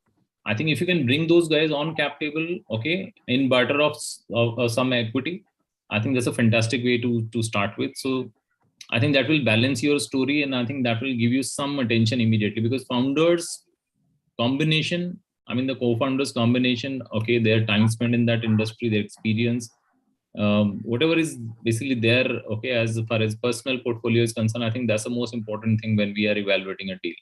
So nothing as in degree or background, but yeah, I think it's relevant sector experience which matters. So if I am just to give an example, if I want to create an edtech startup, and I have worked all my life in pharma doesn't really suit. So, important to have a background in terms of the relevant sector you're targeting. And if I am from pharma, how do I get people from the edtech or the education space to be co-founders is what Neeraj is saying. So see, I can give you 2 examples here, Pradeep, Indrajit, just to kind of justify what I'm saying. Like 2 of our founders actually has really used this trick. Okay, so one founder is Rare Planet. He is 25 now. Okay, after 5 years of his entrepreneurship journey, so we funded him when he was 20 years age. So he later on, after like 2-3 years of his venture journey, he brought in a co-founder who is a 52 years age. So he's 25 and he is reverse of that. So 25 and 52. But that guy actually has a retail experience and sourcing experience from handicraft, which is his core business of 25 years. Now that guy actually solved the entire sourcing problem for them. He has brought down the price economics. Okay. And he has such a basically a good experience in that industry that together when an VC or an investor evaluate this company now with a young enthusiast and a very senior person, it makes a lot of sense for me to judge them and to kind of like bet on these guys. Similarly, there is a company called .co which we recently funded. It's a healthcare company. Again, the founder is 28 or 29, but he had found out a co-founder who is like 22 year experience in healthcare. So very senior profile and then very young profile, and both of them are like gelling well, and it makes a very, very interesting proposition for investors to kind of like invest in those companies. So just basically an example on this co-founder thing. Completely agree with that. So I think Kapil, do we have more time? It's if you have anything specific to discuss, then we can maybe give next couple of minutes. Okay. No, so I think I don't see any more questions. Sarika, your question in terms of what's the percentage possibility of getting funded at ideation stage? It depends on how credible your business plan is, at what's the kind of team you have in place, what's the quantum of funding you are looking to raise. So maybe as Bhavish said, depends on the sector. So you want to raise a certain amount of money to make sure you're getting your business model right after the first round of funding. So it can be as low as $250,000 or can be as high as say $1 million. Depends on your kind of the business plan you're doing. Real estate, very difficult to get funded, just to tell you, but unless it's a tech play on real estate, very difficult to. So I mean, one more point which I like to highlight, and it's 95% of investors today do not invest asset heavy businesses. So you will rarely find an investor in the early stage backing you for setting a manufacturing facility or backing you to buy a real estate. I think the theme last few years has been on asset light, tech dependent, highly scalable B2C businesses. Same is the case with B2B. So it's more tech stories which are being funded. The reason why you will not fund a manufacturing setup is typically either it is greenfield or if it is not, it is better funded by debt rather than by equity. So you will rarely find an equity partner for this. Correct me if I'm going wrong, Bhavish. No, yeah, real estate is, you'll probably find a co-ownership kind of investment in real estate projects. People will invest in the project, yeah, but yeah, I mean, even the private equity players are, kind of moving away from an investment only model. A question from Deva. Yes, please. Yeah. Reliable source to find information about social enterprises working in healthcare sector. Devakar, I think you'll have to do some public market research in terms of finding out enterprises working in healthcare sector. If you're looking at investors for healthcare sector, there are a lot of VCs, PEs who focus on healthcare as a theme. Apart from sector agnostic funds whom you could reach out to, those would be helpful for you. But I think that's that. There's one question from Ishan. So, just because time is ticking now, so I would request all the participants, if they have any further queries, you can write to us directly and we'll be happy to answer all of your queries. So, really very insightful, and the Neeraj sir and Bhavesh sir and obviously Mr. Indrapreet, you shared your personal experiences and the example. They were highly crucial, and at least as an audience now, I know if in near future I'm going to start my own venture again, and so what are the do's and don'ts, especially while looking for funding, that I have to take care. So thank you so much, Mr. Neeraj Tyagi and Mr. Bhavesh Sood and Mr. Indrapreet Chadda, for your time and valuable insights that you shared during the discussion, especially related to fundraise at an early stage. On the behalf of AIC BIMTECH, I would like to take this opportunity to express my sincere appreciation once again to all the participants with us for accepting our invitation and being so supportive during the session. My heartfelt thanks to, again, moderator Mr. Indrapreet Chadda for moderating this wonderful panel discussion. Further, I'm grateful to both the speakers for sharing their experiences and providing valuable insights. Like to thank Birla Institute of Management Technology, our host institute, and our 90 plus corporate and academic partners. Special thanks to our session partner, GL Bajaj Institute of Technology and Management, our outreach partners, and our hosting partner, Zoom. We are just having next interactive panel discussion on legal and IPRs, which will be starting by 7 p.m. So stay tuned, and thank you so much for bearing with us. Thank you so much, Neeraj sir, once again, Bhavesh sir, and Indrapreet. Yeah, thank you so much for your time. Yeah, thank you. Thank you, Neeraj sir and Bye, Bhavesh sir. everyone. Thank Bye, you. Bhavesh. Thank you for being here.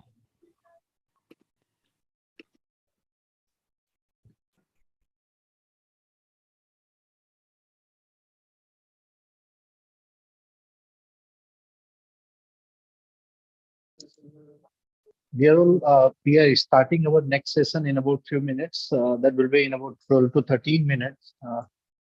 And in meanwhile, I think Kapil is going to take through a presentation about AIC BIMTECH.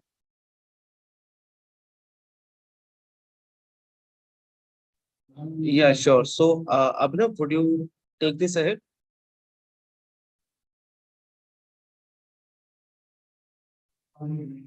Yeah, okay, sure. I cannot share the screen as it is already being shared. Okay, just a minute. Yeah, sir has stopped, I think. Yeah.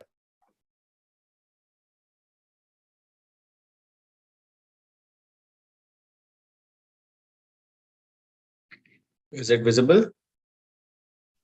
It is. Yes, it is. Yes. Okay. So I think, shall we continue from where we left last time? I think yes. Yes. Yeah, that will make more sense. Okay. So we were talking about the international partners that we have in collaboration with the host institute, courtesy BIMTECH. So these partners basically, help you to reach out different geographies as a potential market. So maybe you're looking at a product, at a service, eyeing Indian market. It might not be the right fitment. There are other countries, there are other demographics where your idea would work.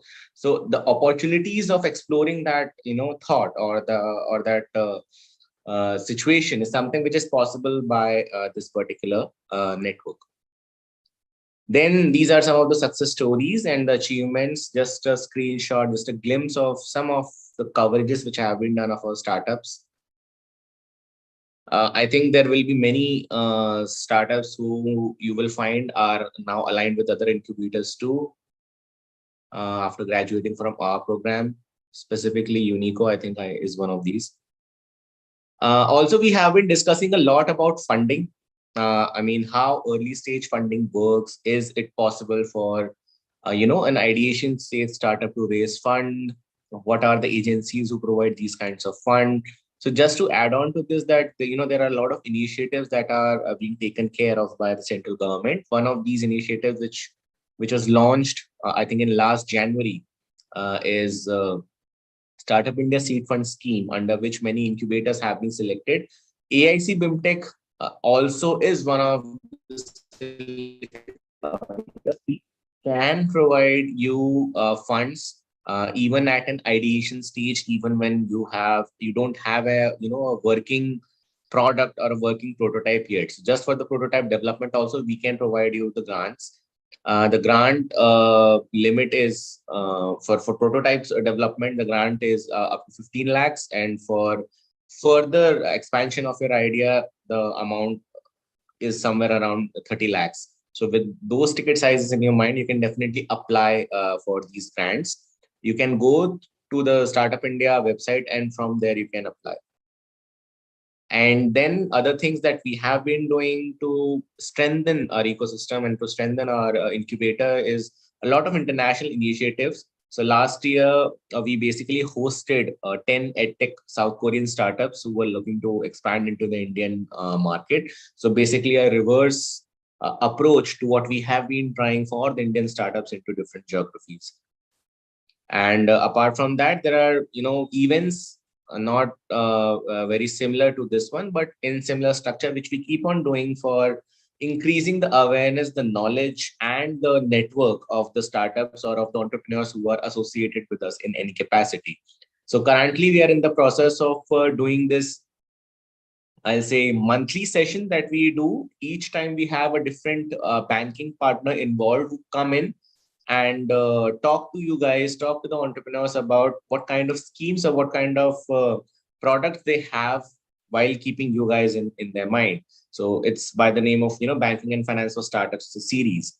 Similarly, what we have also been doing is we have been trying to bridge the gap between entrepreneurs like you and entrepreneurs who are basically, person with disabilities trying to do their ventures. So when we have planned, we have started, and we have initiated a program called Sambhav, right now working along with AtPar, a foundation, and under which we support these startups. We help these entrepreneurs to bridge that gap between reaching out, expanding their horizon, and being successful. Also, we are doing a collaborative program with the Canadian High Commission, where we are supporting 8 deep tech startups, again trying to understand the Indian market. A lot of collaboration with the state governments like UP state government and Odisha state government. So with UP state government, we have run the incubator management program for 28 UP-based incubators. And then for Odisha government, we have run multiple programs for their startups. There was one Udan, there was this Prarambh, where market access was provided to the startups who has joined us in. Then we do some partner programs with it was YSIP, Young SDG Innovators Program, which we did with UNGC and I, under which we suggested and helped companies like ONGC and GAIL in how to incorporate SDGs within their own internal processes and leverage it, building towards a sustainable future. And at the end of it, this is the team, the lean team, which has been handling the entire incubator and is responsible for bringing Amalgam 2.0 to you, led by Dr. Rabarishi, who is our CEO. You have been seeing Kapil comparing a lot. Then you have definitely seen Pragya at the initial stages of the event, and Sayam. Anil sir is also there right now. And then we have Anisha and Anmol, where Anmol is standing, is going somewhere, but he's there. So, and me, Abhinav. So that's the team. Can I add on here? Sorry? Yeah, I just wanted to add on here that do mention that 90% of our team is made of entrepreneurs. Yes. So 90% of the faces that you can see right now on your screen, we have had our own ventures at some point of time. We'll not comment whether they were successful or unsuccessful, but here we are today. So we basically are trying to bridge that gap between, trying to understand the psyche of the people at the both end of the table. So we have been in your position. We have been founders ourselves. We have seen the rigor. We have seen the efforts that need to be put in and the support which is required. And maybe that gives us that perspective that, what kind of support actually is needed by you guys. We are trying to develop that. I hope we will get your constant support to develop it further. And as a closing remark, as far as this presentation is concerned, if there is any other question, any other clarification that you would like to have, please go ahead and ask. So I think I'll stop the screen sharing. Yeah.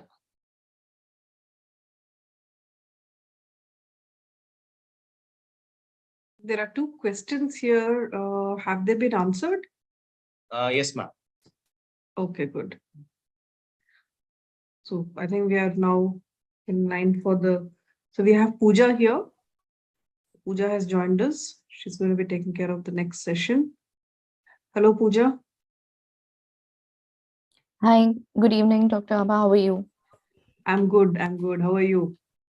I'm fine, doing fine, absolutely fine. Happy Great. Women's Day to everybody.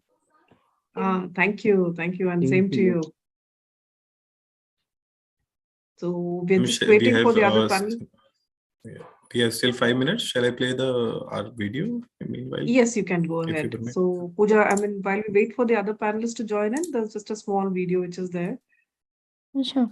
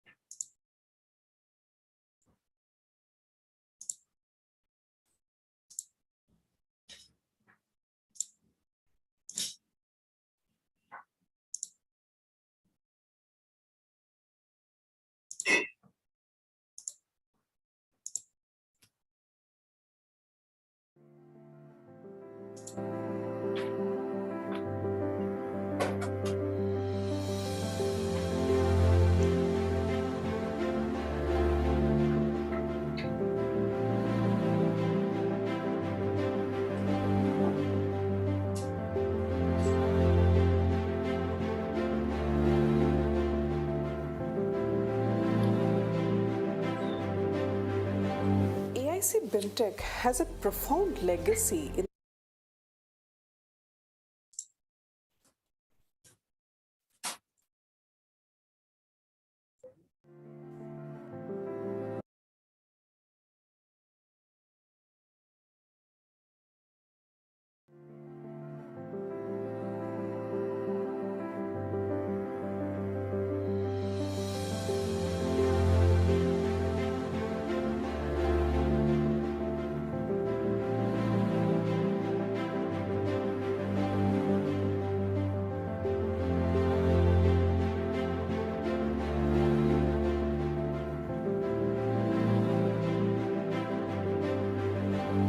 AIC BIMTECH has a profound legacy in the values of our founders.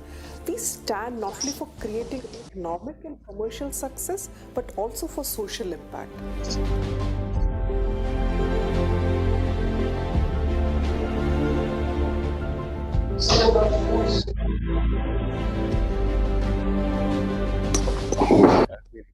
AIC BIMTECH since its foundation. The life cycle journey of AIC BIMTECH has been thrilling in a way.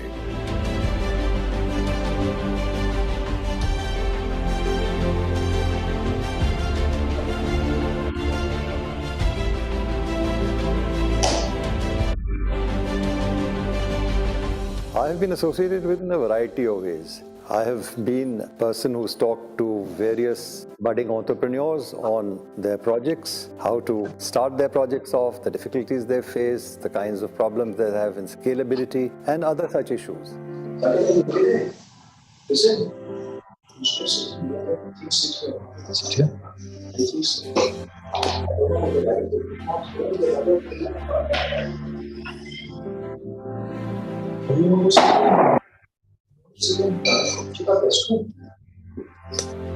Started.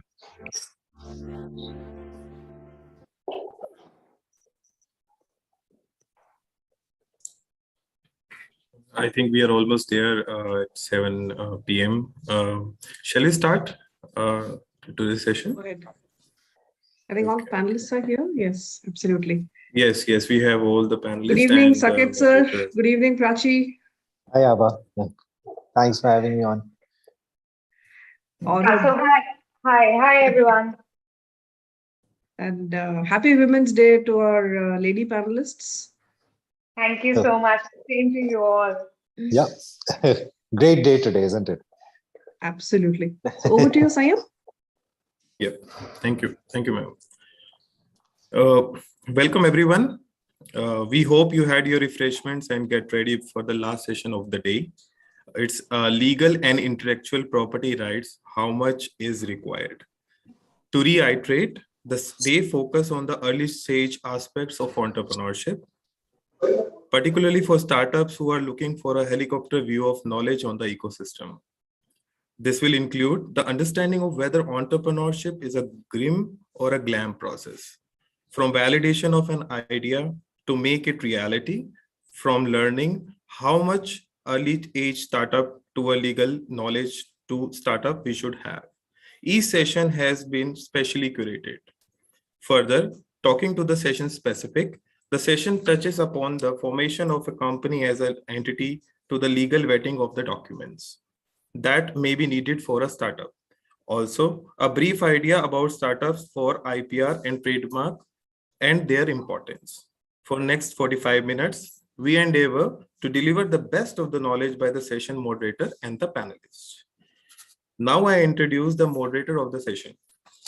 Ms. Pooja Bhatia, Chief Manager in Innovation Technology Transfer Office, ITTO, is an experienced IP and licensing professional, a certified licensing professional and registered technology transfer professional with a demonstrated history of working in the life science domain, with an MBA degree focused in technology management from National Law University, Jodhpur. Thank you, Pooja, for joining us today. Now, over to you for this session to further introduction of our esteemed panelists. Thank you, ma'am. Thank you so much, Sayam, for the introduction. And I hope I'm clearly audible. Yes, ma'am, you are audible. Thank you.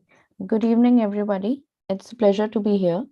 And I hope you have enjoyed the session so far. I know there's an interesting lineup of sessions. And this session is also going to be very interesting because we have two experts who are quite experienced in their own fields. So I will start with the lady first. I hope Mr. Ketan won't mind it. Let me introduce Dr. Prachi Chopra. She's the Managing Director at Intellect Bastion IP, and she's an award-winning IPR expert, an IPR trainer, a researcher, and mentor. She is currently the founder and managing director. She is also the president at the Delhi Innovation Council, WICCI. She's a professor at badabusiness.com and an advisor. She wears a lot of hats, I must add, in addition to, she has also done her PhD. So hats off to you, Prachi. You're doing a lot of different things, and I find that very interesting. Her company has been founded with the aim to assist the participants of research and development community in their complete innovation cycle by providing intellectual property rights, services, solutions like patent research and analytics, finally helping them to protect their invention by competing to get patents for their inventions. The company provides design registration, copyright registration, and trademark registration services as well. So here's about our first expert, and I will now speak about Mr. Ketan, who is a senior partner at Ketan Legal Associates. He's the founder and senior partner. He has a diversified experience in advising leading global and Indian businesses on mergers and acquisition, JVs, private equity, VC investment, restructuring, and insurance. He has also been recognized as world's leading lawyer for insurance and reinsurance by Who's Who Legal and Legal 500, among many other recognitions. He is also an angel investor, manages ECE Elevators, his family business, and Ketan Legal Associate regularly engages with startup, industry bodies, government entities, and also mentors startups and advises various funds. So I welcome you both for this session, and I hope all the participants have their questions and queries ready. Please keep typing your queries in the chat box, and I would be taking them one by one. I would also request all of you to keep your microphones on mute so that we can have more of an interactive session and ensure everybody's questions are answered. Mr. Ketan, since you have such an combination of experience, being an angel investor, being into legal, I wonder, what are the various compliances that an entrepreneur needs to know even before jumping into creating a startup? Could you simplify the jargons? I'm from a non-legal background. Could you simplify it for me? So you're asking a lawyer to simplify something that will hit his stomach. Okay. So from a startup perspective, the government has done a lot, in particular the DPIIT, where if you register as a startup, the DPIIT has sort of tied up with several ministries to provide a single window registration for startups to come in business. If you look at tech startups in particular, by and large, you require 3 or 4 specific licenses to commence business. It's labor, it's shops and establishments, and tax registrations. These are the 3 basic licenses. Labor has been tied up with the HRD ministry. And as far as PAN and TAN is concerned, the Ministry of Corporate Affairs effectively grants it as soon as you incorporate a company itself. Right. Shops and establishment is a state subject and effectively requires you to register as soon as you get a premises. So these are the 3. To my mind, it's more difficult to open a bank account now than to start a company. So. So you mentioned about the state laws. So in addition to the national laws, we also have to check, the startups have to be aware about the state laws as well. So is there any one point of resource which the startups can go through and see what exactly applies to them? Sure, come to Khaitan Legal Associates. Yeah, I like that. I'm sure they would definitely get in touch with you. So Pooja, to be frank, each state has different subjects, and when you look at state laws, the 2 that impact startups the maximum is property and stamp duty. And once it's incorporated and the company starts functioning, particularly under the Companies Act, there are several compliances that need to be done. And in my experience, what I found, particularly when I'm doing angel investment or I'm doing Series A, B, C, the compliances are very weak.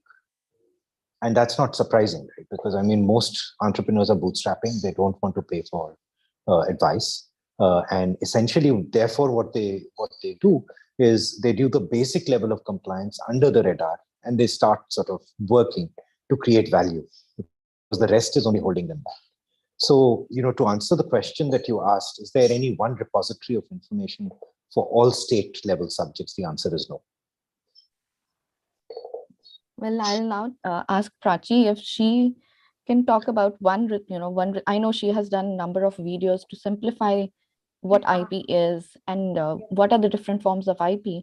But Prachi, is there any other source where the inventors or the entrepreneurs can reach out to understand what is IP, what are the different forms of IP? Because that is the main point of confusion, I would say. Yeah. Yes, I understand this point. That's why I started a YouTube channel to, deliver more and more knowledge on this. So one of the sources is my YouTube channel. Second, what I feel is there are so many blogs and, so many websites which are actually blogs on which, if you are an entrepreneur and you are actually an inventor and you want to understand how you can protect your invention using intellectual property rights. If I specifically talk about the blogs which focus on intellectual property rights, there are quite a few, but I can't say they specifically talk about Indian Patent Act or Indian Trademark Act or Indian Copyright Act. So some are for US jurisdiction, some are for European jurisdiction. But see, the basics of every law is same, but particularly for a particular jurisdiction, there are some specific differences. So still, if you ask about some specific blogs, I can say it's IP Watchdog and it's Patently O. So these are the 2, and there are a few now for uh, from Europe also. If I talk about Indian blogs about Indian Patent Act, it's Spicy IP, Banana IP. These are some of the blogs which you can follow to get more and more information, wherein each of the posts in these blogs talks about specific topics concerning an inventor's need for their specific businesses, that how can we patent our invention, how can we file a trademark, and every this and that, every what, why, and how of relating to your intellectual property assets. Prachi, Mr. Khetan spoke about, how the legal compliance is essential. So, and I believe IP is also one of the legal compliances which a startup needs to be in place.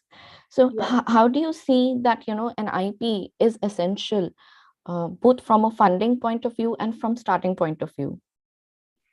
IP is really essential. So you cannot ignore IP at all. Starting from, thinking of starting a business, that starts with a name.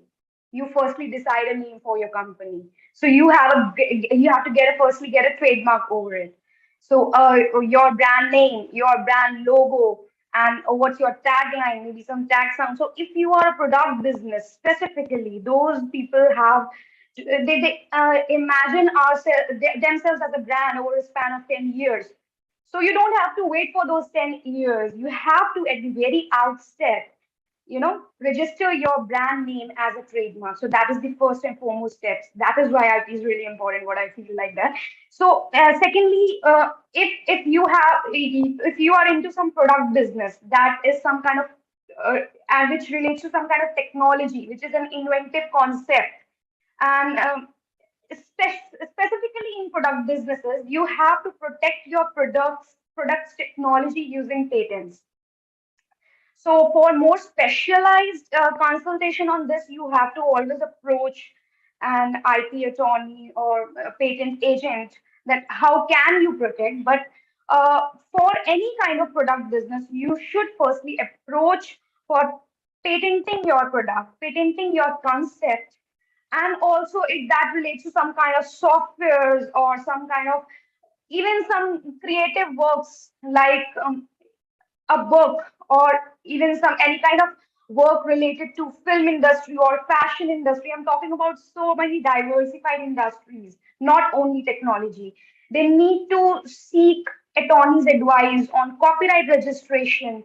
So every invention, artistic work, literary work, source of your invention, source of your business, you have to approach an attorney to see what kind of intellectual property right can be used to protect your particular asset, your particular creation of your mind. So that's why I feel IP is really important, specifically for businesses, and specifically those people who are involved into technology. Like in BIMTECH, it's everyone should be. I hope everyone is involved in technology. Everyone is involved in innovation.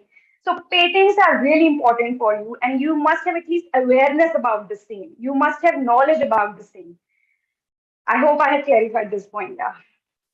Yes, absolutely, Prachi. So I would say that both Mr. Ketan and you have, rightly mentioned that most of the startups, Mr. Ketan very subtly touched that point that the startups would not like to, invest money in getting the right advice.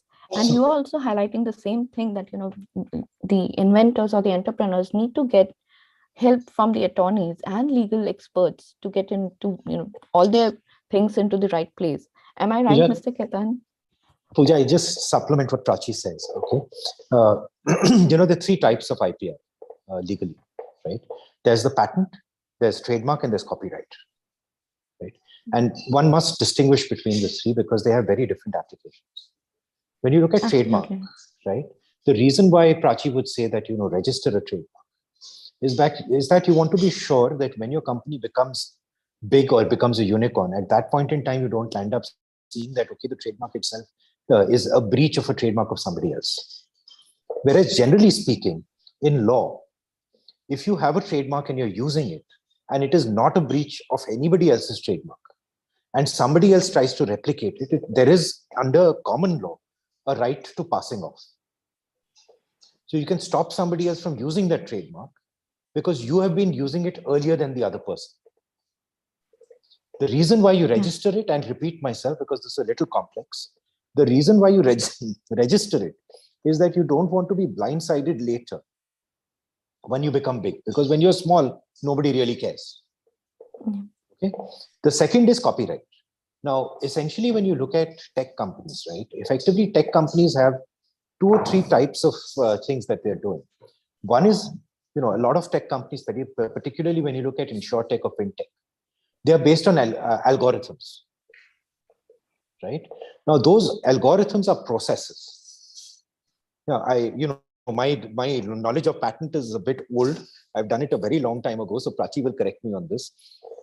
To my mind, under Indian law, process patents are not granted. So essentially then what happens is, because they're not granted, these algorithms have to be protected through copyright. Right? And you use the Copyright Act to protect it, and there is no requirement under the Copyright Act to even register the copyright. The advantage that you get in registering it is that there's a presumption that the owner of the copyright is the person who's registered. Again, if you hold the copyright and there is a breach, you still have a right under equity to be able to stop the person from violating copyright. Now, patent is a completely different ballgame altogether. If you don't register the patent, then the ownership comes into question. So it is important to register a patent. And patent in India is only granted for products. They're not granted for processes. The other distinction between copyright, trademark, and patent is that while there are international conventions governing trademarks and copyrights, there is no international convention governing patents. So you have to go to each jurisdiction which you think is relevant and register the patent. So essentially what I'm trying to say is that when as a startup, when you're commencing business, what Prachi has suggested is absolutely correct. That compliance becomes very important. It depends on what is important to you. Now, sometimes, take for example, a food processing unit like Licious. Everything is in the brand. It's a unicorn, but everything is in a brand. And there is some process that they're doing, which is basically being able to create good food and deliver to your doorstep. And there is a whole logistics thing behind it. But that is not, I cannot protect that. There is no moat around it. And that is key. Right. I would request Prachi to, clarify about the process patents, because right now in India, those are allowed, right? Prachi, would you like to shed more light on it?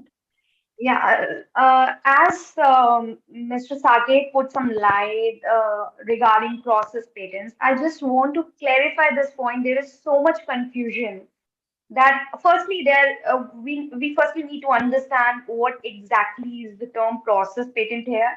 Saket sir was referring to software inventions which actually are algorithmic. So those are written in patent claims as process. So those are process patents actually referred as those. So in India now, as per a few amendments done so far, it's actually a problem left in pharmaceutical side only, that to have a process, they can have a process patent and, not product patents. Right now, the problem is that software inventions per se, just the software invention, software codings, they cannot be patented. That's why, suppose if some person has done some software coding work, some algorithmic work, that person has to approach a copyright attorney and get it copyrighted. But if that software coding can be synced with some hardware, if that can be synced with some hardware and we can get a tangible product in our hands, although it has some kind of software coding in between, which can be protected as copyright. I hope you understand there is a tangible product which runs through some algorithm and coding behind it. That coding is protected by copyright because that's a process of steps that has to be protected by copyright. But the tangible product, which is actually some kind of hardware, a product, that can be protected as patents. We need to understand this difference. Suppose if there is an electrical vehicle as such, if I talk about the whole designing of that electrical vehicle, that is protected by design registration. Now, the technology behind that electrical vehicle, the concept, the innovative concept with which that electrical vehicle works, that is protected by patents. Now, the coding, maybe some automation to make it automated electrical vehicle which runs without any kind of manual interference. The coding behind it, that's a process. written in algorithmic steps, that is protected by copyright registration. So in just one product, these are the three different registrations used to provide an overall protection to that electrical vehicle. Now, the name of that electrical vehicle, the brand behind it, the company behind it, that is protected by trademark registration. So I have just given one example of electrical vehicle to explain you all the different types of registrations, IP registrations, which are used to provide an overall protection to that particular product. That is why I say that software coding per se, explicitly software coding cannot be patented in India, as rightly said by Saket sir. But if there is some hardware involved and some technology involved, some innovative step involved, that can be protected by patents. Prachi, there's a question for you from Shahbaz that he's asking, we are planning to apply the IP. Do I need to apply only for India or worldwide? And how much does it cost? Only to India, worldwide, I'm exactly not able to get the question. So the question is that they want to apply for IP. So where should they apply? Only for India or worldwide? And how much would it cost? That depends upon your interest in which market you want to commercialize the product. Suppose if you want to commercialize and get your business developed in India only, then you have to file a patent in India only. Although the search of its novelty and inventive step is done globally, but the patent rights are territorial in nature. So you can register and get protection over over a patent, over an invention, which you want to commercialize in one particular jurisdiction. In one particular jurisdiction only you can get those rights. If you get a patent right in India, it's not like some other person can't use same kind of technology in some other country. I have recently, posted one video on this on YouTube also, that patent rights are territorial in nature. So if you want to create and, start your business in India, I'm just assuming, then you have to get your patent registered in India. But if you want your business to be established in US, you have to register your patent in patent over your invention in US also. So in all those jurisdictions in which you think of or you want to just now start the business, you have to, at the very outset, start with the patent registration process in those jurisdictions.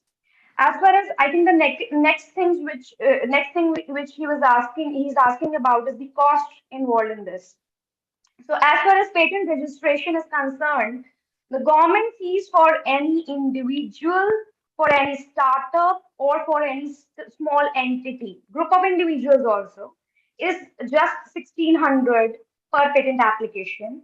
Professional fees is quite higher and depends upon the attorney you approach, the law firm you approach, and the complexity of your invention also. So it ranges almost from 25,000 to 50,000. So this is, I can provide a range only, even more higher than this sometimes. But that is for multinational companies who are involved into very complex inventions.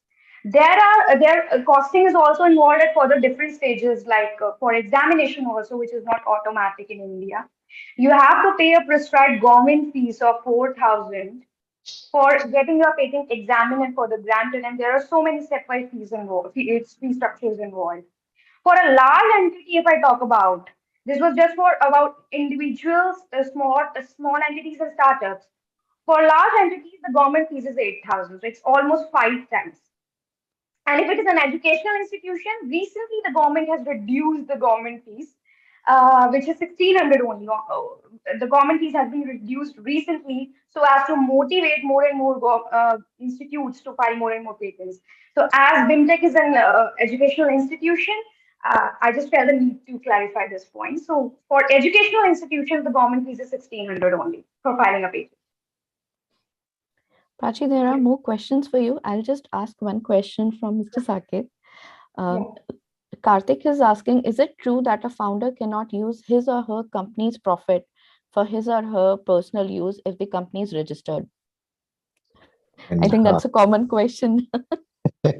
So the answer to this is, I said a qualified no to the person who asked the question. And the reason for that is you have to understand that from a tax perspective, there are two legal entities. One is you as a person, the other is the company as a legal entity, and both have different tax treatment.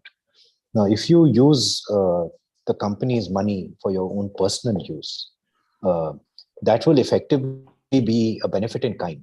So there's no reason why you can't do it. The only thing is that it be treated as benefit in kind and therefore income in your hands and taxed accordingly. Now, that's a different matter that your investors may come and tell you that you're siphoning money because you're using it without telling them. There are other ways to get over this provision.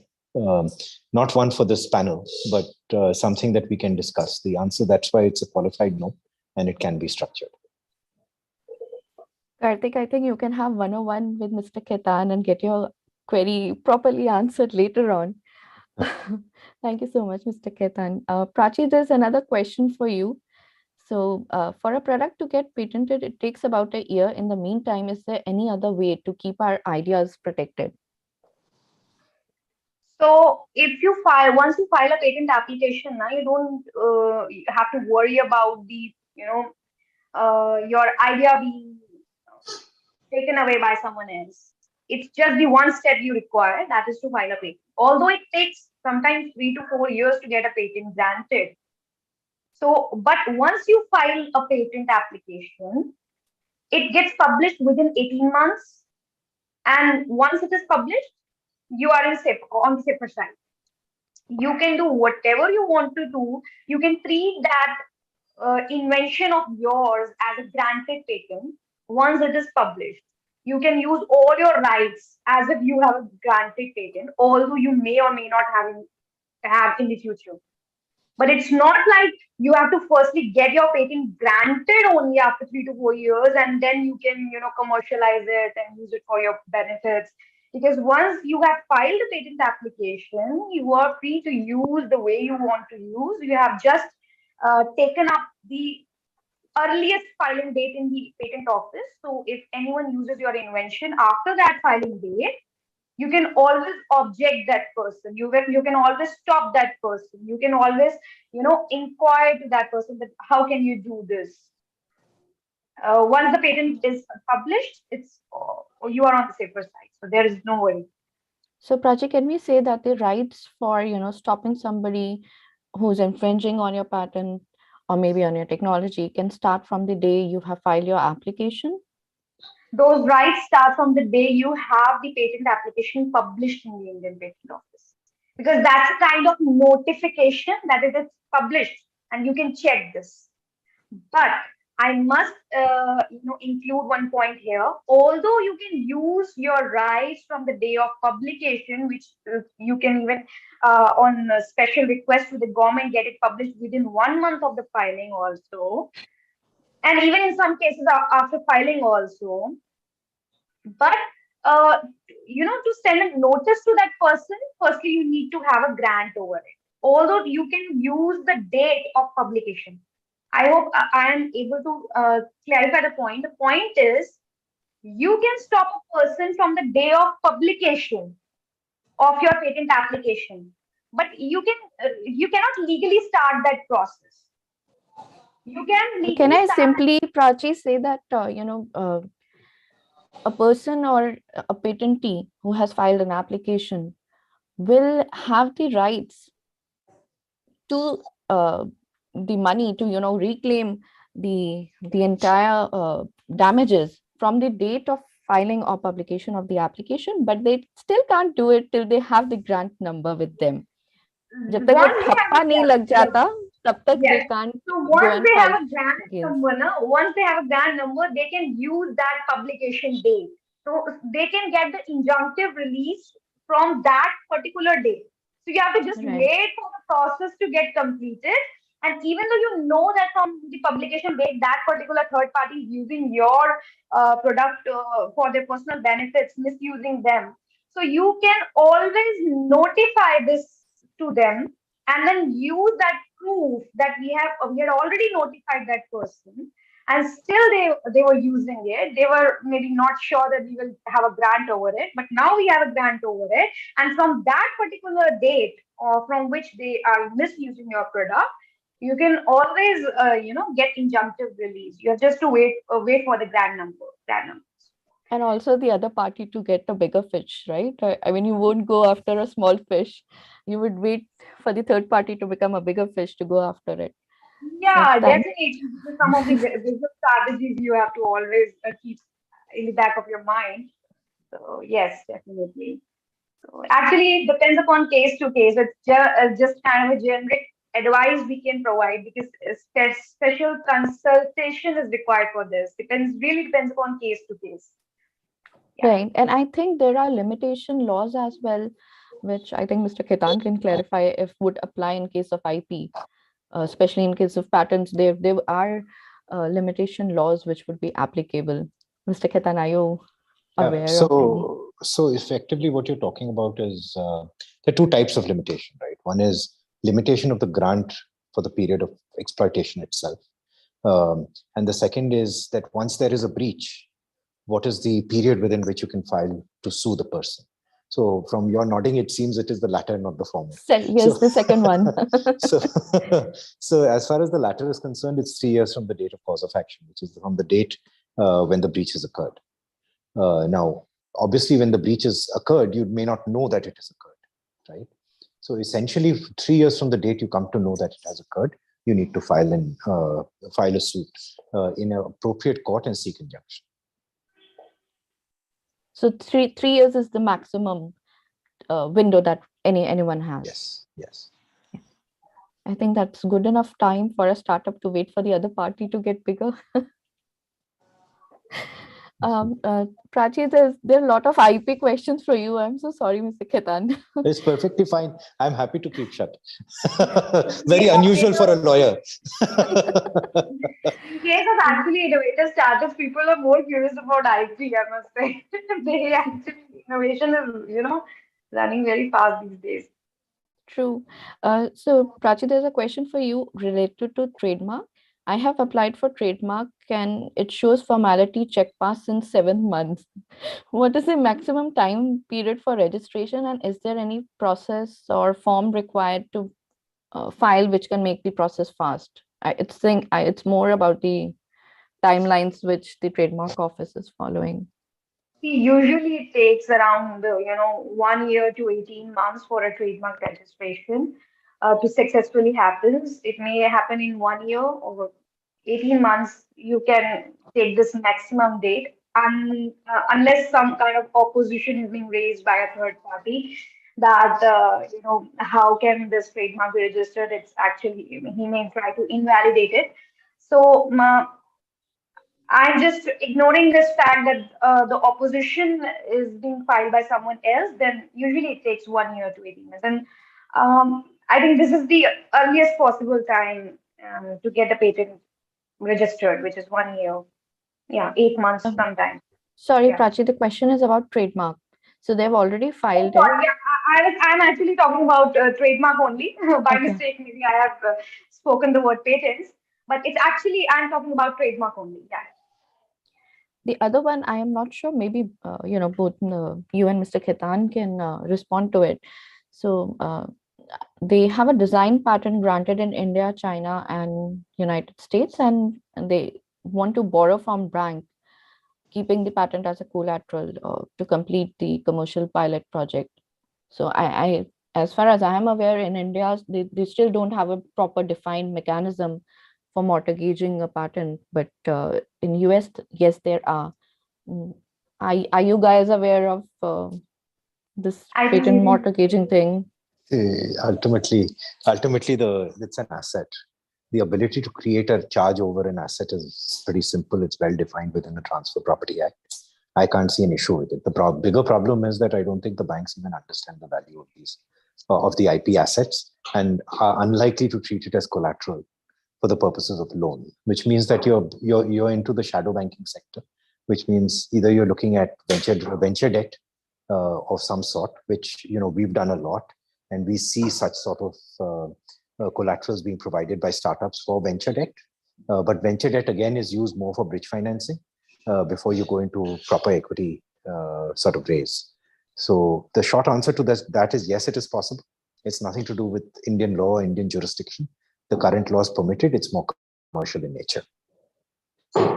Right, but it's more common in US in comparison to Indian. I think, as you said, that there's a lack of understanding on how valuable an IP or a patent is, and how to actually give a value to it. So I think that is one of the lacking reasons for not having much of patent mortgages in India, but Absolutely. it's quite frequent in US. Absolutely, you're right, Pooja. So I mean, there are few venture debt funds that are coming up now, and some of them have their genesis in the US. So those types of funds would look at collateralizing your IP, because effectively the startup has nothing else. True. IP is the only thing that's bringing in value. So if effectively you collateralize the IP. So it's not that something we haven't done, it's not common. When you are looking at the startups, as to help them with the funding part, or as an investor, I'm sure IP would be one of the components of the assessments. But what are the other components that you look at? I'm just asking out of curiosity, because legal compliances are essential, but I'm sure even those are going to play a key role in judging whether you would like to invest into a company or not. So could you highlight a bit on that? So you're going to not like my answer. So, and this is a closed room. I assume it's Chatham House rules. So I will tell you what I see personally. I actually see the person. See, in a startup, what happens is that it really doesn't matter, how compliant that startup is. It does not matter, which sector that person is, because I've seen in my life, investing in so many startups, that they pivot. What you start up with, you don't actually end up with. So my investment is in the person and how committed that person is to the idea. That is first and foremost. Next comes, the balance things that we look at, whether it's compliance, whether it is raising of funding, whether it is mentoring a startup. All that is something that I have the ability to do.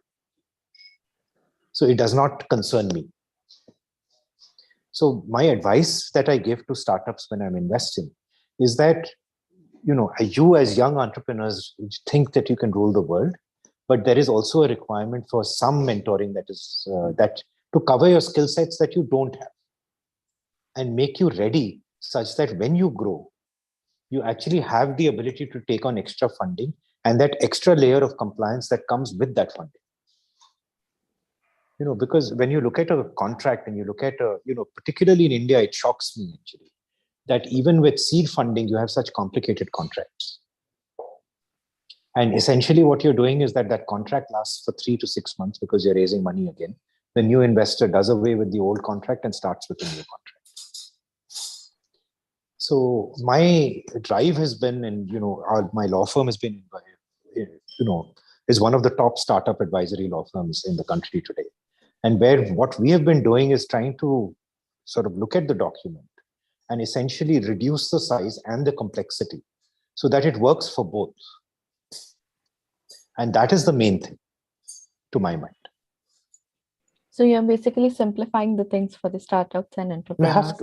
You have to, because the more complex, the more expensive compliance. And you have a startup that is bootstrapping. You're anyway in a very difficult regulatory environment in India. Yeah. And I've invested both. I split my time between London and India. And I've invested in London startups quite a bit. It's a very different environment. So to then overlay that with further compliance, to me, it doesn't make any sense to me. Mr. Ketan, there's a question for you. What would be the legal compliances for a science or lab-based edtech company? Ms. Nirmala is asking this. This is science or edtech based? Yes, science or lab-based edtech. I think there are two different questions. So, the way I look at it is that it depends on what you're doing with EdTech. EdTech itself is sort of poorly defined. Some areas of EdTech are regulated, others are not. Right. So when you're in the unregulated segment, then it really doesn't matter. Right. Then you have the normal compliances that would apply to any startup.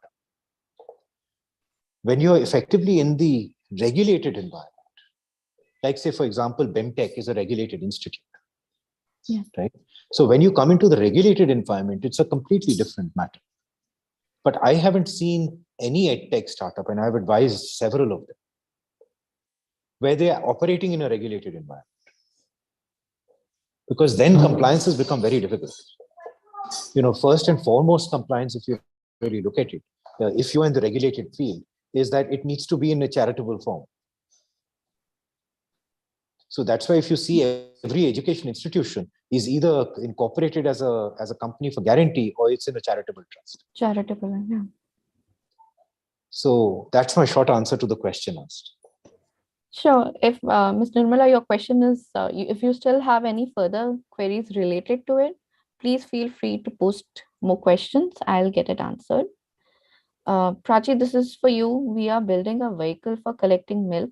We have designed the vehicle and done some integration and developing software to make payments. What are the IP registrations that we need to do? Prachi, are you there? Yeah. Can you please repeat the exact invention, the name of the invention? So they are building a vehicle for collecting milk. They have designed the vehicle. They have done some integration and developing a software to make payments, etc. So the question is, what are the IP registration that we need to do? So it's a vehicle for giving milk. So firstly, if it's a vehicle Collecting milk, yes. collecting milk. So if it's a vehicle and there is some kind of designing aspect which is new and original related to that vehicle, it's just a generic any kind of normal vehicle out there.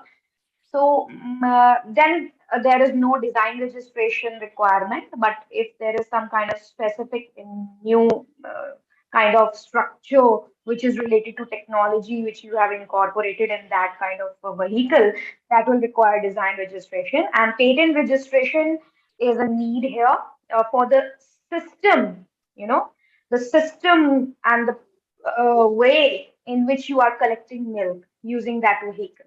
So you are using a complete system in which there is a process of collecting the payments, there is a process of collection of milk, how you get your milk delivered to the customer, and how your customer pays back money to you, how the process is running, what is the whole business model, how the things are happening. So that's kind of system, the technology, the way it is working, that needs to be patented here. So patents are, given, granted for, systems and compositions and products and processes also. So what exactly is the most suitable way of getting a patent here? What is the technology here? Is it a product here? Is it a system? As far as I'm able to understand, it's a system of things happening virtually and in an automatic and using the technology. So how this is running, that needs to be protected through patent registration. As far as payment collection is concerned, there must be some kind of app which can be installed in their phones by the customer. Some B2B business, wherein the second party can pay using that app. If there is some kind of app, UX, there is a user interface involved. That user interface, the coding behind it, that interface can be needs to be patented, needs to be protected using copyrights. So those artistic works of icons of um, layouts of that interface and the coding behind it, that can be protected by copyright registration. Okay, so here lies the need of copyright registration. And lastly, your business models, your business name, that has to be protected by trademark registration. Any kind of taglines. So that is related to the business aspect. If you're starting off, you may be deciding some kind of business name and brand logo and all sorts of taglines and just like any other business. So that requires trademark registration. As far as the inventive concept is involved, I just feel that patent registration and copyright registration are really required in this invention. Prachi, so just a question connected to it is that, how do we know that a technology is eligible for patenting and whether it's already been patented? It's more for the patent search related question. Prachi. So as far as the eligibility of patenting is concerned, the three criteria, three main criteria of eligibility are: it should be novel, it should be non-obvious. That means it should have some kind novel. By novel, I means it should not be like the whole invention has been patented earlier by someone else. The whole complete invention which you have thought of is already patented by someone else. It should not be the case. Secondly, it should not be kind of obvious for any person that if we combine 1 and 2, A and B, these two inventions, and it's obvious that your invention will happen. So it should not be a combination of 2 or more patented inventions. So it should have some kind of inventive concept. Okay, and lastly, it should have some kind of usefulness. It should have some kind of industrial applicability. Use water industry, otherwise it's all useless. There should be some kind of use for the society, for the public. Although there are some section 3 and 4 provide some kind of non-quite patentable inventions, specifically for the pharmaceutical sides and computer software codes, that what all inventions are not patentable as per Indian Patent Act. Those all 12 to 13 points need to be focused on to define the eligibility of that invention to be filed as a patent. And this is regarding eligibility. What was the second point? If you can repeat. Second question was on how they can know if there's already a patent existing on it. Yeah. To know, there are so many unpaid databases available online. You can use Google Patents. So for an inventor, I can suggest all the unpaid databases, because as professionals, we use paid databases because we have to provide, very specialized professional reports to the inventor. But on your own, you can always do that using unpaid databases which are available online, like Google Patents, like Whitepost Patent Scope, like eSpaceNet, like Japanese, Chinese patent office websites. So there are n number of databases available. You have to search your invention using specific keywords which exactly relate to your invention, and using logical operators of and, or, not, and various other operators. You can combine them and then search for the particular inventions which are very closer to yours, to just check for the eligibility criteria of novelty, non-obviousness, and usefulness, industrial applicability, as I have already informed. Yeah. Thanks, Prachi. Adding on to your answer, I would also, suggest that they should not just look at the patent literature, but also at the non-patent literature to have a complete overview of you. Mr. Ketan, Abhay is asking, do you invest in US-based fintech startups but has operations in Qatar and aiming to cover the entire MENA region? Would you be willing to invest? I just answered that. I mean, I don't understand the Middle East at all. Okay. So the difficulty for me is the market itself. And since I don't, I mean, if it's something that really piques my interest, I really, it's not something that I would say no to immediately. But it starts off with a negative because I don't understand the market. Sure. There's another question for you. I work with small local plant vendors and on the way, some deals with corporates. So far, I do not have any legal paperwork with them. What is the process for such legal contracts? So it depends. I mean, I answered this question to say that standard form contracts are possible. And one can draft and keep standard form contracts in the dealings with various corporates. But that's not a necessity. It depends upon where the person asking the question actually sees risk. and appropriate drafting process, because once you're dealing as a small startup, the big corporate, you're desperate, right? Because you're looking at MVP, and effectively you'll sign whatever is being told to you, because otherwise you fail. So you're not in a position where you can actually negotiate your, position. So it requires some more discussion with somebody like me, who can then guide this person as to what needs to be done. And if Abha can share my details with this person, I'm happy to have a half an hour chat and see how best to achieve what the question is. Sure. I'm also requesting Sam to note down all these questions so that, if there are any further clarifications required, these questions can be forwarded to you. But what kind of advice or, suggestions would you have for first-time founders and seed fund startups? One takeaway for each one of them. So the one takeaway I would say is that, the journey of an entrepreneur is very volatile. You'll have highs and you'll have significant lows. It's how you deal with the lows, and your commitment and intent in regards to your product and what you've made will depend on your success. The rest is all peripheral. Once you're committed to your product and what you've got, and the intent to deliver in the idea, it will work. And I've seen that happen over and over again. I can give you one example. In 2003, I invested in a startup where the intent was to do white-labeled high-end research by taking bodies from India. And the person who set it up had made the household crisis call in the UK. Right? Now, he went through 3 situations where he almost went bust. And today I can tell you he's become profitable. I'd written off my investment. Completely written it off. And now I know that I'm going to get a return on my investment. And for me, that entrepreneur is the best. Because, yeah, I can imagine. The rest, you get people like me to help you. We are just sideshows of money. It doesn't matter.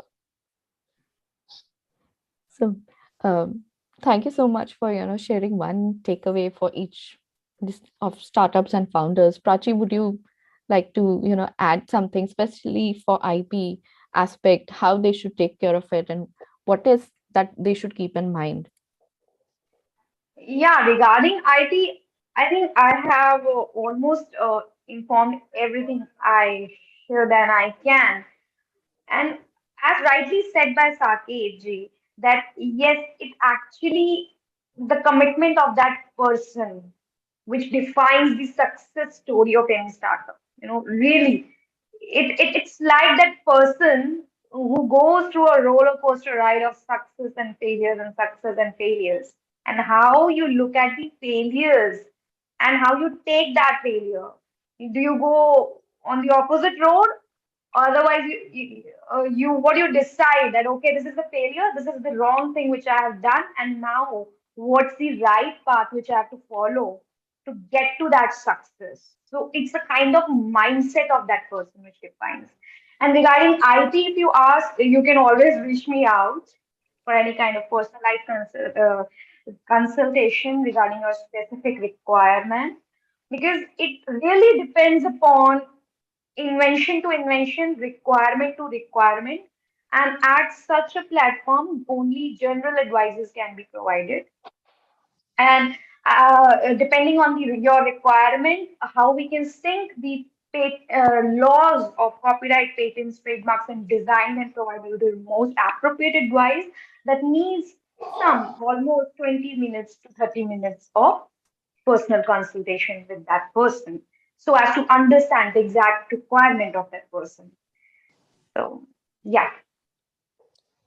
Pooja, I have one parting advice, if it's all right. I would suggest that everybody who's looking at a startup read this book. It's called Hard Things About Hard Things, written by Ben Horowitz. It's just outstanding. I've created a startup law firm, for example, 7 years ago, and I wish I had read this book quite some time back. So I would really request somebody to, if you start doing startups, read that book. Sure, definitely. I think I'm going to read myself. Thank you so much, Mr. Saket and Dr. Prachi. It's been a pleasure talking to both of you. And I have thoroughly enjoyed, asking you the questions. Usually I tend to answer a lot of questions, but this time I had to keep shut, wait for both of you to answer. So it's a cruel thing, but yet I did We really enjoy. like the questions being bombarded on us. Thank you so much. Yeah, thanks, Pooja, for moderating this and having us on. Thank you. Thank you so much for working along with me and answering the questions. I hope everybody enjoyed the session and their questions are being answered. If there are still many more, please feel free to reach out to the team. I thank the entire team who has worked on getting this event in place, and I congratulate Dr. Abha for this event. And I must say, there is a lot of interest generated and more on the way. So have a great evening, everybody. Thank you so much. Thank you. Sayam, over to you. Thank you, Pooja ma'am. I think we are also overwhelmed that so many questions are being bombarded by attendees in this session. I think there's so much to talk about, and thank you. So to go further, thank you, Dr. Prachi and Mr. Ketan for being panelists here, and Ms. Pooja for such an informative discussion as a moderator with the panelists. We endeavor to deliver the best of the knowledge to our audience, and I'm sure there's so much to take away. Even as a host, I get clarity about the patents and copyrights now, and importance of legal thing that a startup should take care of. Further, again, Mr. Ketan, thank you for your valuable time and for throwing light on the topic, especially the legal domain where many startups tend to lag or maybe ignore knowledge due to complexity. Also, Dr. Prachi, thank you for joining today, contributing well into the IPR domain. Lastly, thank you, Ms. Pooja, for such a wonderful engagement as a moderator. And you all have made this session possible and made this complex topic really easy for our audience. We have so much to take away from this session.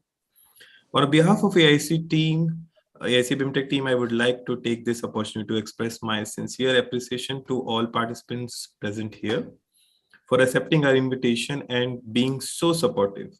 Also, to all speakers who have made this session successful and very informative. I would like to thank Birla Institute of Management and Technology, our host institute, and special thanks to all the academic partners, corporate partners, outreach partners, and all hosting partners Zoom and Zoho. Hope to see you again on day 2 of Amalgam 2.0 starting 2:30 onwards tomorrow. Hosting existing new session, talk about the ecosystem enablers, team building, prototype development, and many more you can check out on our website. If you have any query, feel free to reach out us at team@aicbimtech.com or visit our event portal events.aicbimtech.com/amalgam. Thank you. Thanks for joining us today. Thank you. Yeah, wish you all the best. I think. Thank you. Abha ma'am, if you want to say something, yeah, we have another 2 minutes. I just want to say thank you. I mean, it's been a wonderful session.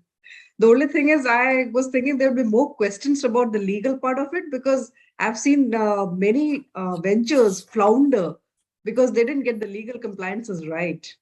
So, but yes, both the areas are important. So maybe we'll have lots of questions for you later on, Saket sir.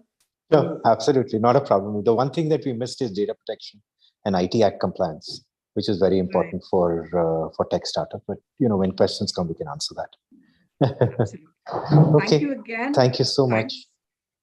I think Dr. Abha can have another session on this. With Pooja moderating it. Happy to pull you all back. Sure, definitely. Definitely look forward, sir. Definitely. Thank you. Okay. Thank you. Bye. Thank you. Thank you. Bye. Bye. Right. Thank you. Thank you. Good night, everyone. Thank you.